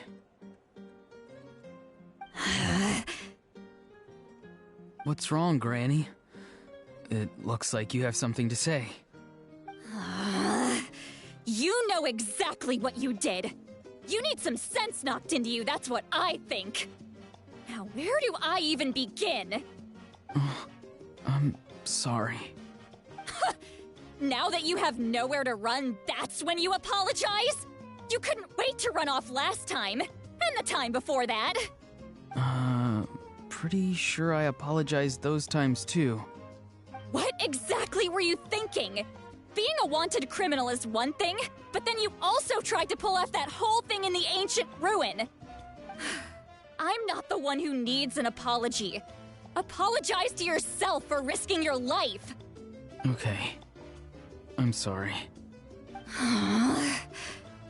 I don't have anything to say for myself, Granny. Yell at me all you want. I know I messed up. You better be sincere. This is an incredibly serious matter. I'm being sincere, I promise. I've seriously reflected on my actions. I know what I did was risky, and I know I made some bad choices. But I don't regret it. I just had to do something. Not because I thought I was special, but because I wanted to help Natlan as much as I can.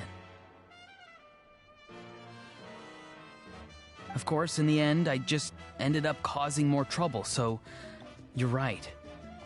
My apology doesn't mean much, but I don't know what else I can say. You even had Aoife bring me that gem. A simple thank you isn't enough, but still.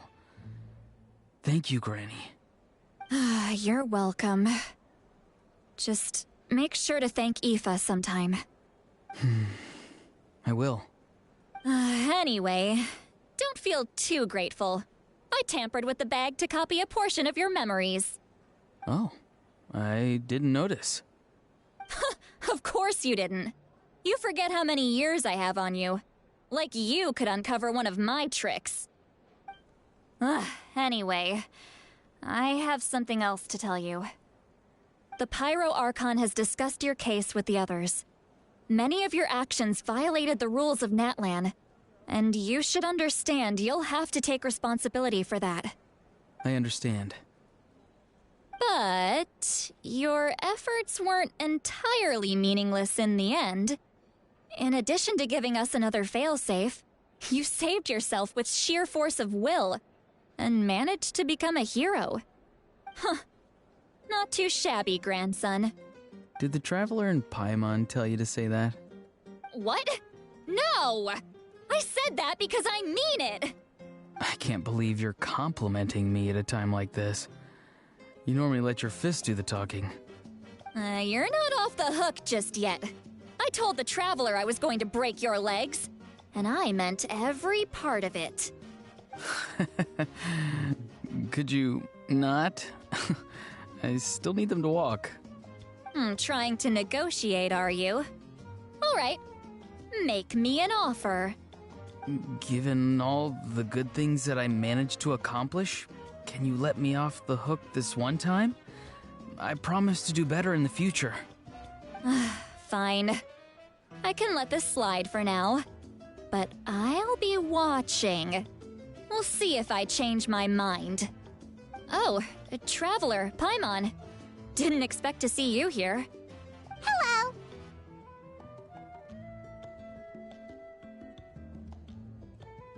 Yes.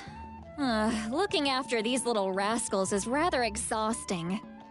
Taking care of the Traveler isn't easy either. Paimon's life is an uphill battle.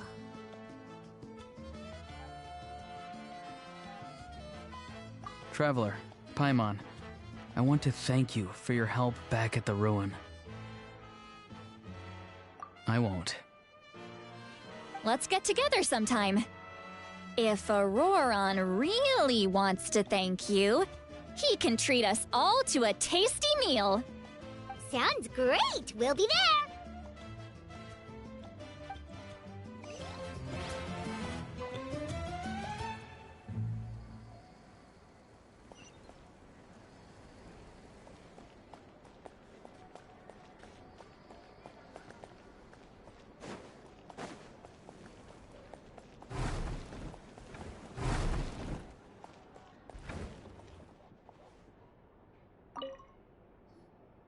If you're done for the day, we should get some rest.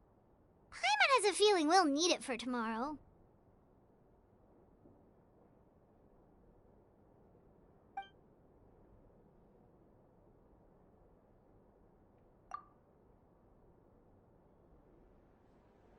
You ready?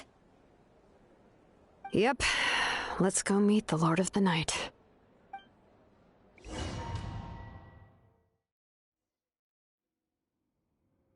So, this is where you heard the Lord of the Night? Guess that means she really has awakened. Hopefully we made it before she falls asleep again. Fret not. I'm still here. For a weak life form, falling asleep is no less taxing an exercise than staying awake. I'm sorry for disturbing your rest, but there's something we didn't have the chance to ask you earlier. We need to forge a new ancient name for the Traveler. But we ran into a problem. He's not from Natlan, so there are no records of him in the Night Kingdom. I see. Malwika must hold him in high regard. It would seem the two of you are not simply here on her orders. So, What say you? Do you believe this traveler to be deserving?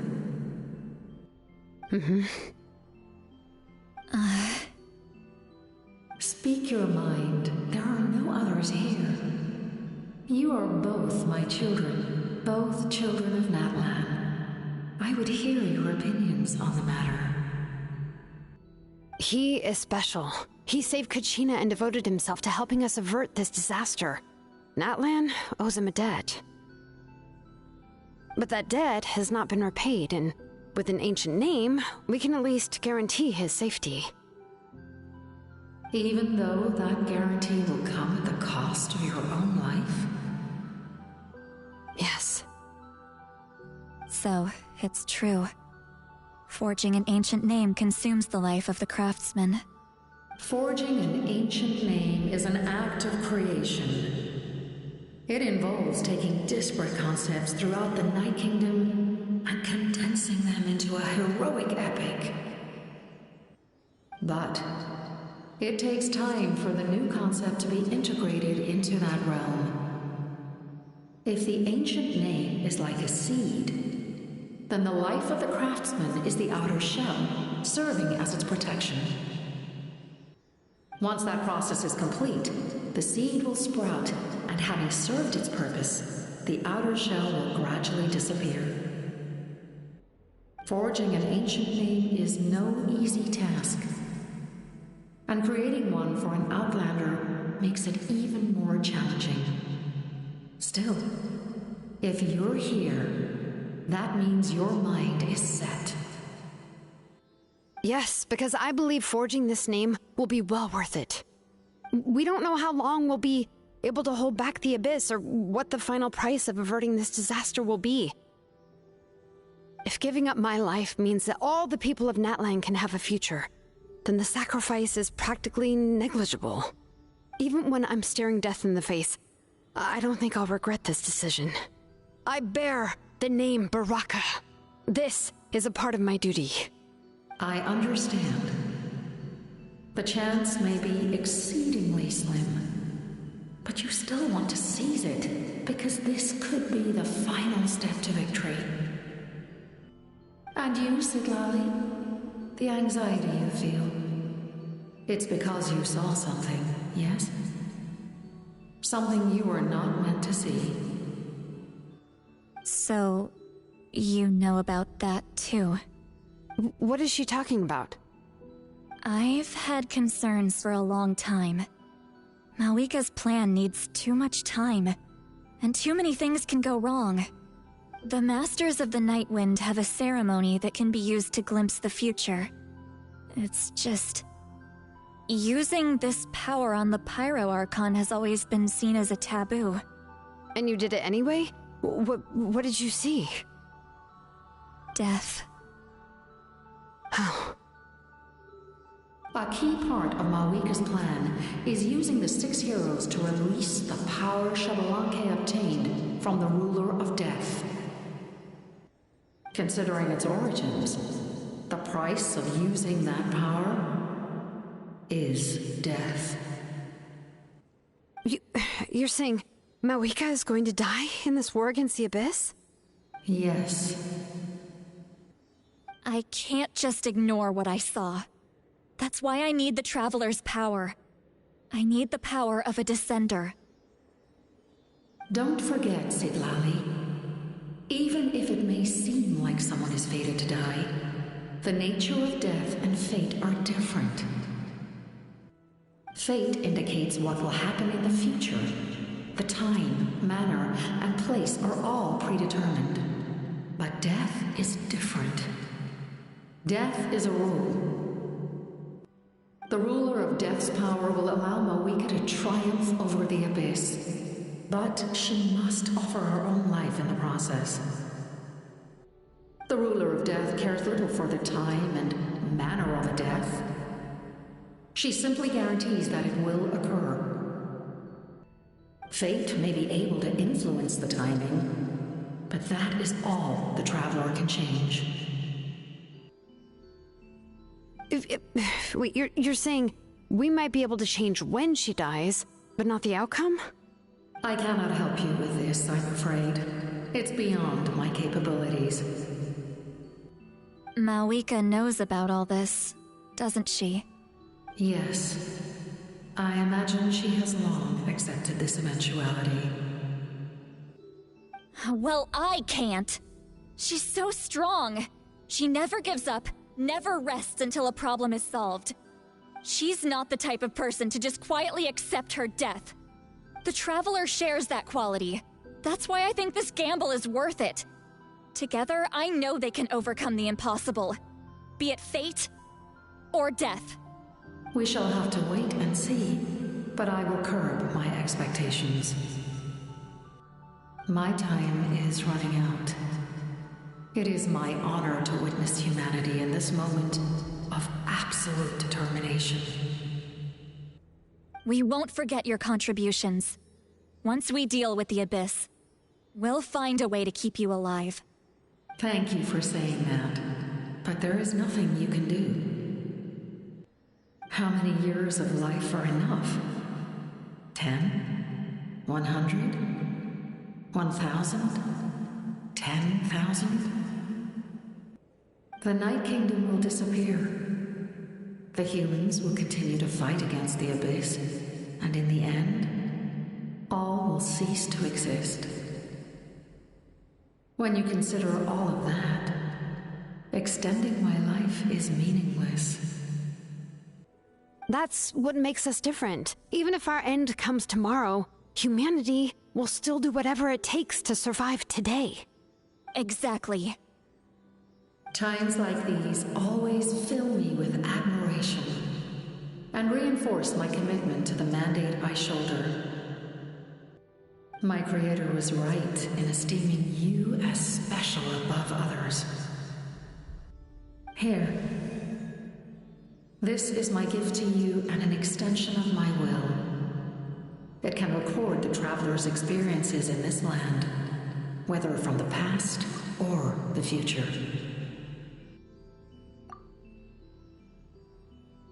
With it, you can forge the ancient name you desire, and the traveler will also become a hero forever recorded in the memory of Natlan. Thank you. We're sorry to ask this of you when your strength is already all but spent. Really. Thank you so much. Your thanks are unnecessary. This is the least that an angel can do. Time for you to leave.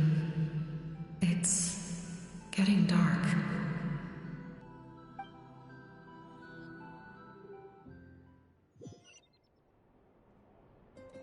I can't sleep with all the noise outside! Oh, forget it, let's go check it out.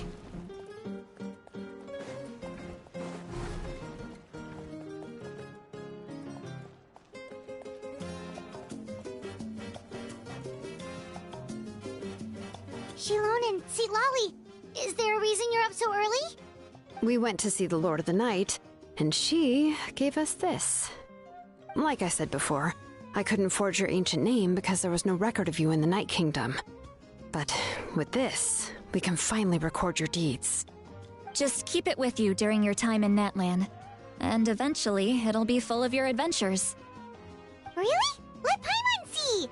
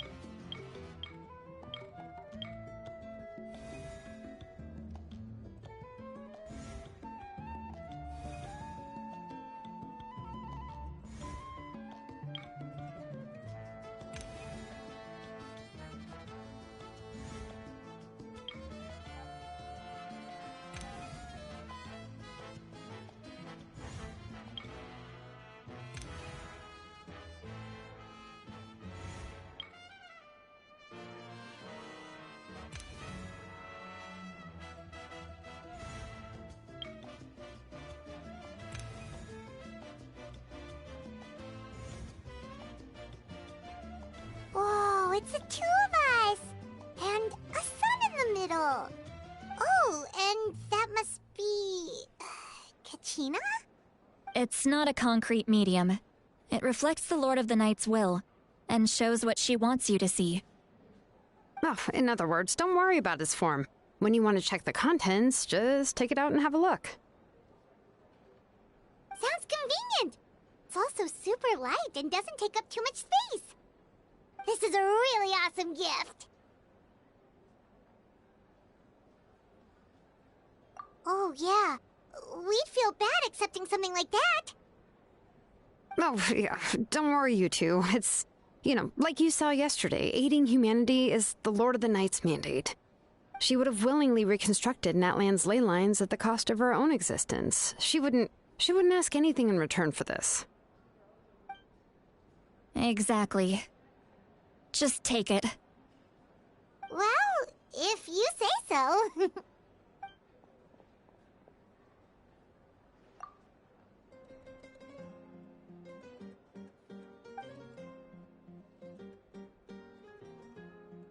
So soon? We just fought them off.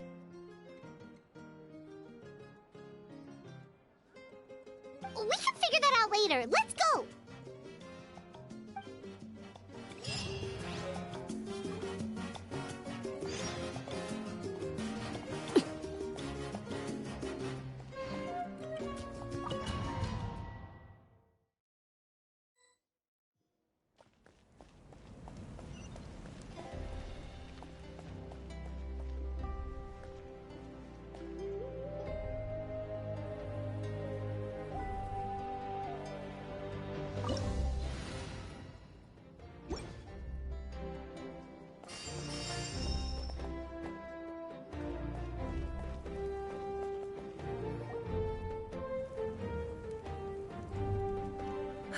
I see. I'll send reinforcements to those 2 locations. This other one is too dangerous. I'll handle it myself. The remaining locations are remote with no inhabitants. Let's bring our warriors back and make sure they're careful on the retreat. Understood. I'll spread the word.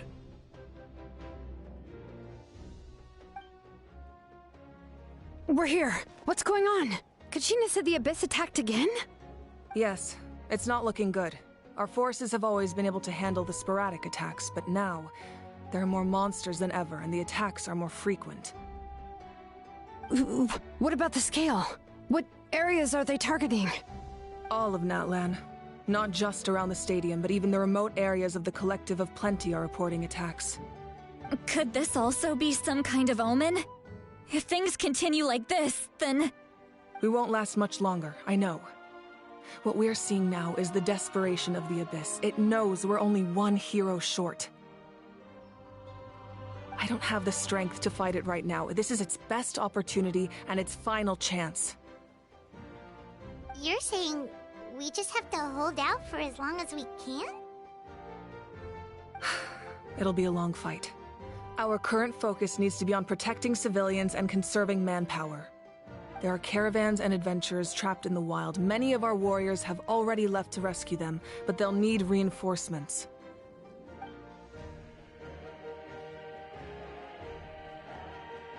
All right. Shilonen, Kachina, head to the camp near the Children of Echoes. Citlali, you're needed in the Masters of the Nightwind. As an important figure in the plan, Auroron will stay here. Your tribe is too far from the stadium. Understood. I'll leave right away. I prepared a hot air balloon to take you where you're needed. Messengers from the Scions of the Canopy are traveling all around Natlan. Update them once you've completed your mission, and they'll compile the information into a battle report. As I receive intel from the various regions, I'll plan your next move. All right, no time to lose. Let's go!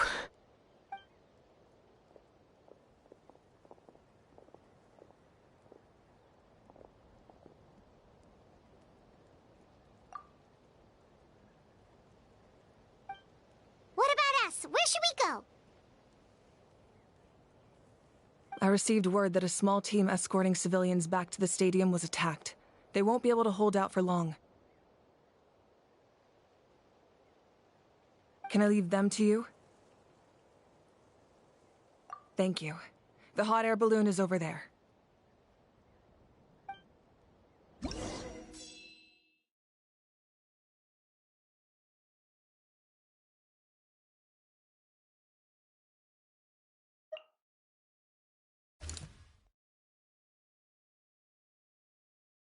And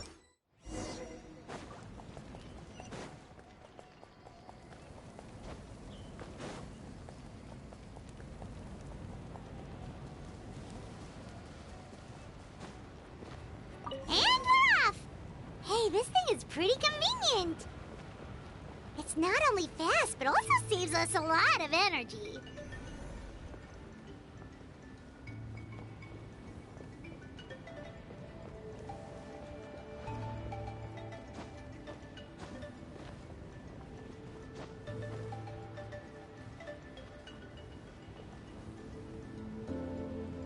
Whoa.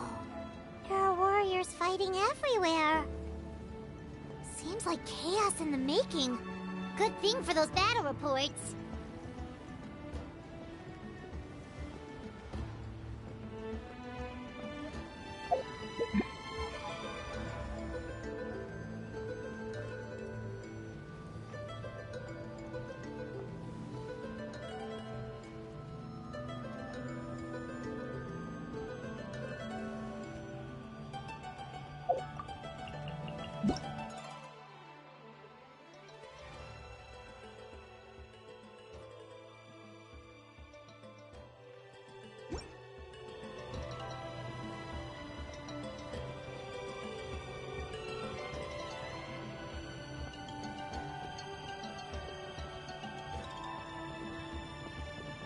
Look, they must be trapped! Let's go help!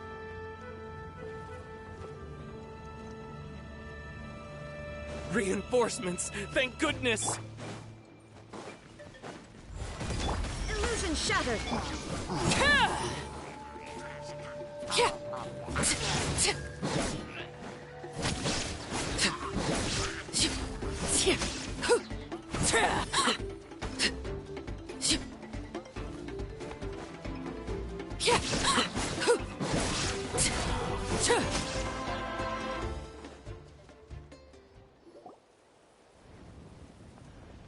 Thank you for coming. We were almost at the breaking point. There were just too many monsters. They just kept coming, wave after wave.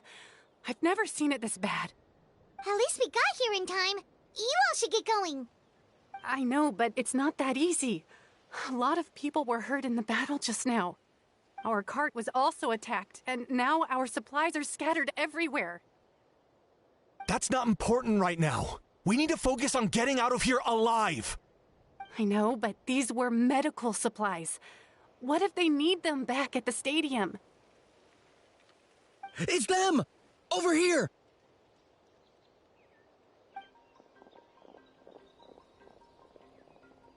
We came to help, but looks like you don't need it. Nice job making it through. Now we can head straight to the next location. What other areas need help? Here, take a look at the latest battle report. Messengers from the Scions of the Canopy are traveling all around Natland to pass along the latest intel. If you see a messenger from the Scions of the Canopy, feel free to ask them about the latest battle situation. Thanks! Now where should we go next? Seems like you can hold your own in a fight, so let's split up. Choose where you want to go and we'll take the rest. Still looks like they could use some help here, though. These supplies are really important. What should we do? It's all right. Don't delay your rescue efforts on our account.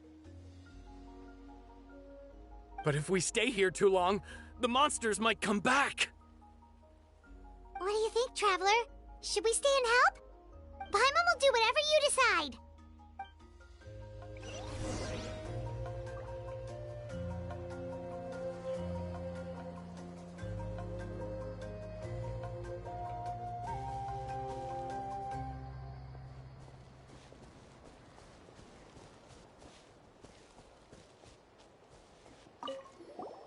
Traveler, can I ask you a favor? My mother's a doctor. When she heard about the attacks in the wilderness, she rushed out to help, and I haven't heard from her since. I'm worried. She's not a fighter, and I can't leave to check on her. I want her to stay out of this. So if you see her, can you please tell her to take shelter? Of course. We've got this. Thank you. Oh, that makes it easier to focus on the current battle.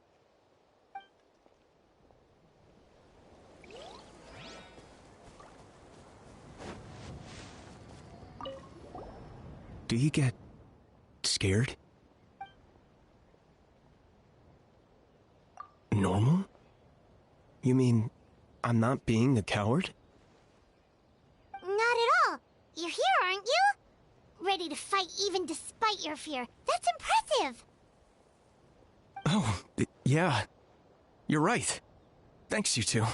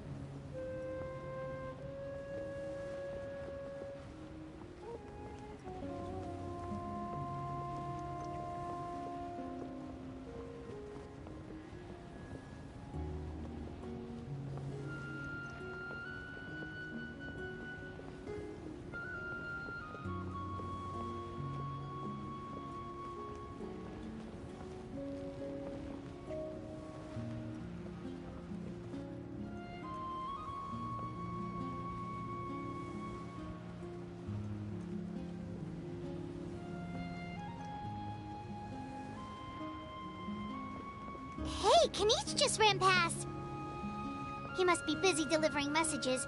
At least he didn't look hurt.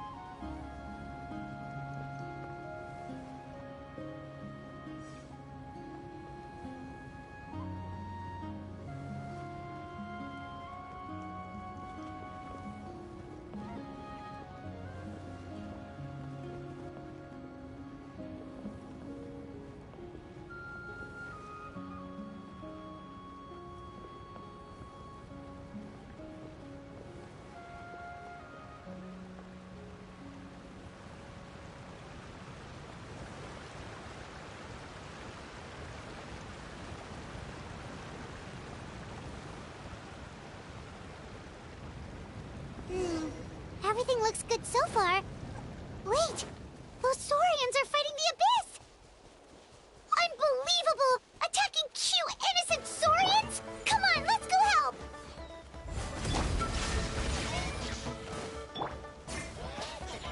Come into... Transfixed!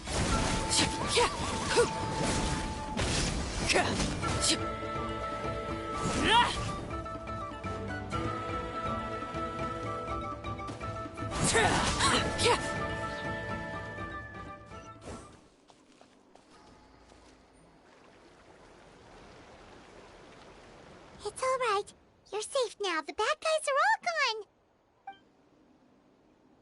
Go and find your friends, okay? It's dangerous out here. It's best to stick together. Okay, then. Shoo! Shoo! Come on, shoo! Nope. Still nothing. Wait. There's something on the ground over there.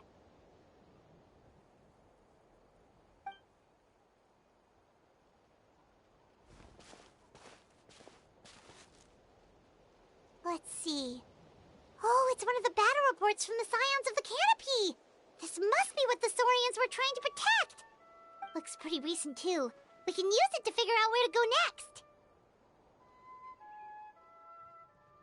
You're right. Maybe they just dropped it by accident, though. Anyway, we saw the battle report, so you guys don't need to worry anymore. Huh. Still no response. Well, what do you want to do? Follow the battle report or continue to explore this area?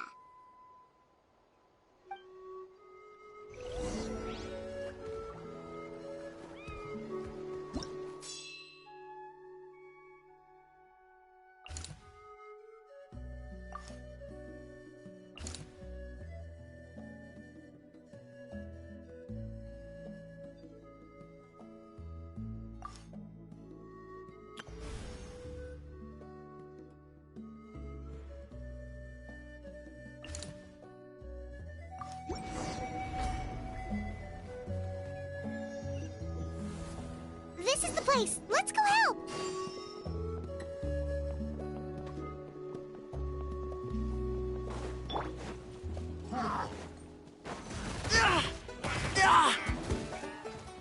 Live! There is no escape!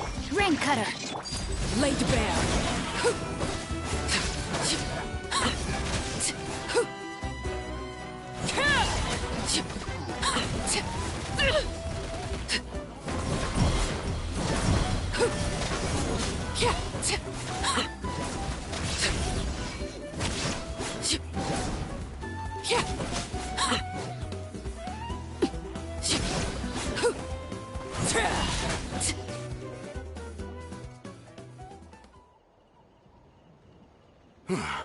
Thank you for coming. We finally have time to catch our breath. Fairly stable for now. We've stationed ourselves here to act as a buffer. What about the monsters that suddenly appeared? Based on my experience, the monsters are attracted to two things: the presence of living beings and combat. That's why we set up our front line of defense so far from the tribe. The civilians are more isolated from combat that way. Ah, the messenger's here. Perfect! We were just waiting for the latest battle report. We'll stay here and continue to guard the tribe. There's so much that needs to be done after that last battle, but we're short on manpower. If you're not in a hurry to leave, would you be willing to help out? That's a decision for the Traveler.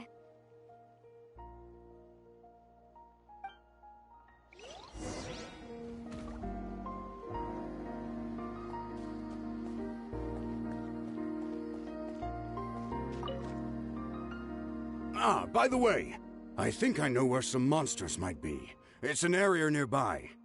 If you've got some time, I'd appreciate the backup. All right, let's move out.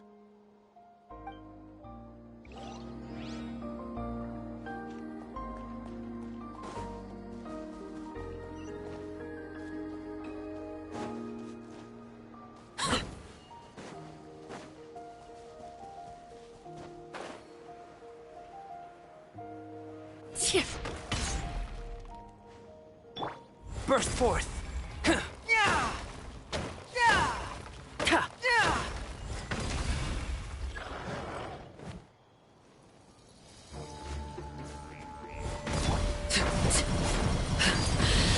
My turn. Everlasting as the moon, overruled.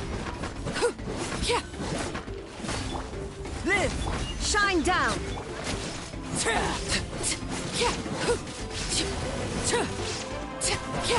Transfixed!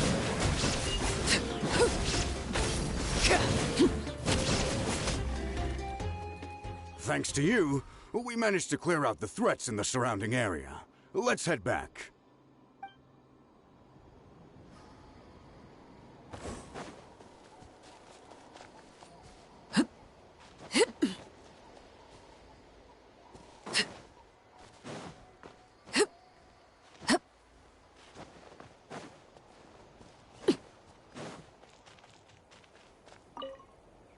Here's the current situation.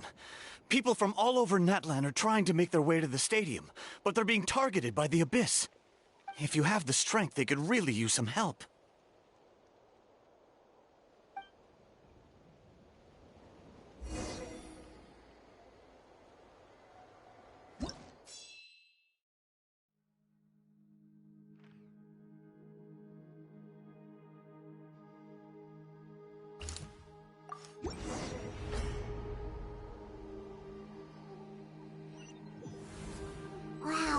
many people here? Looks like it really is getting too dangerous for people to stay out in the wild. Guess that means the situation isn't getting any better. Well, we'll just have to keep fighting.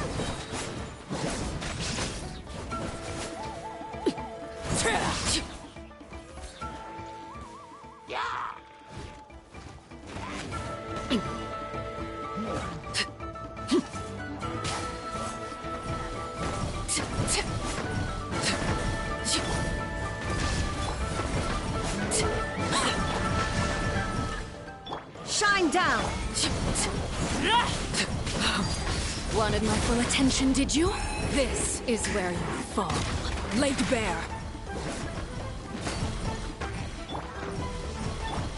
Burst forth! Yeah! Transfixed!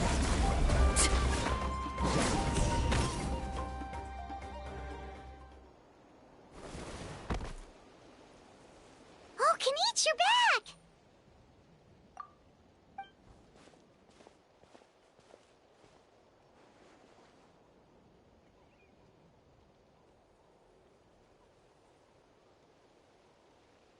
Yeah, it really feels like we're running short on people everywhere. It's so dangerous out there. Just when we think everything's under control, another thing goes off the deep end. Not that Paimon's complaining, it's just... what if things get even worse?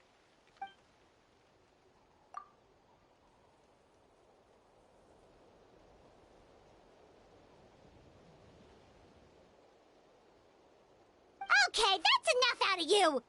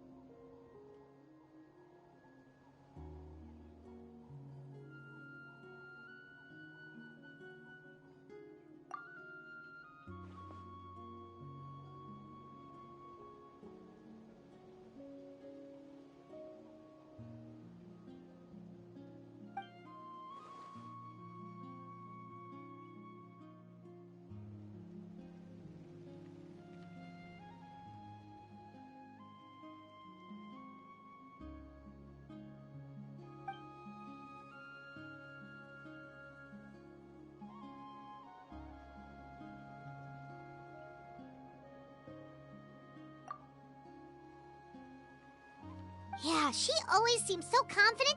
Plus, she told us you can only become the Archon by proving your strength.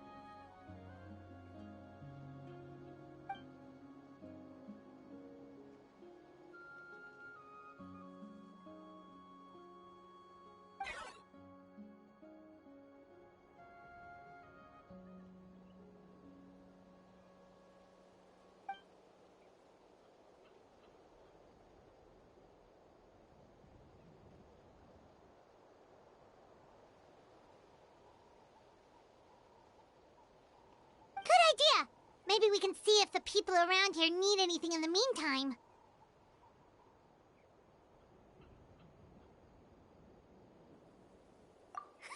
Looks like we're on the same page. There are a lot of people in here. Could they all be refugees?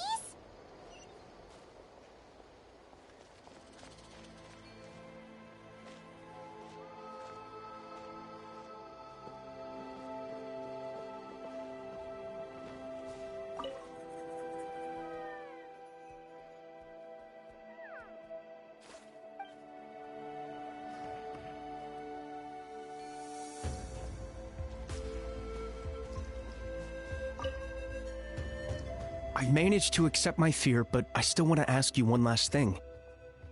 If I die, do you think anyone will remember me?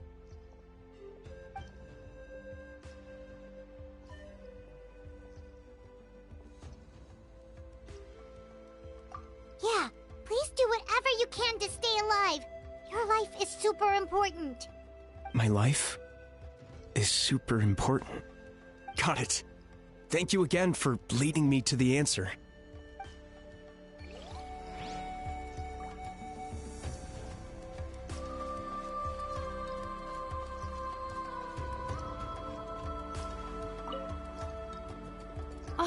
It's you two! Oh, I'm so glad you're all right. Hey, you made it back! Sure did. Dargo made sure we got back safely before rushing out again. Plus, we managed to deliver the medical supplies to the stadium. I really can't thank you enough for your help.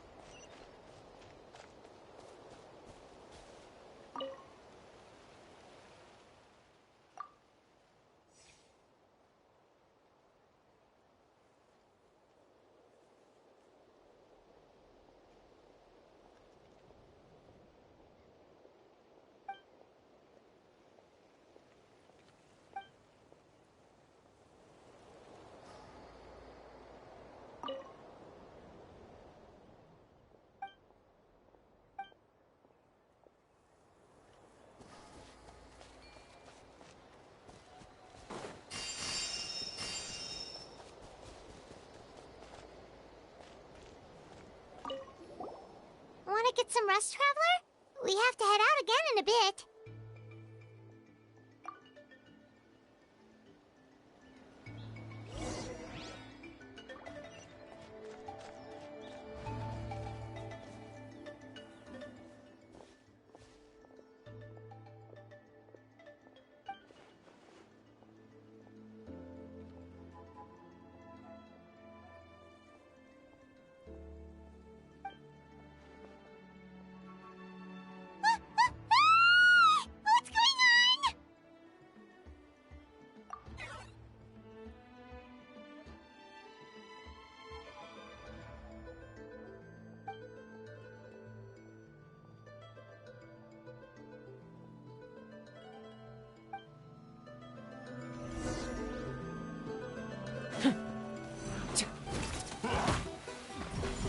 Come into being! There is no escape!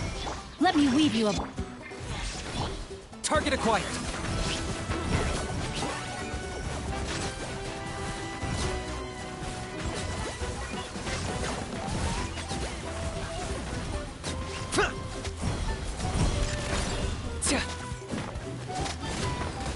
There are too many of them! They just keep coming!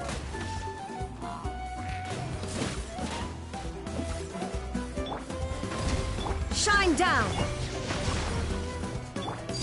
Laid bare.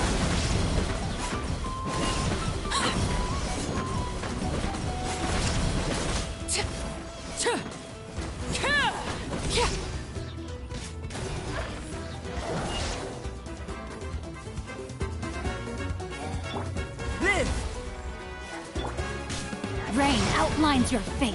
Know my sword. Witness the power of... For the Lord of the Night! Overruled. I'll reach which none to the bear! Especially not when I'm in the back. Yeah.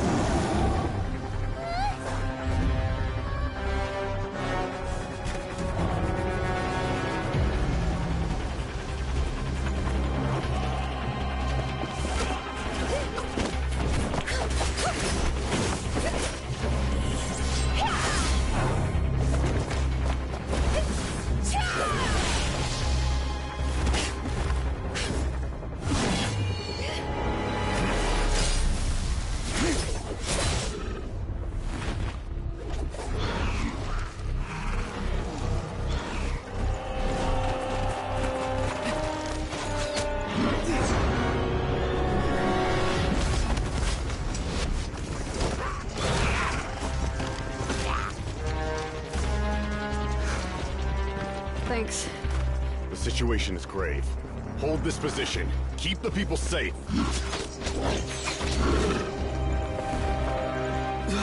Chaos and emptiness. So that's the abyss. And it knows that now is its best chance. But the sacred flame! Archon's on the case.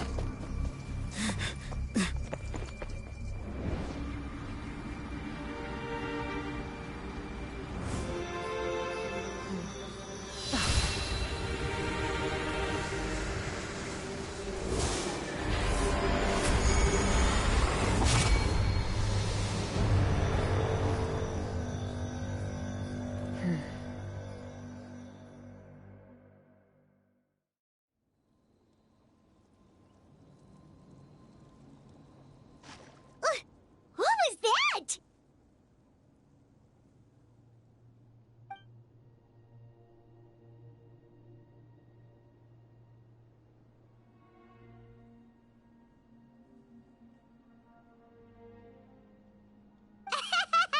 Laugh all you want, it's gonna eat you too!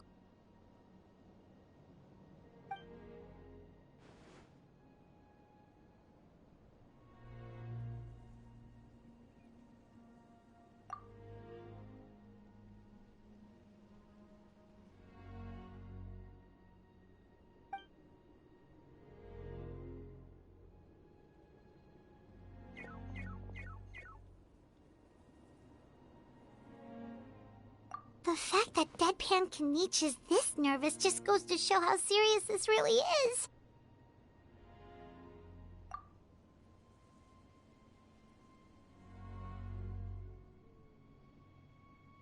Oh, let's go. The disaster's really happening.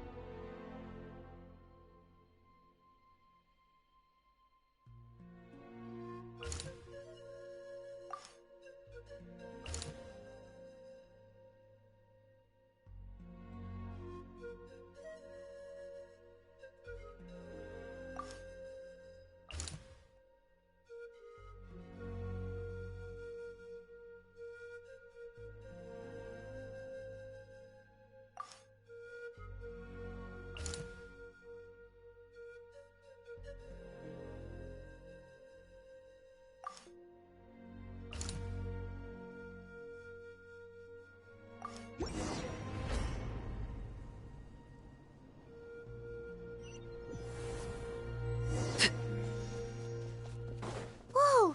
Those Saurians are fighting each other! No, wait, something's wrong. They're abyss monsters! Lines of fate. Transfixed!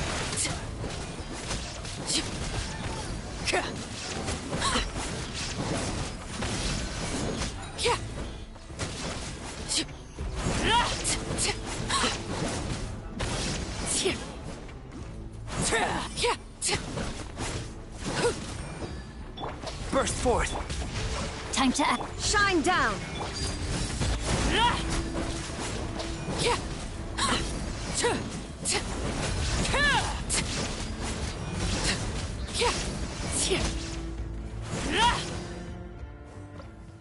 Over here! Come on, quick! Hey, wake up! And you, wake up! They're all dead. Oh no! Were we too late? We were on our way to the stadium with our Saurians when that dark entity emerged in the sky. Seconds later, the abyss monsters appeared and changed into Saurian form. They fought till the end to protect us. And now... Right. You need to get to the stadium. Come on, we'll take you. I guess. Thank you. Oh, I'm so sorry. Truly, I am. May the Wyab watch over your souls, now and forever. Huh?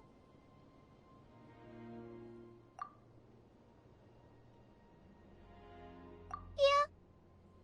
Paimon knows, it's just... it hasn't fully sunk in yet.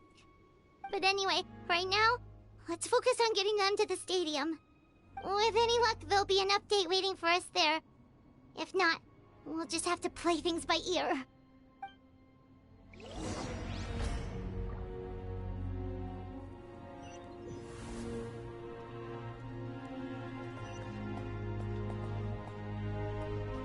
Need the latest battle report?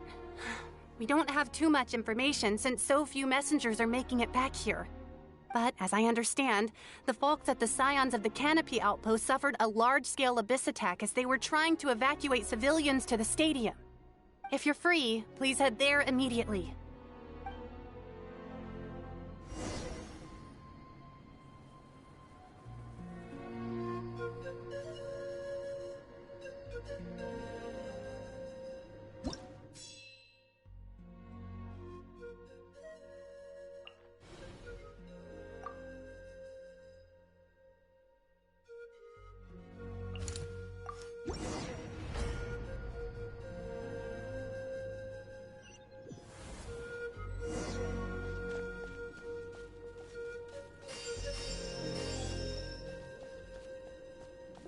Another place crawling with monsters. Let's clear the area and see if there are any survivors.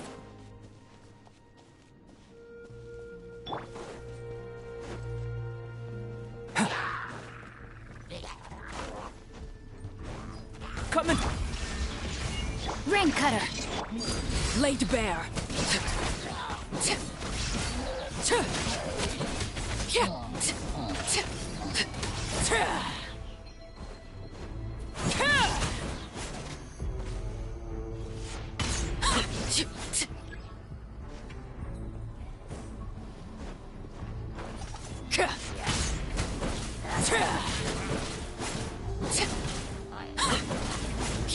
Transfixed! There is no escape! Burst forth! Huh?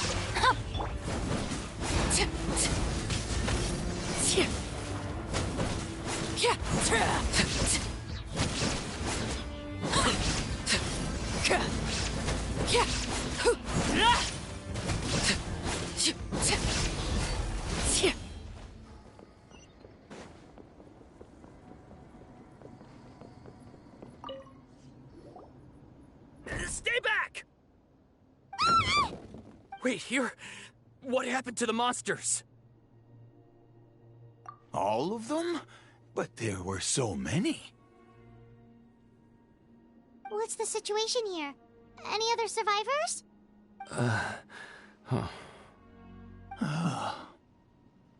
The warriors protecting our group all fought to their deaths. We weren't about to sit around waiting to die, so we snuck out and made a run for it. But we didn't get far before the monsters spotted us. Who knows? Maybe we should have stayed put after all. Oh, when I was in my prime, I could have handled them all by myself. Yeah,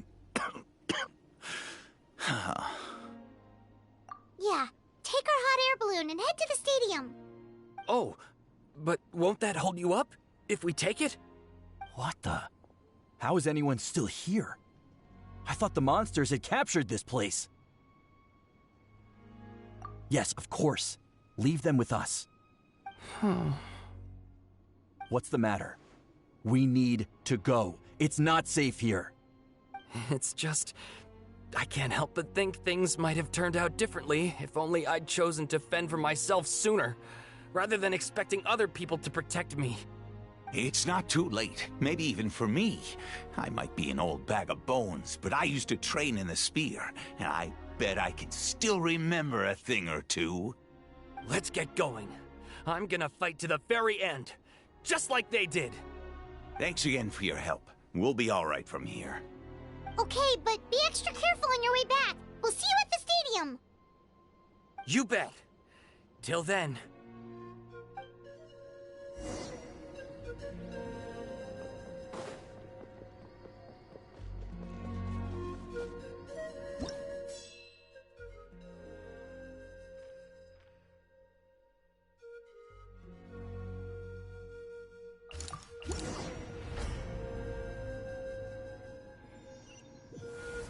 Doesn't look like we'll be able to find anyone here. The monsters are all that's left. Coming! Witness the power laid bare.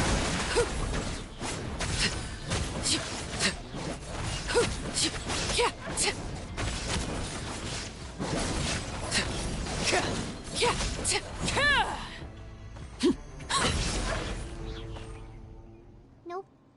Nobody here. The latest intel said the Children of Echoes need support too. Let's head over.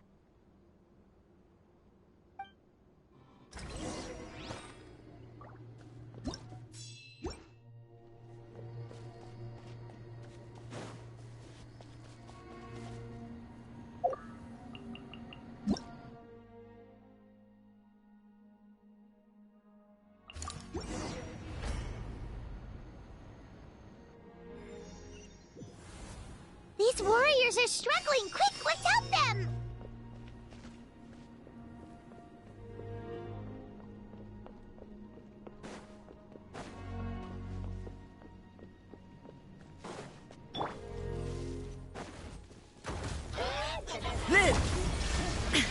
Rain outlines your fate.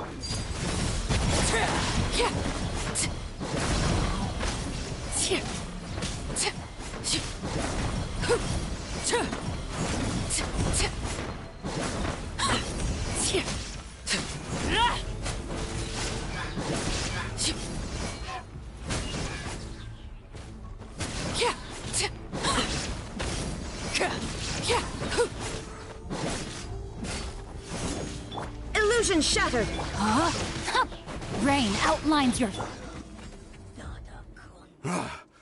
This is the second time you've had to come to our rescue. I'm a little ashamed. Thanks to your efforts last time, we managed to fend off the abyss here, even after whatever that was appeared in the sky. But at this point, I think we're gonna have to cut our losses. This base is as good as gone. Yeah, everyone needs to stick together. Best to regroup somewhere else. All right, time to evacuate. There's a volunteer unit here too, so first I need to ask them what they want to do next. For anyone who still wants to fight on the front lines, the Children of Echo's front is the closest to here. Anyone who wants to leave will likely also see action as they evacuate, but will be afforded safety at the stadium. Those are the options. We're abandoning this base, and you're free to stay with the group or leave. As of this moment, the Children of Echoes are reasonably well defended, so please, weigh the risks and consider your family's safety before you make a decision. Now then, anyone who wishes to keep fighting, show me how serious you are.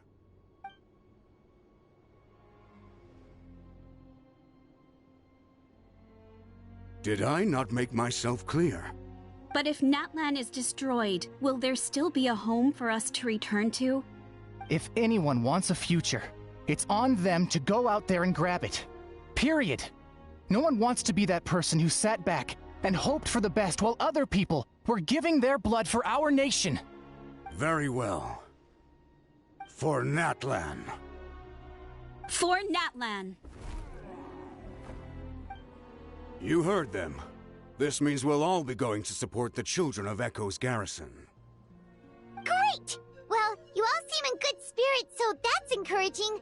But still, please be careful. Don't worry. It'll be just like another Night Warden war. We'll force the Abyss back if it's the last thing we do. Huh?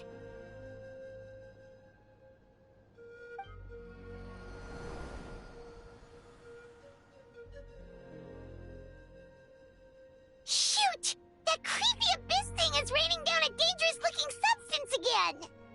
That's over towards people of the Springs territory. From what I've heard, their defenses have been substantially weakened by the Abyss invasion. Then let's head over and check on them!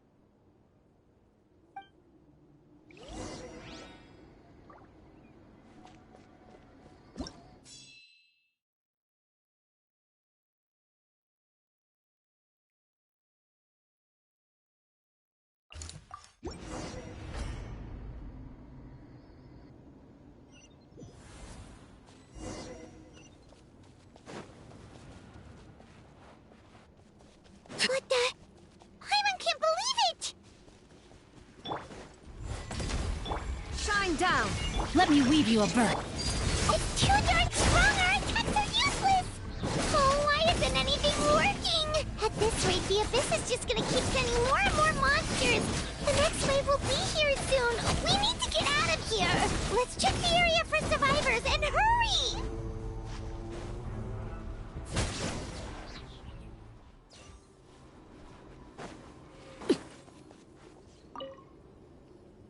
There's just one battle report left, and it gives a long list of places where the dangerous substance has been dropping. This is the first report we've had in ages, which means the messenger's job has become all but impossible. But there's nothing we can do about that. Our priority is to get to the next affected zone. Even if we don't find any survivors, maybe that strange substance over there won't be as rock solid as here. There's a chance at least.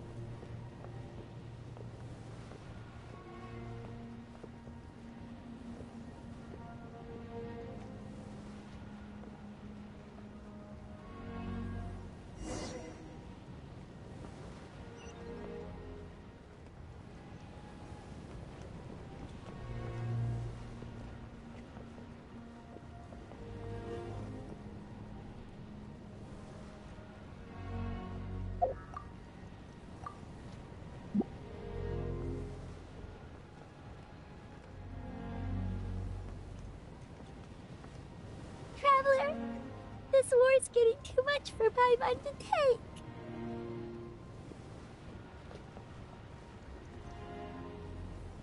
Okay, let's do this!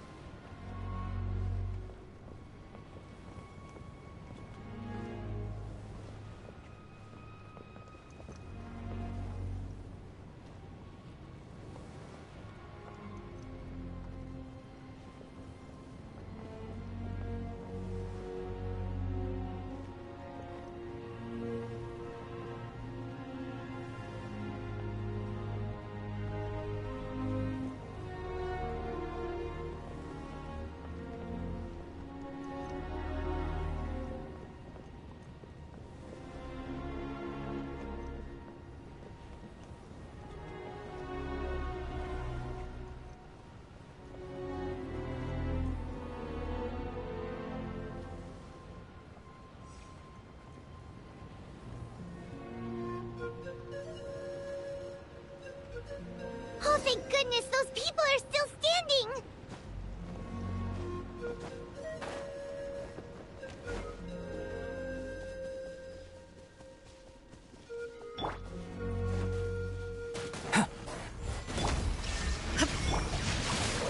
No, my sword! Witness the power.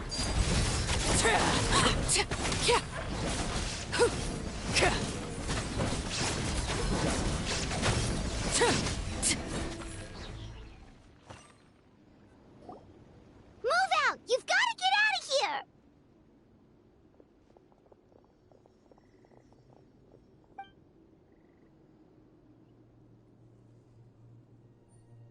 Still no luck, huh?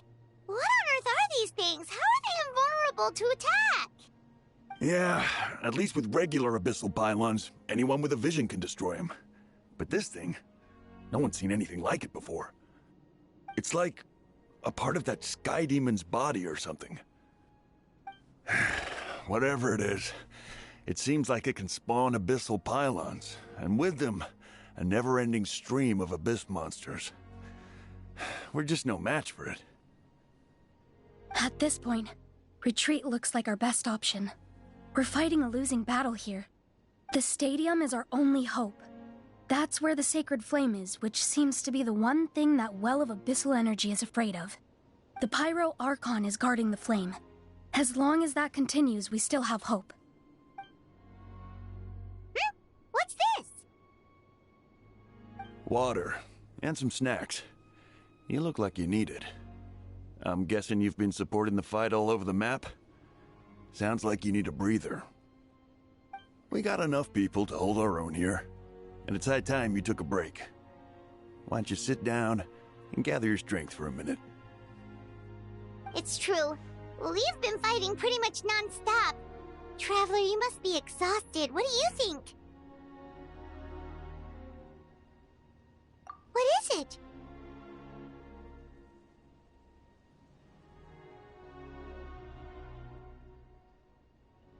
Oh, you're right. Well, then guess we'd better go warn them. It's your decision. If you want to set off right away, Paimon will come with you.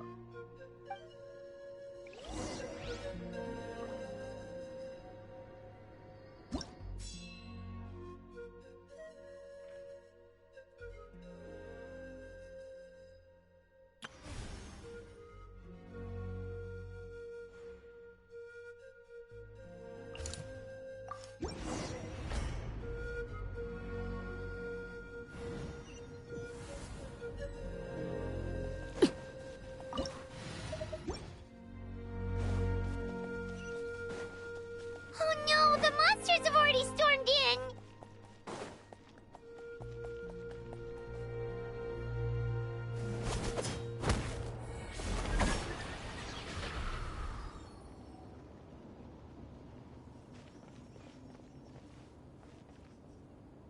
Oh, it's you guys. Things are bad here. Something fell out of the sky that's impervious to our attacks.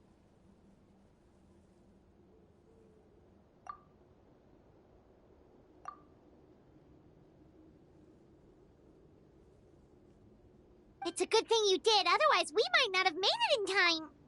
Kachina, he and I can deal with the remaining monsters and abyssal pylons. You should go catch up with the rest of the group. before your parents start worrying about you.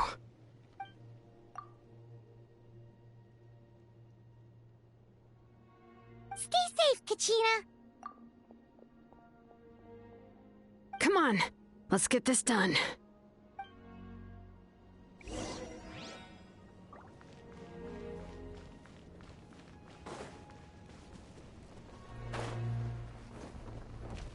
Bring it!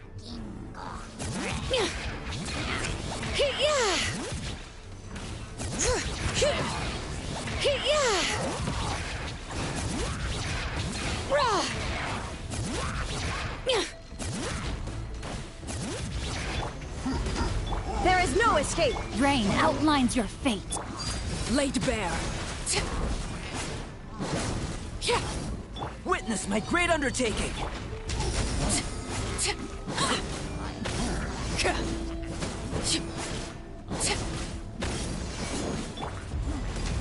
Shine down! All right.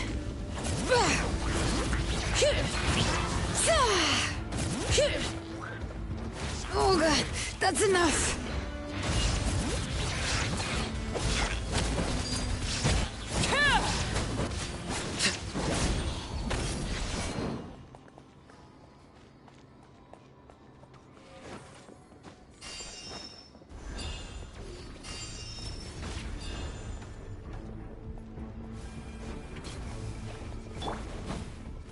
Coming to be.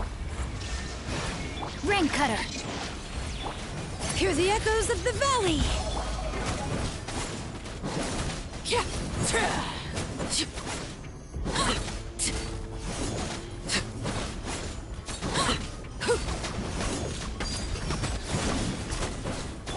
Burst forth! No, my sword!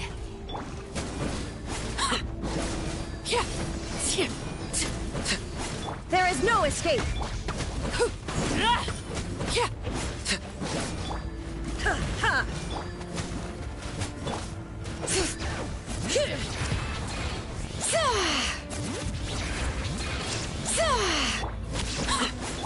Coming to be. Transfixed.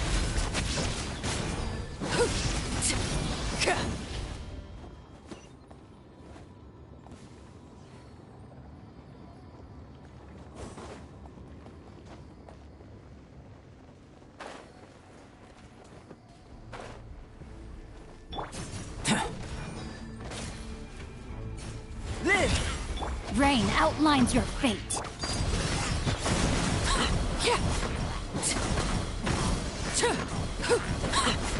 Witness my rise.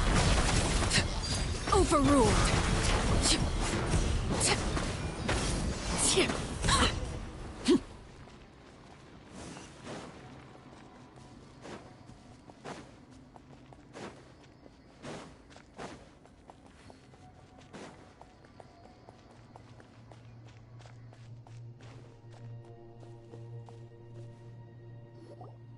Yep, that's everyone. And no more casualties by the look of things. Yeah, this is, good. We can evacuate shortly. I appreciate your help. How are things out there? Pretty dire, I bet. Some of the things I've seen, I don't know if I'll ever be able to get them out of my mind. Are we in Natlan doomed to this fate? I've never witnessed a full-scale abyss invasion before. I mean, I'd heard stories about the sky being painted black, but I always thought that was an exaggeration. Mawika has witnessed this all before, so she knew better than anyone the terror and despair an abyss invasion would bring. Yeah, and despite that, she's still facing it head-on. We've had to abandon our homes and chase the dying light of day, and maybe the only time we'll see the dawn again is in our dreams. But as long as there's even a sliver of hope, I am not gonna give up. We should catch up with the group. Let's go!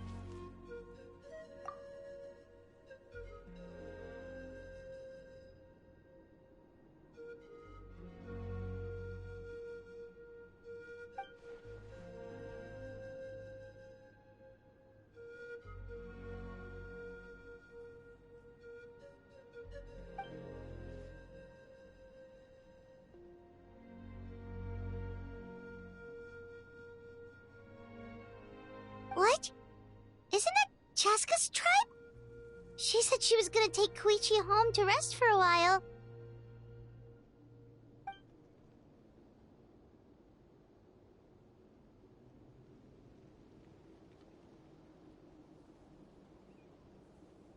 But how, right?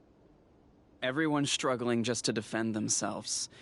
There is no spare manpower. At this rate, it won't be long before even the stadium is indefensible. And with everyone congregating at the stadium, the Abyss forces will start converging there, too. Then there'll be a battle on a scale much larger than anything we've seen so far. On the bright side, at least my old injuries aren't playing up at the moment. It means I can actually join in with the fighting.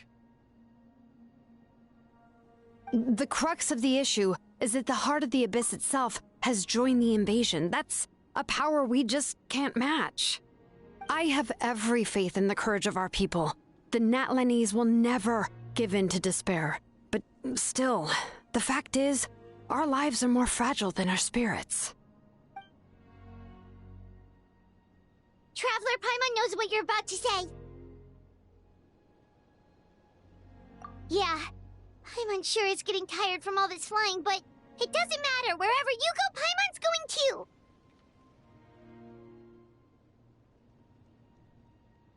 Yep, we'll leave the Children of Echoes to you guys. Flower Feather Clan, hang in there. We're coming.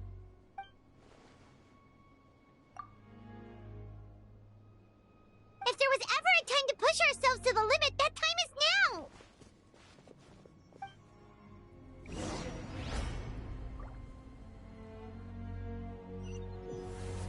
Wait! Over there! It's Chaska and Koichi!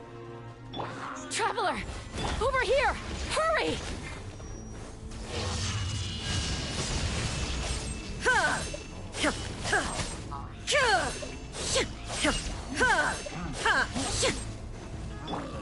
Let me weave you up. Transfixed.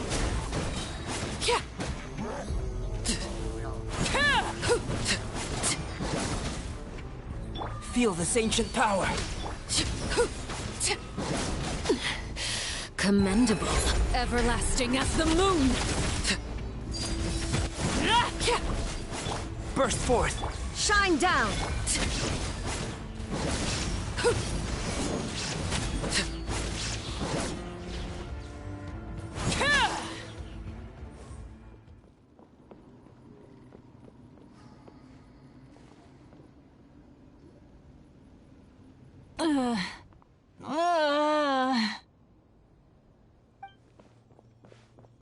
What happened to her? She's covered in abyssal energy!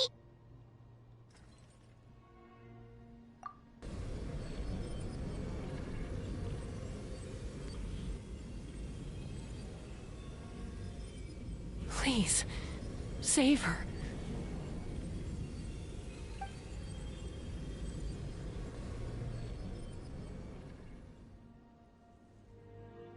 How's that, Koichi? Any better now? Koichi! Koichi! Chaska, I used to think Mom and Dad were crazy for adopting you.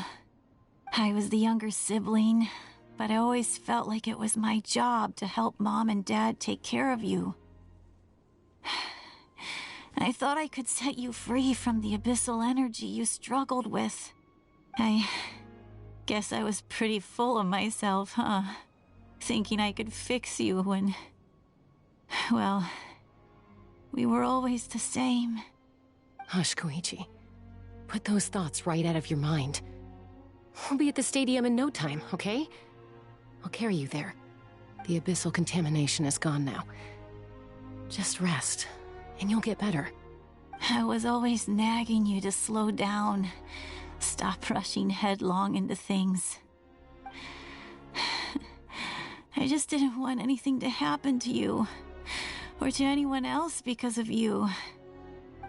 I worried about you so much. But now, I realize I never really understood what it's like for you. The fact that you survived an abyssal contamination was a miracle. But it also left you in a constant state of agitation. The fact that we became family was another miracle. But with me worrying about you all the time, it feels like I just agitated you even further. No, absolutely not. Nothing could be further from the truth. Do you hear me? All you ever did was love me. Same goes for Mom and Dad. I've always known that. And I feel terrible because I really did want to get along as a family.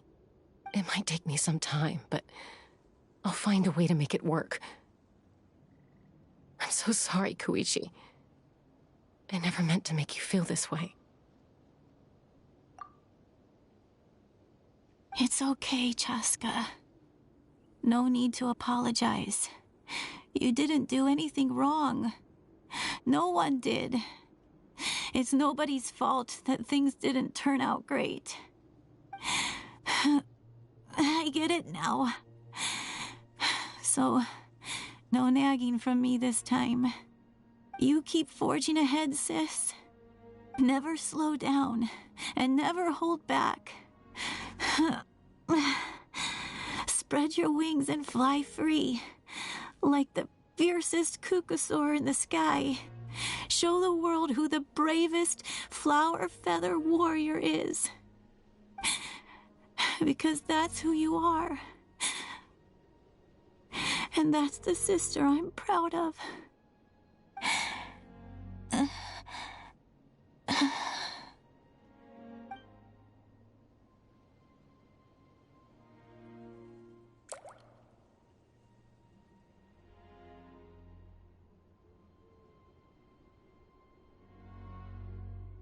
Koichi! Koichi!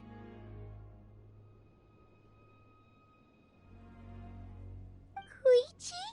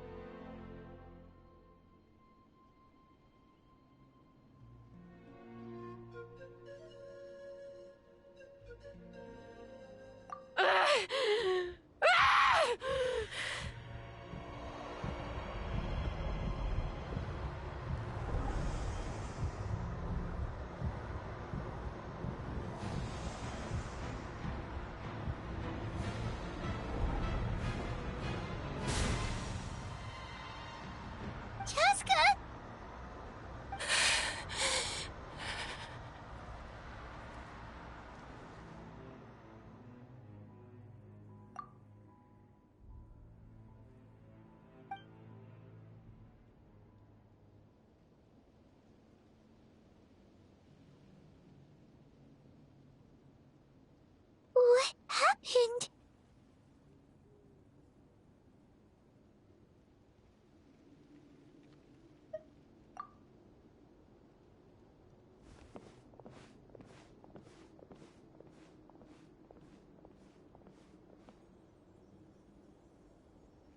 What was that just now?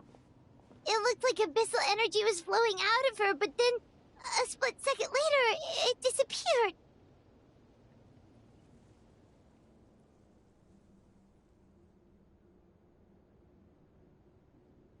Koichi did say that Chaska needs to let off steam now and then, or she'll end up losing herself. But this time she wrestled back control.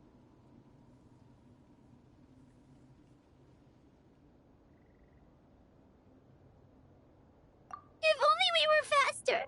Dealing with abyssal contamination is a piece of cake for you! We could have gotten to her earlier, then you could have treated her before it was too... Wait... What's happening to Chaska? How unfair life can be. She's had the odds stacked against her from the very beginning, and each step forward has been an agonizing one. Maybe she would have been better off embracing her pain. But her journey goes on, and one question looms large in her mind. If she could rise above the layers of pain and ascend over the dark clouds of her mind, what then would she find? Maybe the glorious light of the sun, or maybe a dark, empty void. There is only one way to find out. She needs to spread her wings and soar to new heights. That is the true meaning of life. My life's suffering shall be my epitaph. To remember the pain I endured, and finally transcended.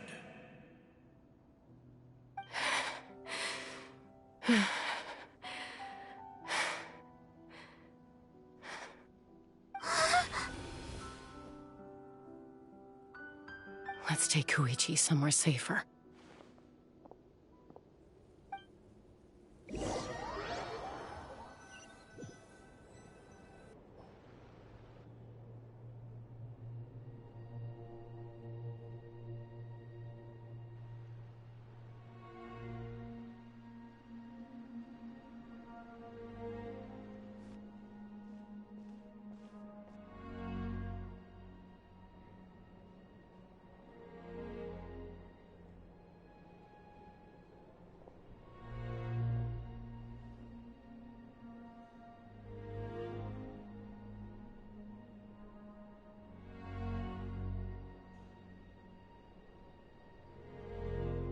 Please, take care of Koichi for me. I still have more important things to do. Of course. We are grateful for her service. Yes. She served selflessly. I'm sorry, Chaska.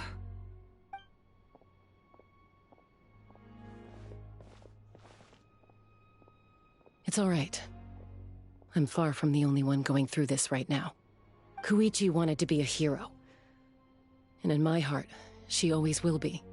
If we want to honor what she stood for, not to mention her sacrifice. Archon, we need to hurry.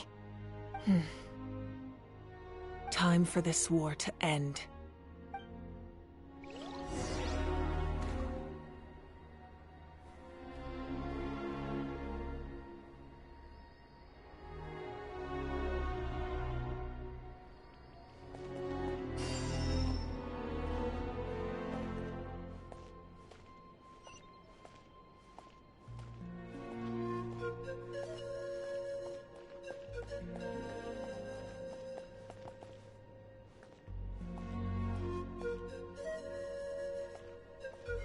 May the Wayub grant you peace, and may songs be sung of your life's journey. We give thanks for the gift of your life and ours, and we look forward to meeting you again one day in a world of wonder and beauty.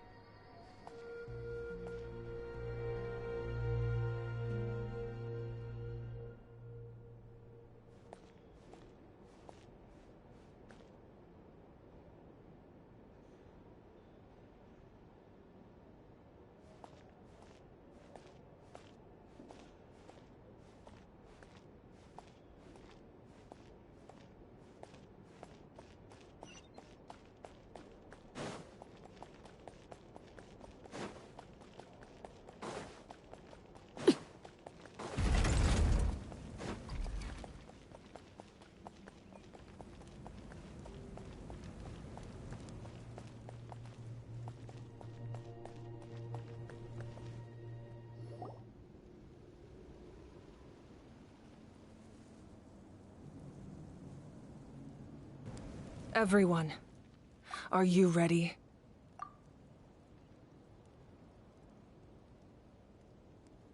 A bitter war lies ahead. Our victory begins in each of your minds. So ignite the spirit of victory for me.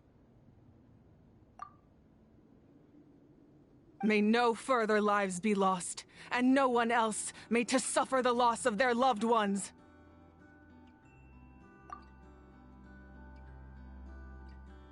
As long as blood still runs through your veins, even the tiniest spark of steel against stone can ignite a flame.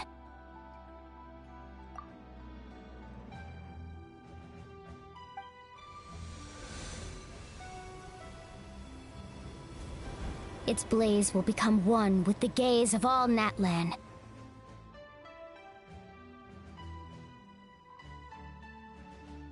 Even amid everlasting darkness, our bonds remain eternal.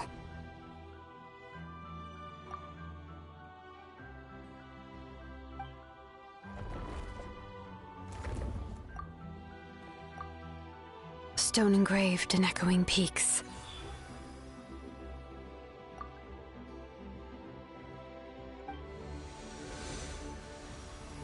Converge, disperse, in ashes be reborn.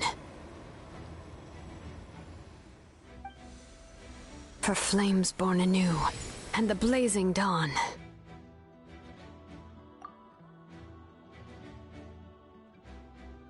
A hero scaled the volcano to seize the sun.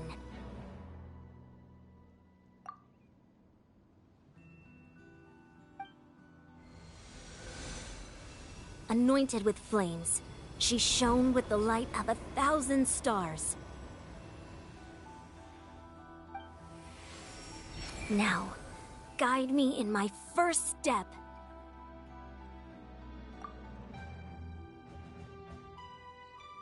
Having foretold his own death, the omniscient man holds a feast in celebration.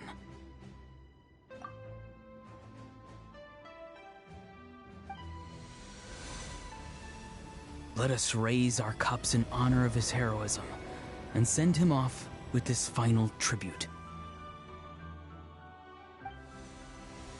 For at last, his wish is now fulfilled.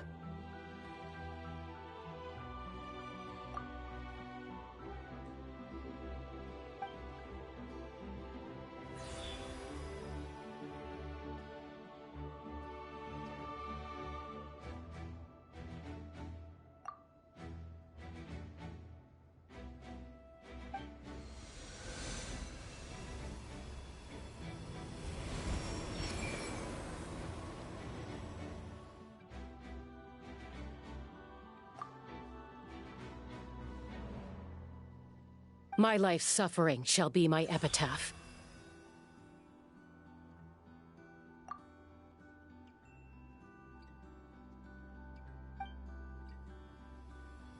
To remember the pain I endured, and finally, transcend it.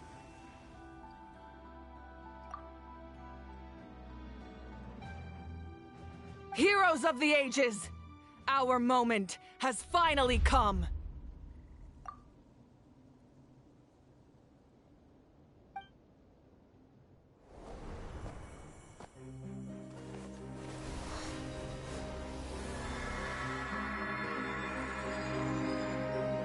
We unite as one!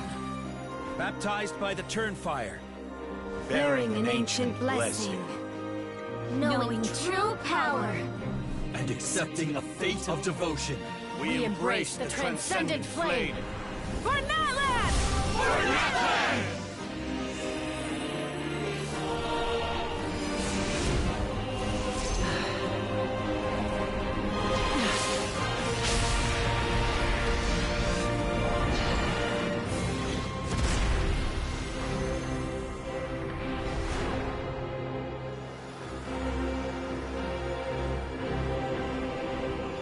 In the name of the Pyro Archon Halloran, I declare the Night Wars underway! The Ode of Resurrection will guard all life till the war is over!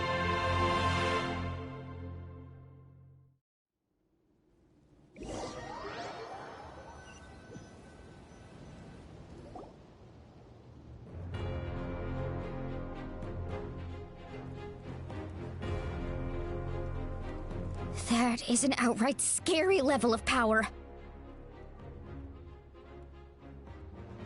So, from now on, all warriors will be able to resurrect themselves using this sacred flame. That's right. No more casualties. It's time to wipe the enemy off the face of the earth. And to reclaim our lost territory.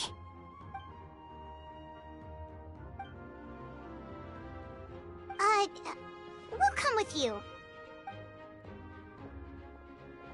Paimon, Traveler. I'm so grateful you got to us when you did.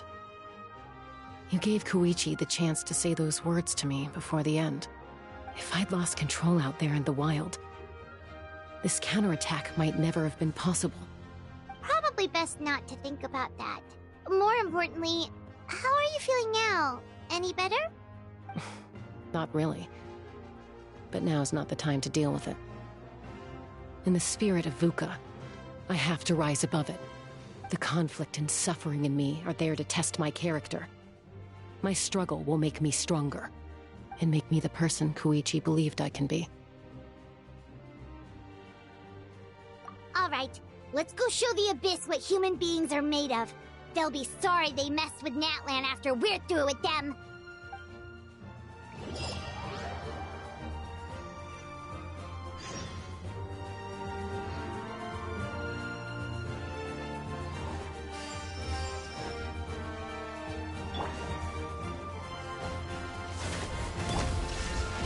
No, my sword!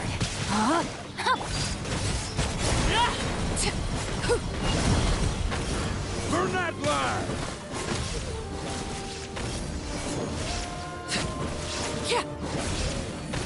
Ooh, what's that? Aerial support from Moika? Look how powerful she is now. It's borderline unfair. There is no escape! No, my sword! Overruled!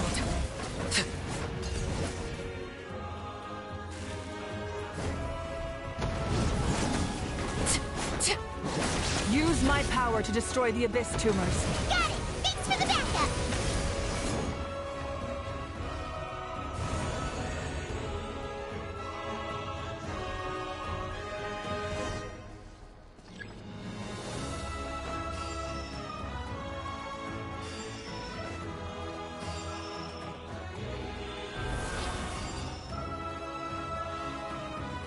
Oh, did you guys see that huge fireball?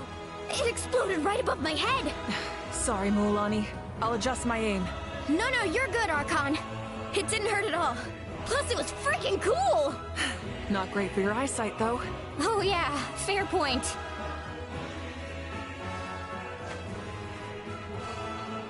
Ahal's coming in way too hot. Is it possible to mute him? Done. Thank you, Moika.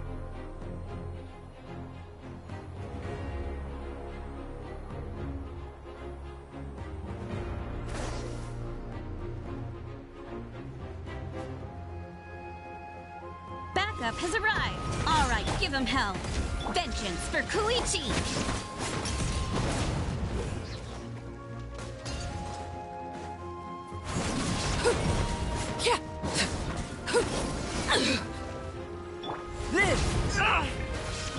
This is where you fall. The enemy ranks are thinning. Time to double down. Use the Pyro Archon's power and show no mercy.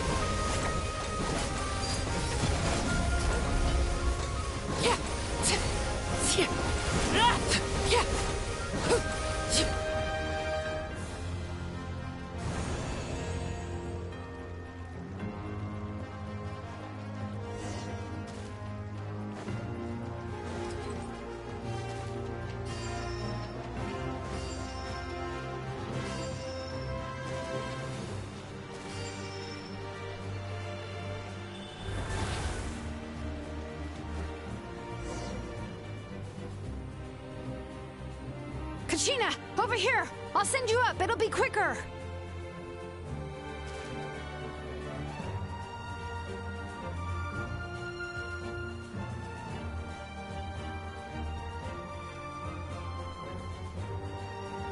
Okay, everyone's safe. Granny, please go on ahead with the others. I just need some more time, I promise. I won't hold things up. Oh, Roron! Leave the vegetables and aphids behind, you dimwit! It's too dangerous!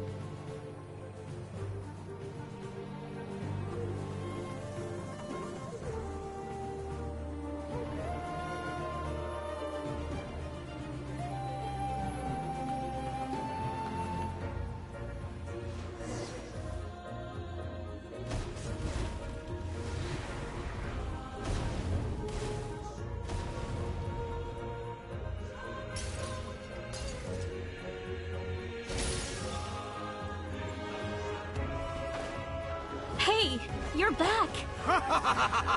That sacred flame has got me pretty fired up. I'm ready to butcher a whole army of monsters. Everyone, death is now off the table. So charge! Let's give them everything.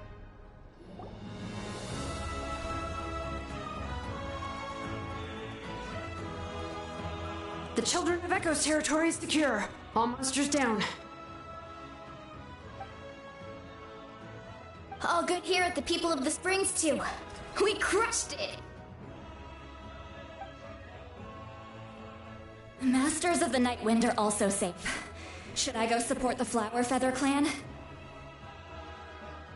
Things are still pretty rough over there. I'm already en route. No need. I just dealt with it. Already? But you were just at the stadium! Yeah, well, you have no idea how long I've been itching to bash some heads in. Oh! Fair enough. Ian-san, what should we do about the Collective of Plenty? Your home's a long ways away from the stadium.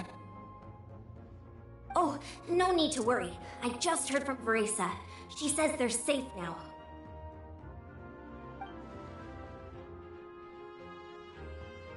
Yeah! Their only game plan was to outnumber us, and that ain't gonna work now that we have the Ode of Resurrection on our side!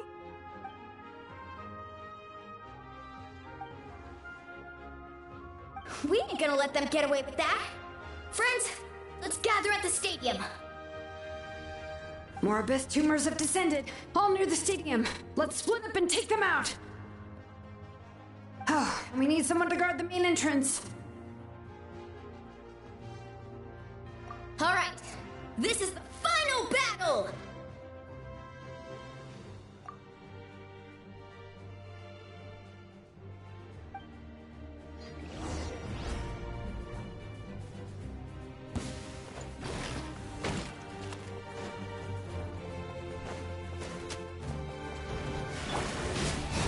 Live! Shine down! Rain Cutter!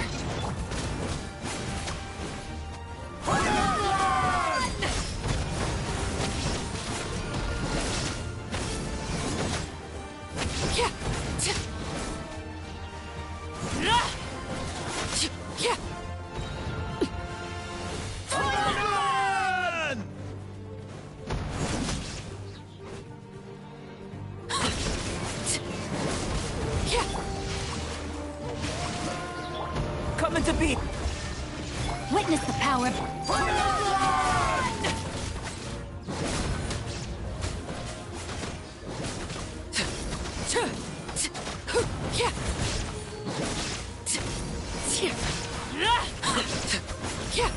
Laid bare.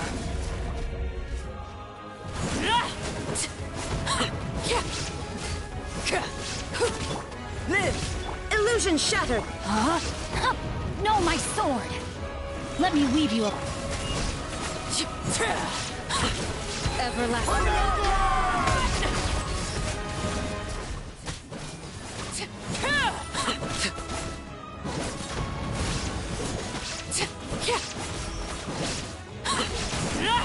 Witness my great undertaking.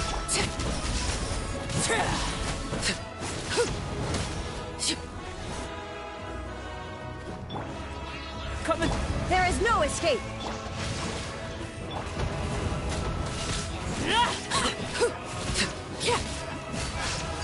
Laid bare.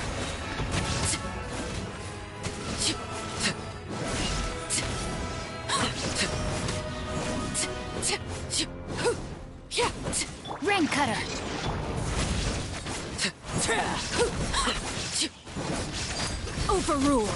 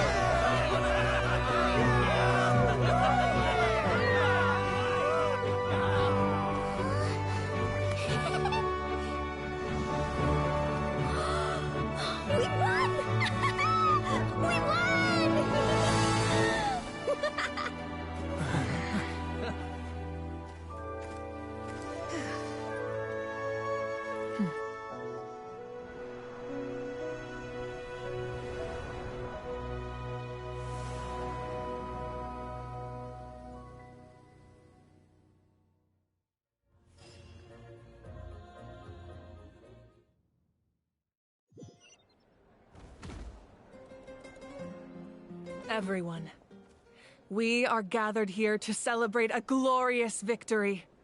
It is a victory forged by each and every one of us, and we should all be proud of what we have accomplished. We emerge victorious from another crisis to declare, our beloved Natlan is saved! Woo! All right!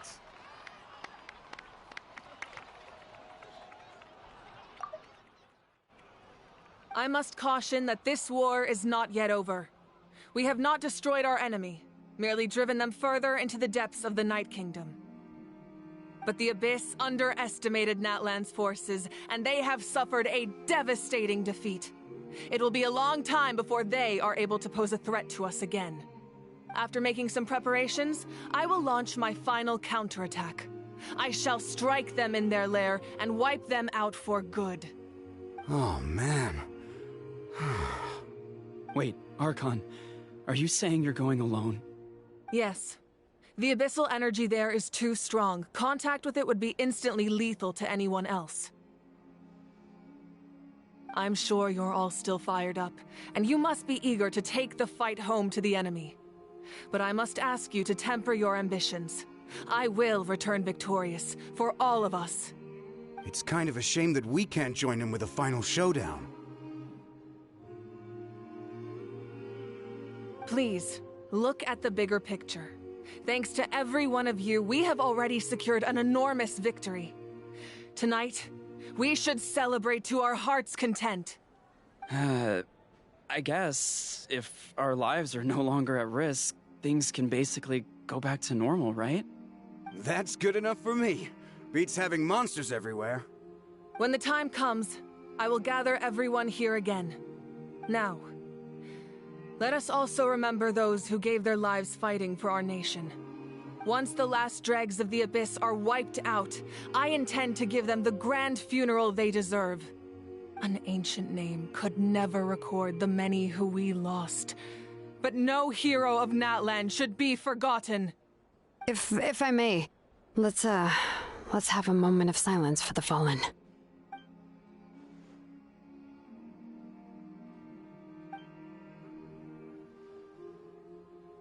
Lastly, there is one more person I must thank for his extraordinary support in our time of need, and that is the Captain.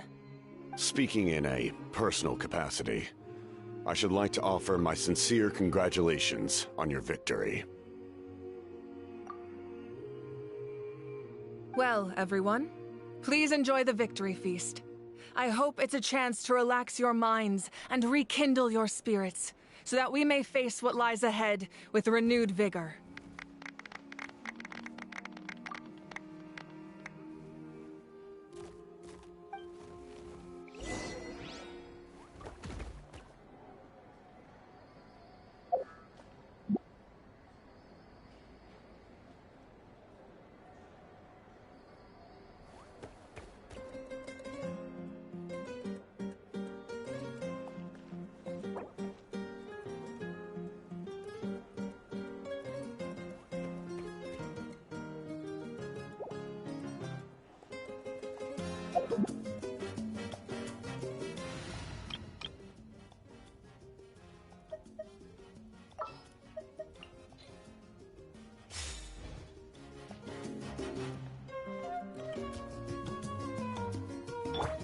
Say cheese!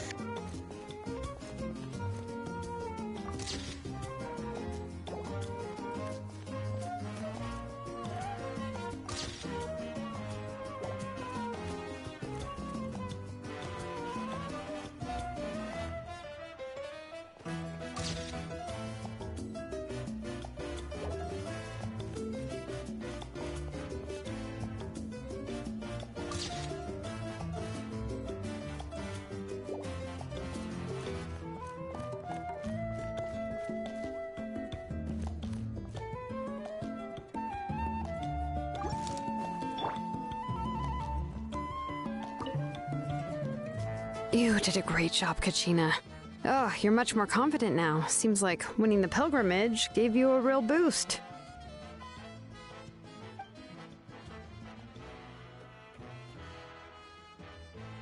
I spoke to your mom and dad. They were singing your praises.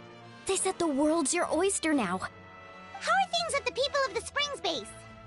There are some casualties, but the overall mood is very positive. I reckon they'll start rebuilding pretty soon. Same situation for the Children of Echoes.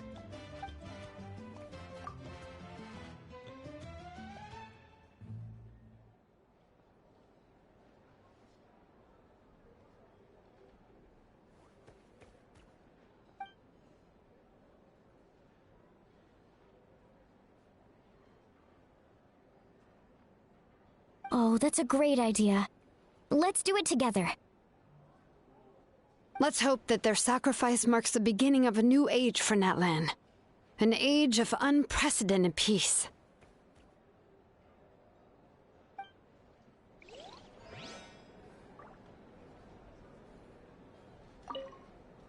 Oh, wow, if you're making candles, I have some materials you can use. They're in the warehouse. Should have plenty to spare.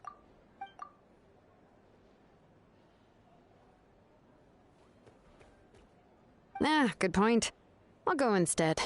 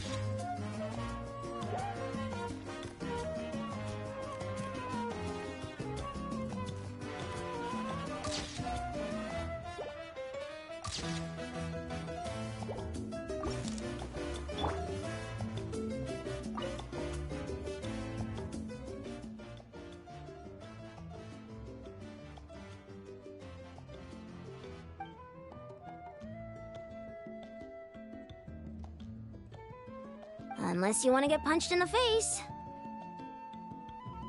What is it with you, Ahau? Why are you so incapable of being nice?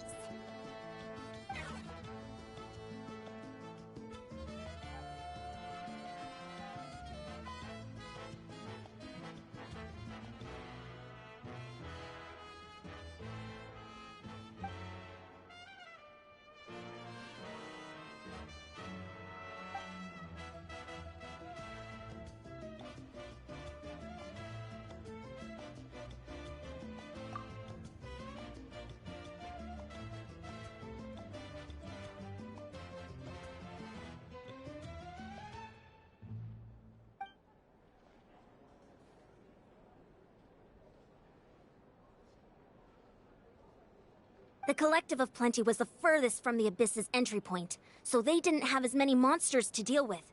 From what I hear, they got off relatively unscathed. But it might have been a different story if Chaska hadn't gotten there when she did. That's good to hear. All's well that ends well.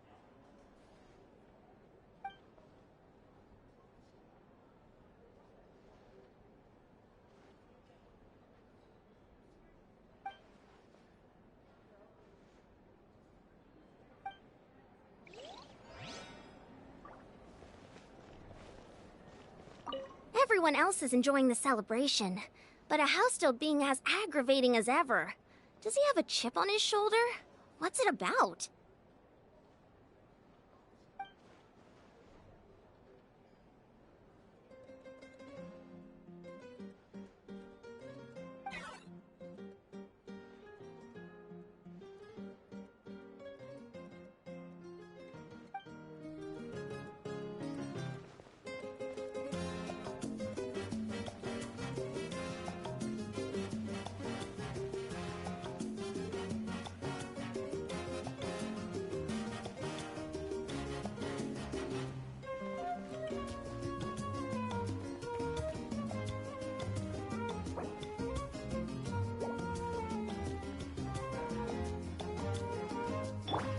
Smile!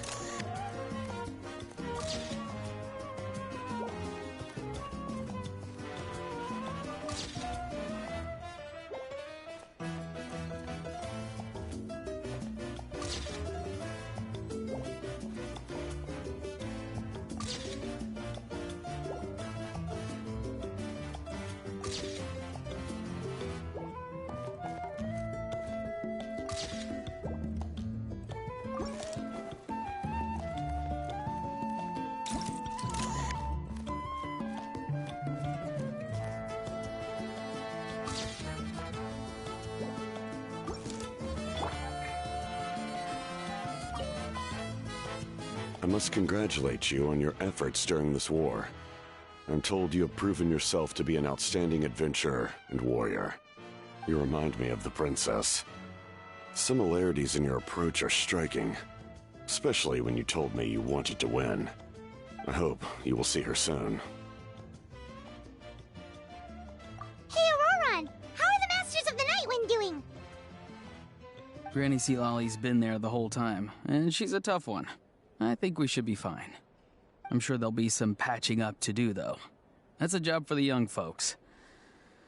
I should probably head back so I can pitch in. Do you need support from the Fatui? Probably not. There are a lot of older folks in our tribe, and I suspect they would find your comrade's presence a little distressing. Right, 'cause often they look like a bunch of intimidating thugs. Well, also in my tribe, excessive use of elemental energy is bad for your eyesight. Oh, right. Okay.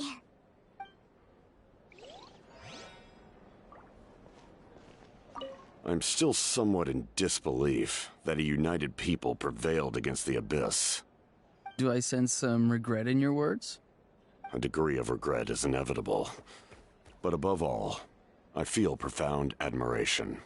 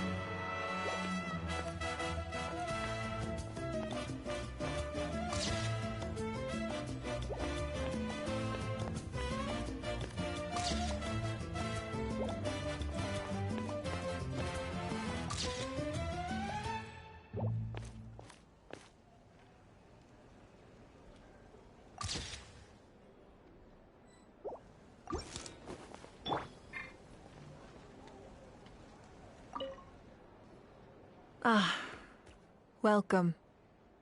You seem a little out of sorts. Are you just tired, or...? I guess I am. You know, when I was up there in the sky, I could see all of Natlan stretching out below me. People everywhere, giving everything they had for a chance at victory. If only I'd been quicker. Maybe they wouldn't have... And Koichi, maybe she'd still... I'm sorry. Now is not the time for that. Fruit juice, right? Make it a large?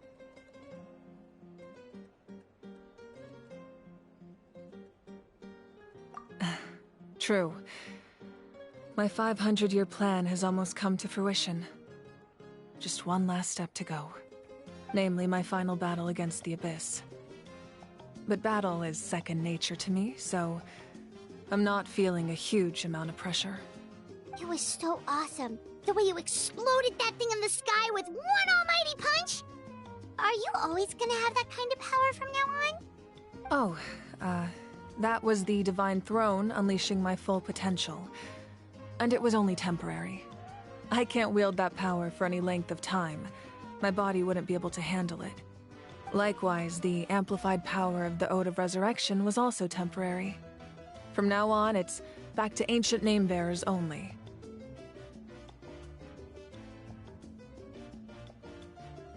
Correct. We dealt the Abyss a critical blow. So for the time being, it's too weak to sustain regular invasions. I hope the people will be able to enjoy this period of peace. Or rather, assuming all goes to plan, eternal peace. We've had centuries of war with the Abyss, and it's high time we brought that chapter to a close. Anyway, there's something I've been wondering about. I know you've been at the center of some major events in other nations too, and fought many powerful foes. In this war, you were in the thick of it once again, dashing around tirelessly, supporting the fighting on all fronts. So tell me, what drives you to do this as a mere traveler passing through? Why risk life and limb for a cause that's not your own?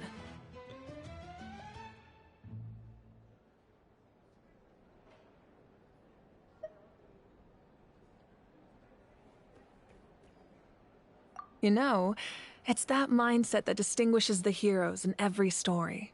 They're the natural protagonists. What I'm really trying to say is, I would love for you, with your extraordinary talent and your sense of justice, to join me in this final step. You and I together, finally putting an end to the ever-looming threat of the Abyss.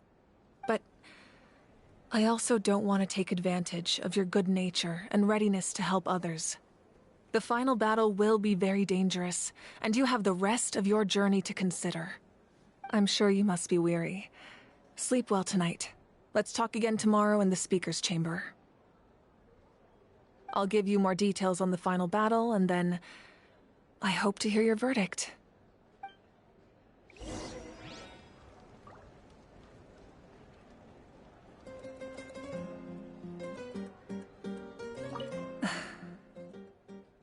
My mind is still flooded with scenes from the war. I can't get the images out of my head. Maybe I need another drink.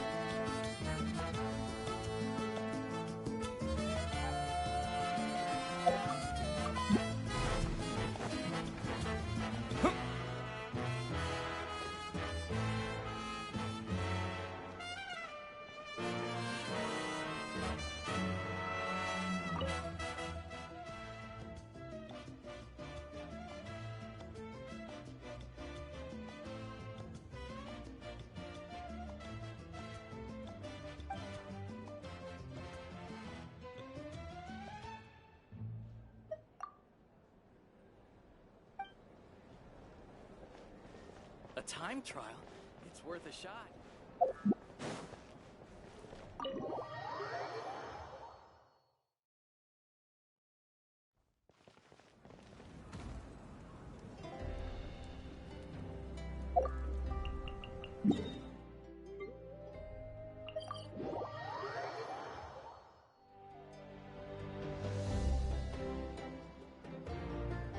Hey, Traveler, Paimon. There you are. I've been looking all over for you. Oh, hey, Sweet Lolly! What's up? Listen up. I have something really important to tell you.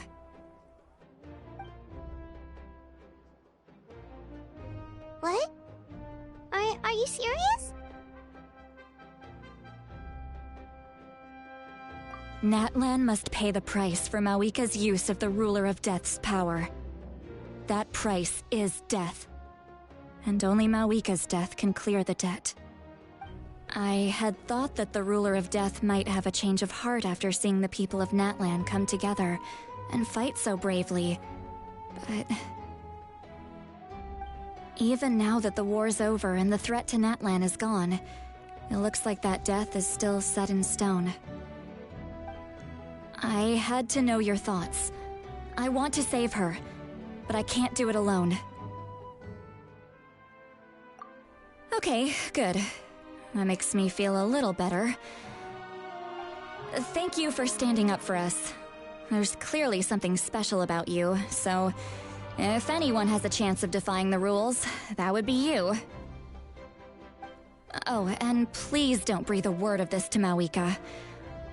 I'm sure she's well aware of the cost of using the Divine Throne's power, but if she finds out that anyone else knows, it could ruin our chances to help. Got it. Mum's the word. Alright, that was the last major item on my to-do list. Now, since I've come all this way, I think it's finally time for a well-earned drink. Go easy though, yeah? Don't worry, I said a drink. That means just one.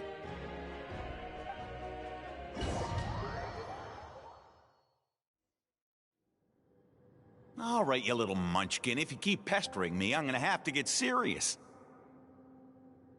I get 100 kids a day telling me they want to be the next Pyro Archon. Why should I train you? Nagging isn't gonna accomplish anything. No one can predict the future, and unless you have some exceptional jaw-dropping talent I'm unaware of...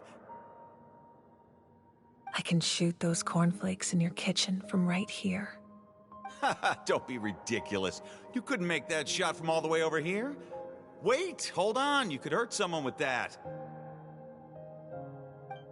Well, I'll be. You made the shot. The science of the canopy raised him tough. That's some real skill you got there, little lady. Maybe you really will be Pyro Archon one day.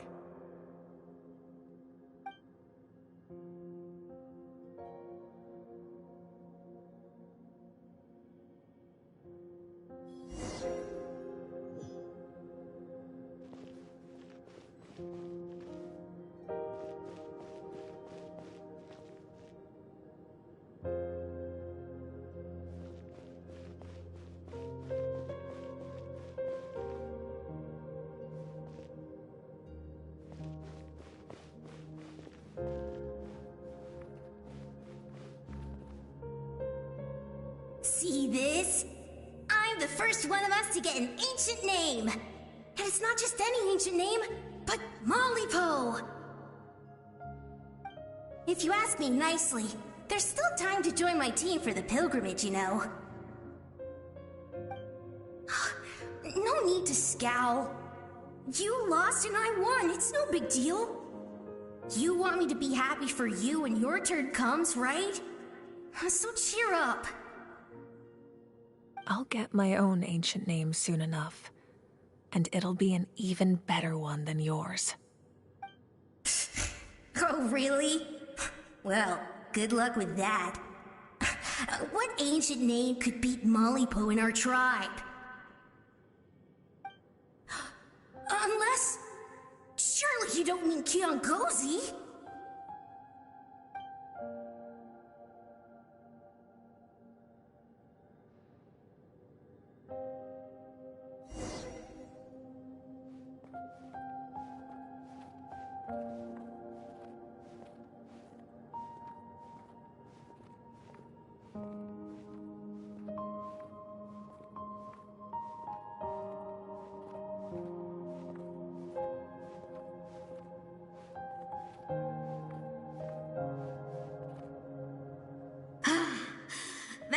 Fantastic. Can't believe I beat you in a wrestling match for once. Can't be more than a few days now until you're officially made the Pyro Archon. Imagine me trying to schedule a wrestling session with you after that.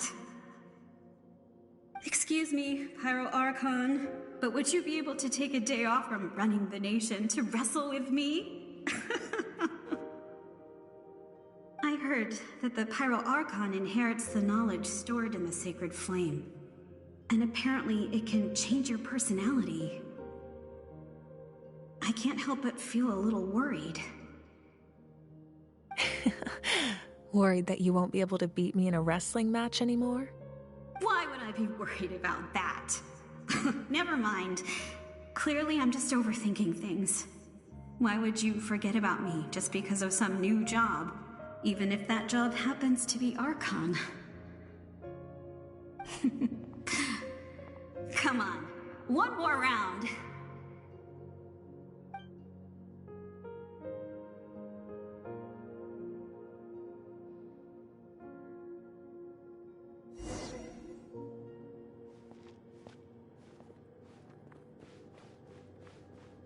After the darkness will come the dawn.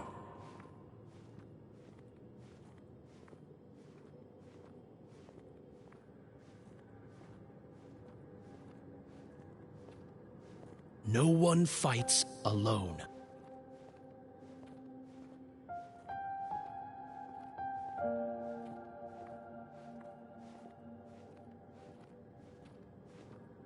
For Natlan!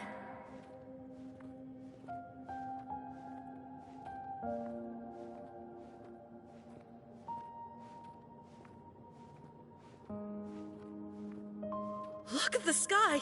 It's getting brighter at last!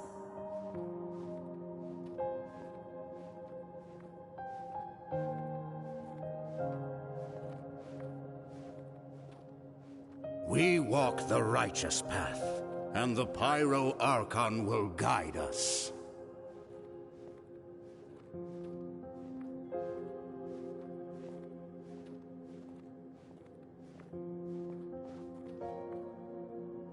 The victors shall burn bright, while the losers must turn to ash. I have done what is required of me. The rules are now written into the Night Kingdom, and this will help you to stand against the Abyss. It is still not enough. All this can do is give my people courage. It will not see us through a true catastrophe. If you are to make the Natlanese alone bear the consequences of a broken world, you will have to bring more to the bargaining table. You are the greediest human I have ever met, and the fiercest negotiator. No other would seriously ask to borrow my power. My domain is death, and its power comes at a great price. The question is, are you prepared to pay? I need that power. Only a hero can truly wield it, and heroes are not afraid of dying. No, a fear of death is ingrained in all living things. If the wielder of this power cannot conquer their fear, countless innocent lives will be claimed in their stead. For only then can the price be paid. Those are the rules. Mine is a nation that will not yield to the Abyss, and it will certainly not yield to your rules. As their culture and civilization is transmitted through the generations and their faith grows, the people will go from strength to strength and reach heights that even I cannot dream of. Very well. I shall agree to help you. But I am merely a shade, and I do not have as much freedom to do as I please as you might think. Then what do you propose? Keep this a secret. If I am questioned about it, I will deny all involvement and claim that treacherous Xbalanque stole my power. That will not be a problem. Thank you. I am glad we could reach an agreement.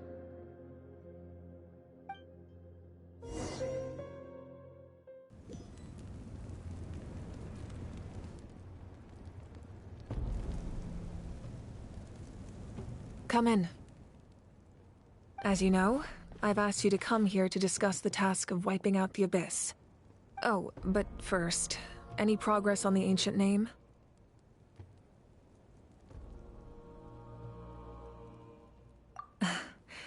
I'm surprised she was willing to help you, and by extension, me. I'm very grateful to her. Wait, hold on. Wasn't the whole point of the ancient names for winning that huge battle? Why would the Traveler still need one by this point? That's right. The Abyss has retreated to the depths of the Night Kingdom, a place that has long since been corrupted by abyssal energy. If we don't finish them off and restore the ley lines, the threat they pose to Natlan will remain. The battle we fought yesterday, we may one day have to fight again. This is the fate Natlan has always been resigned to. For thousands of years, we have struggled on the brink of a looming darkness and never known true peace. But this time, I want to break the cycle and free us from this fate for good. With the sacred flame, I can protect myself from the abyssal corruption, but beyond that, you are the only other person who can resist it. If your ancient name can't be forged, I will go alone. But if it can, I'd really love your help.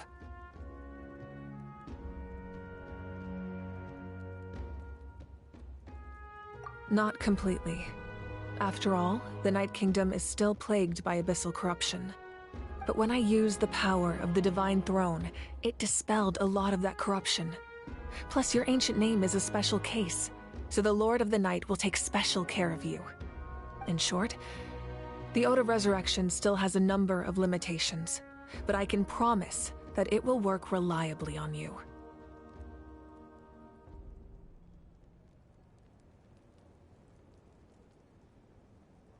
Whoa! Are we forgetting something here? What about Paimon? What's her place in all this? What? You mean we'll be separated? The Abyss is extremely devious. If you two go there together, you can bet they'll make Paimon their primary target just to put us in an impossible position. Paimon wasn't that worried, but now she's petrified. What will you do without me?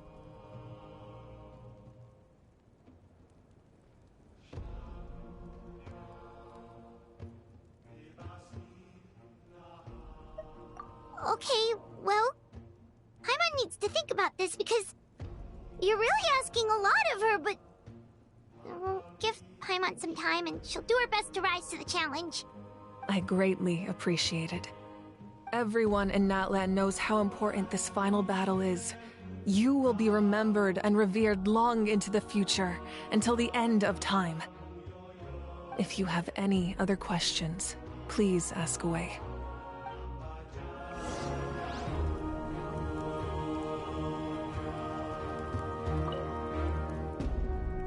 As I've said, if you have any other questions, please ask away.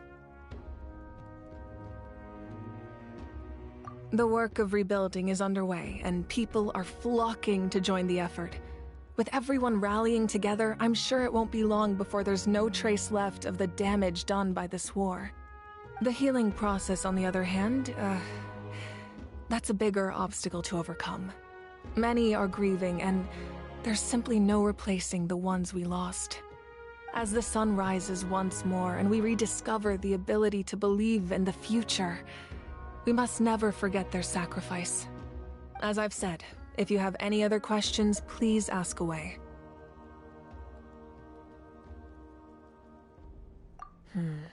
False sky. I have heard this expression before, but I think this was the first proof of its existence.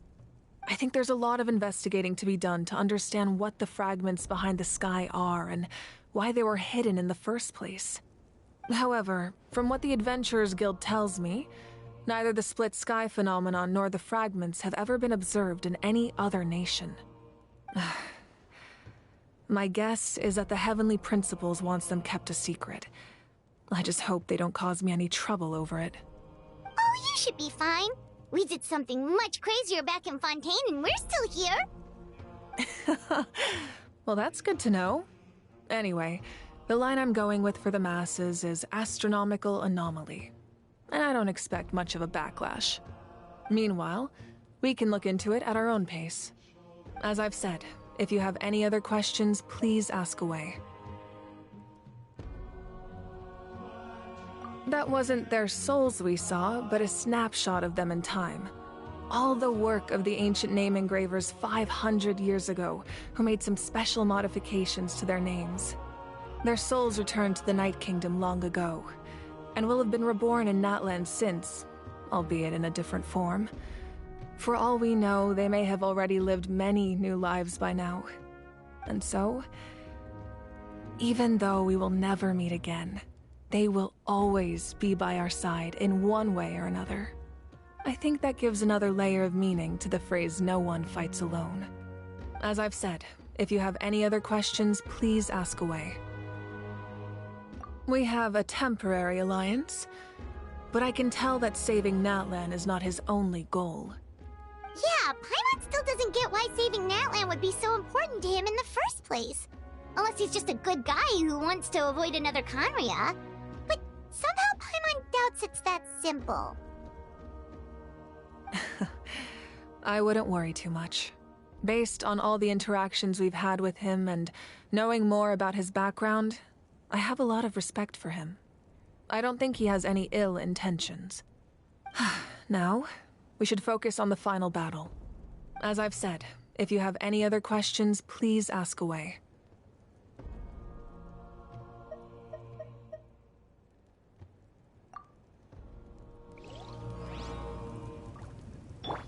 Hold that pose!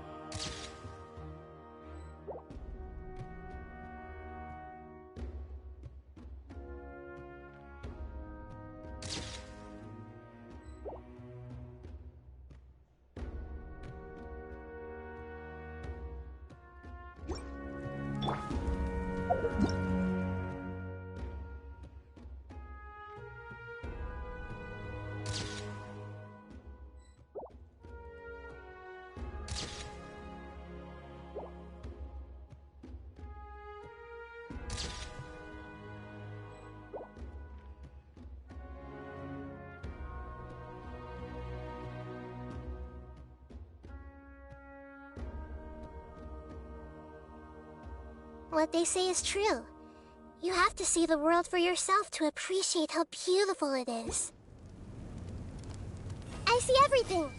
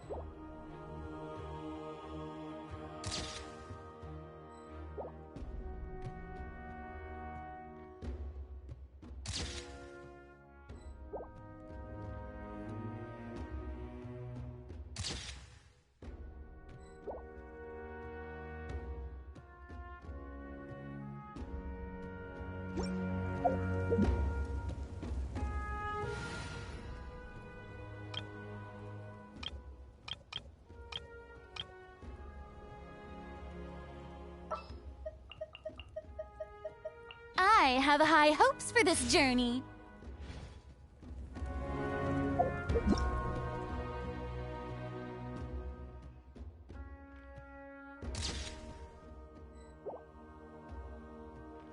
Osmanthus wine tastes the same as I remember. But where are those who share the memory?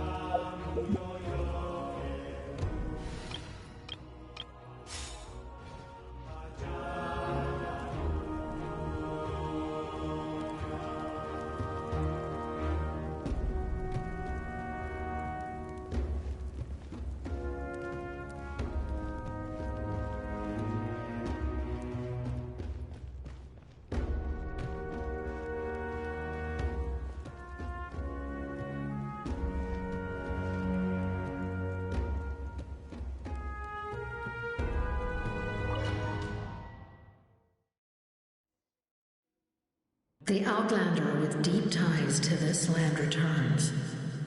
And this time, he is alone. The power that the Pyro Archon used to strike back at the Abyss came from the Ruler of Death.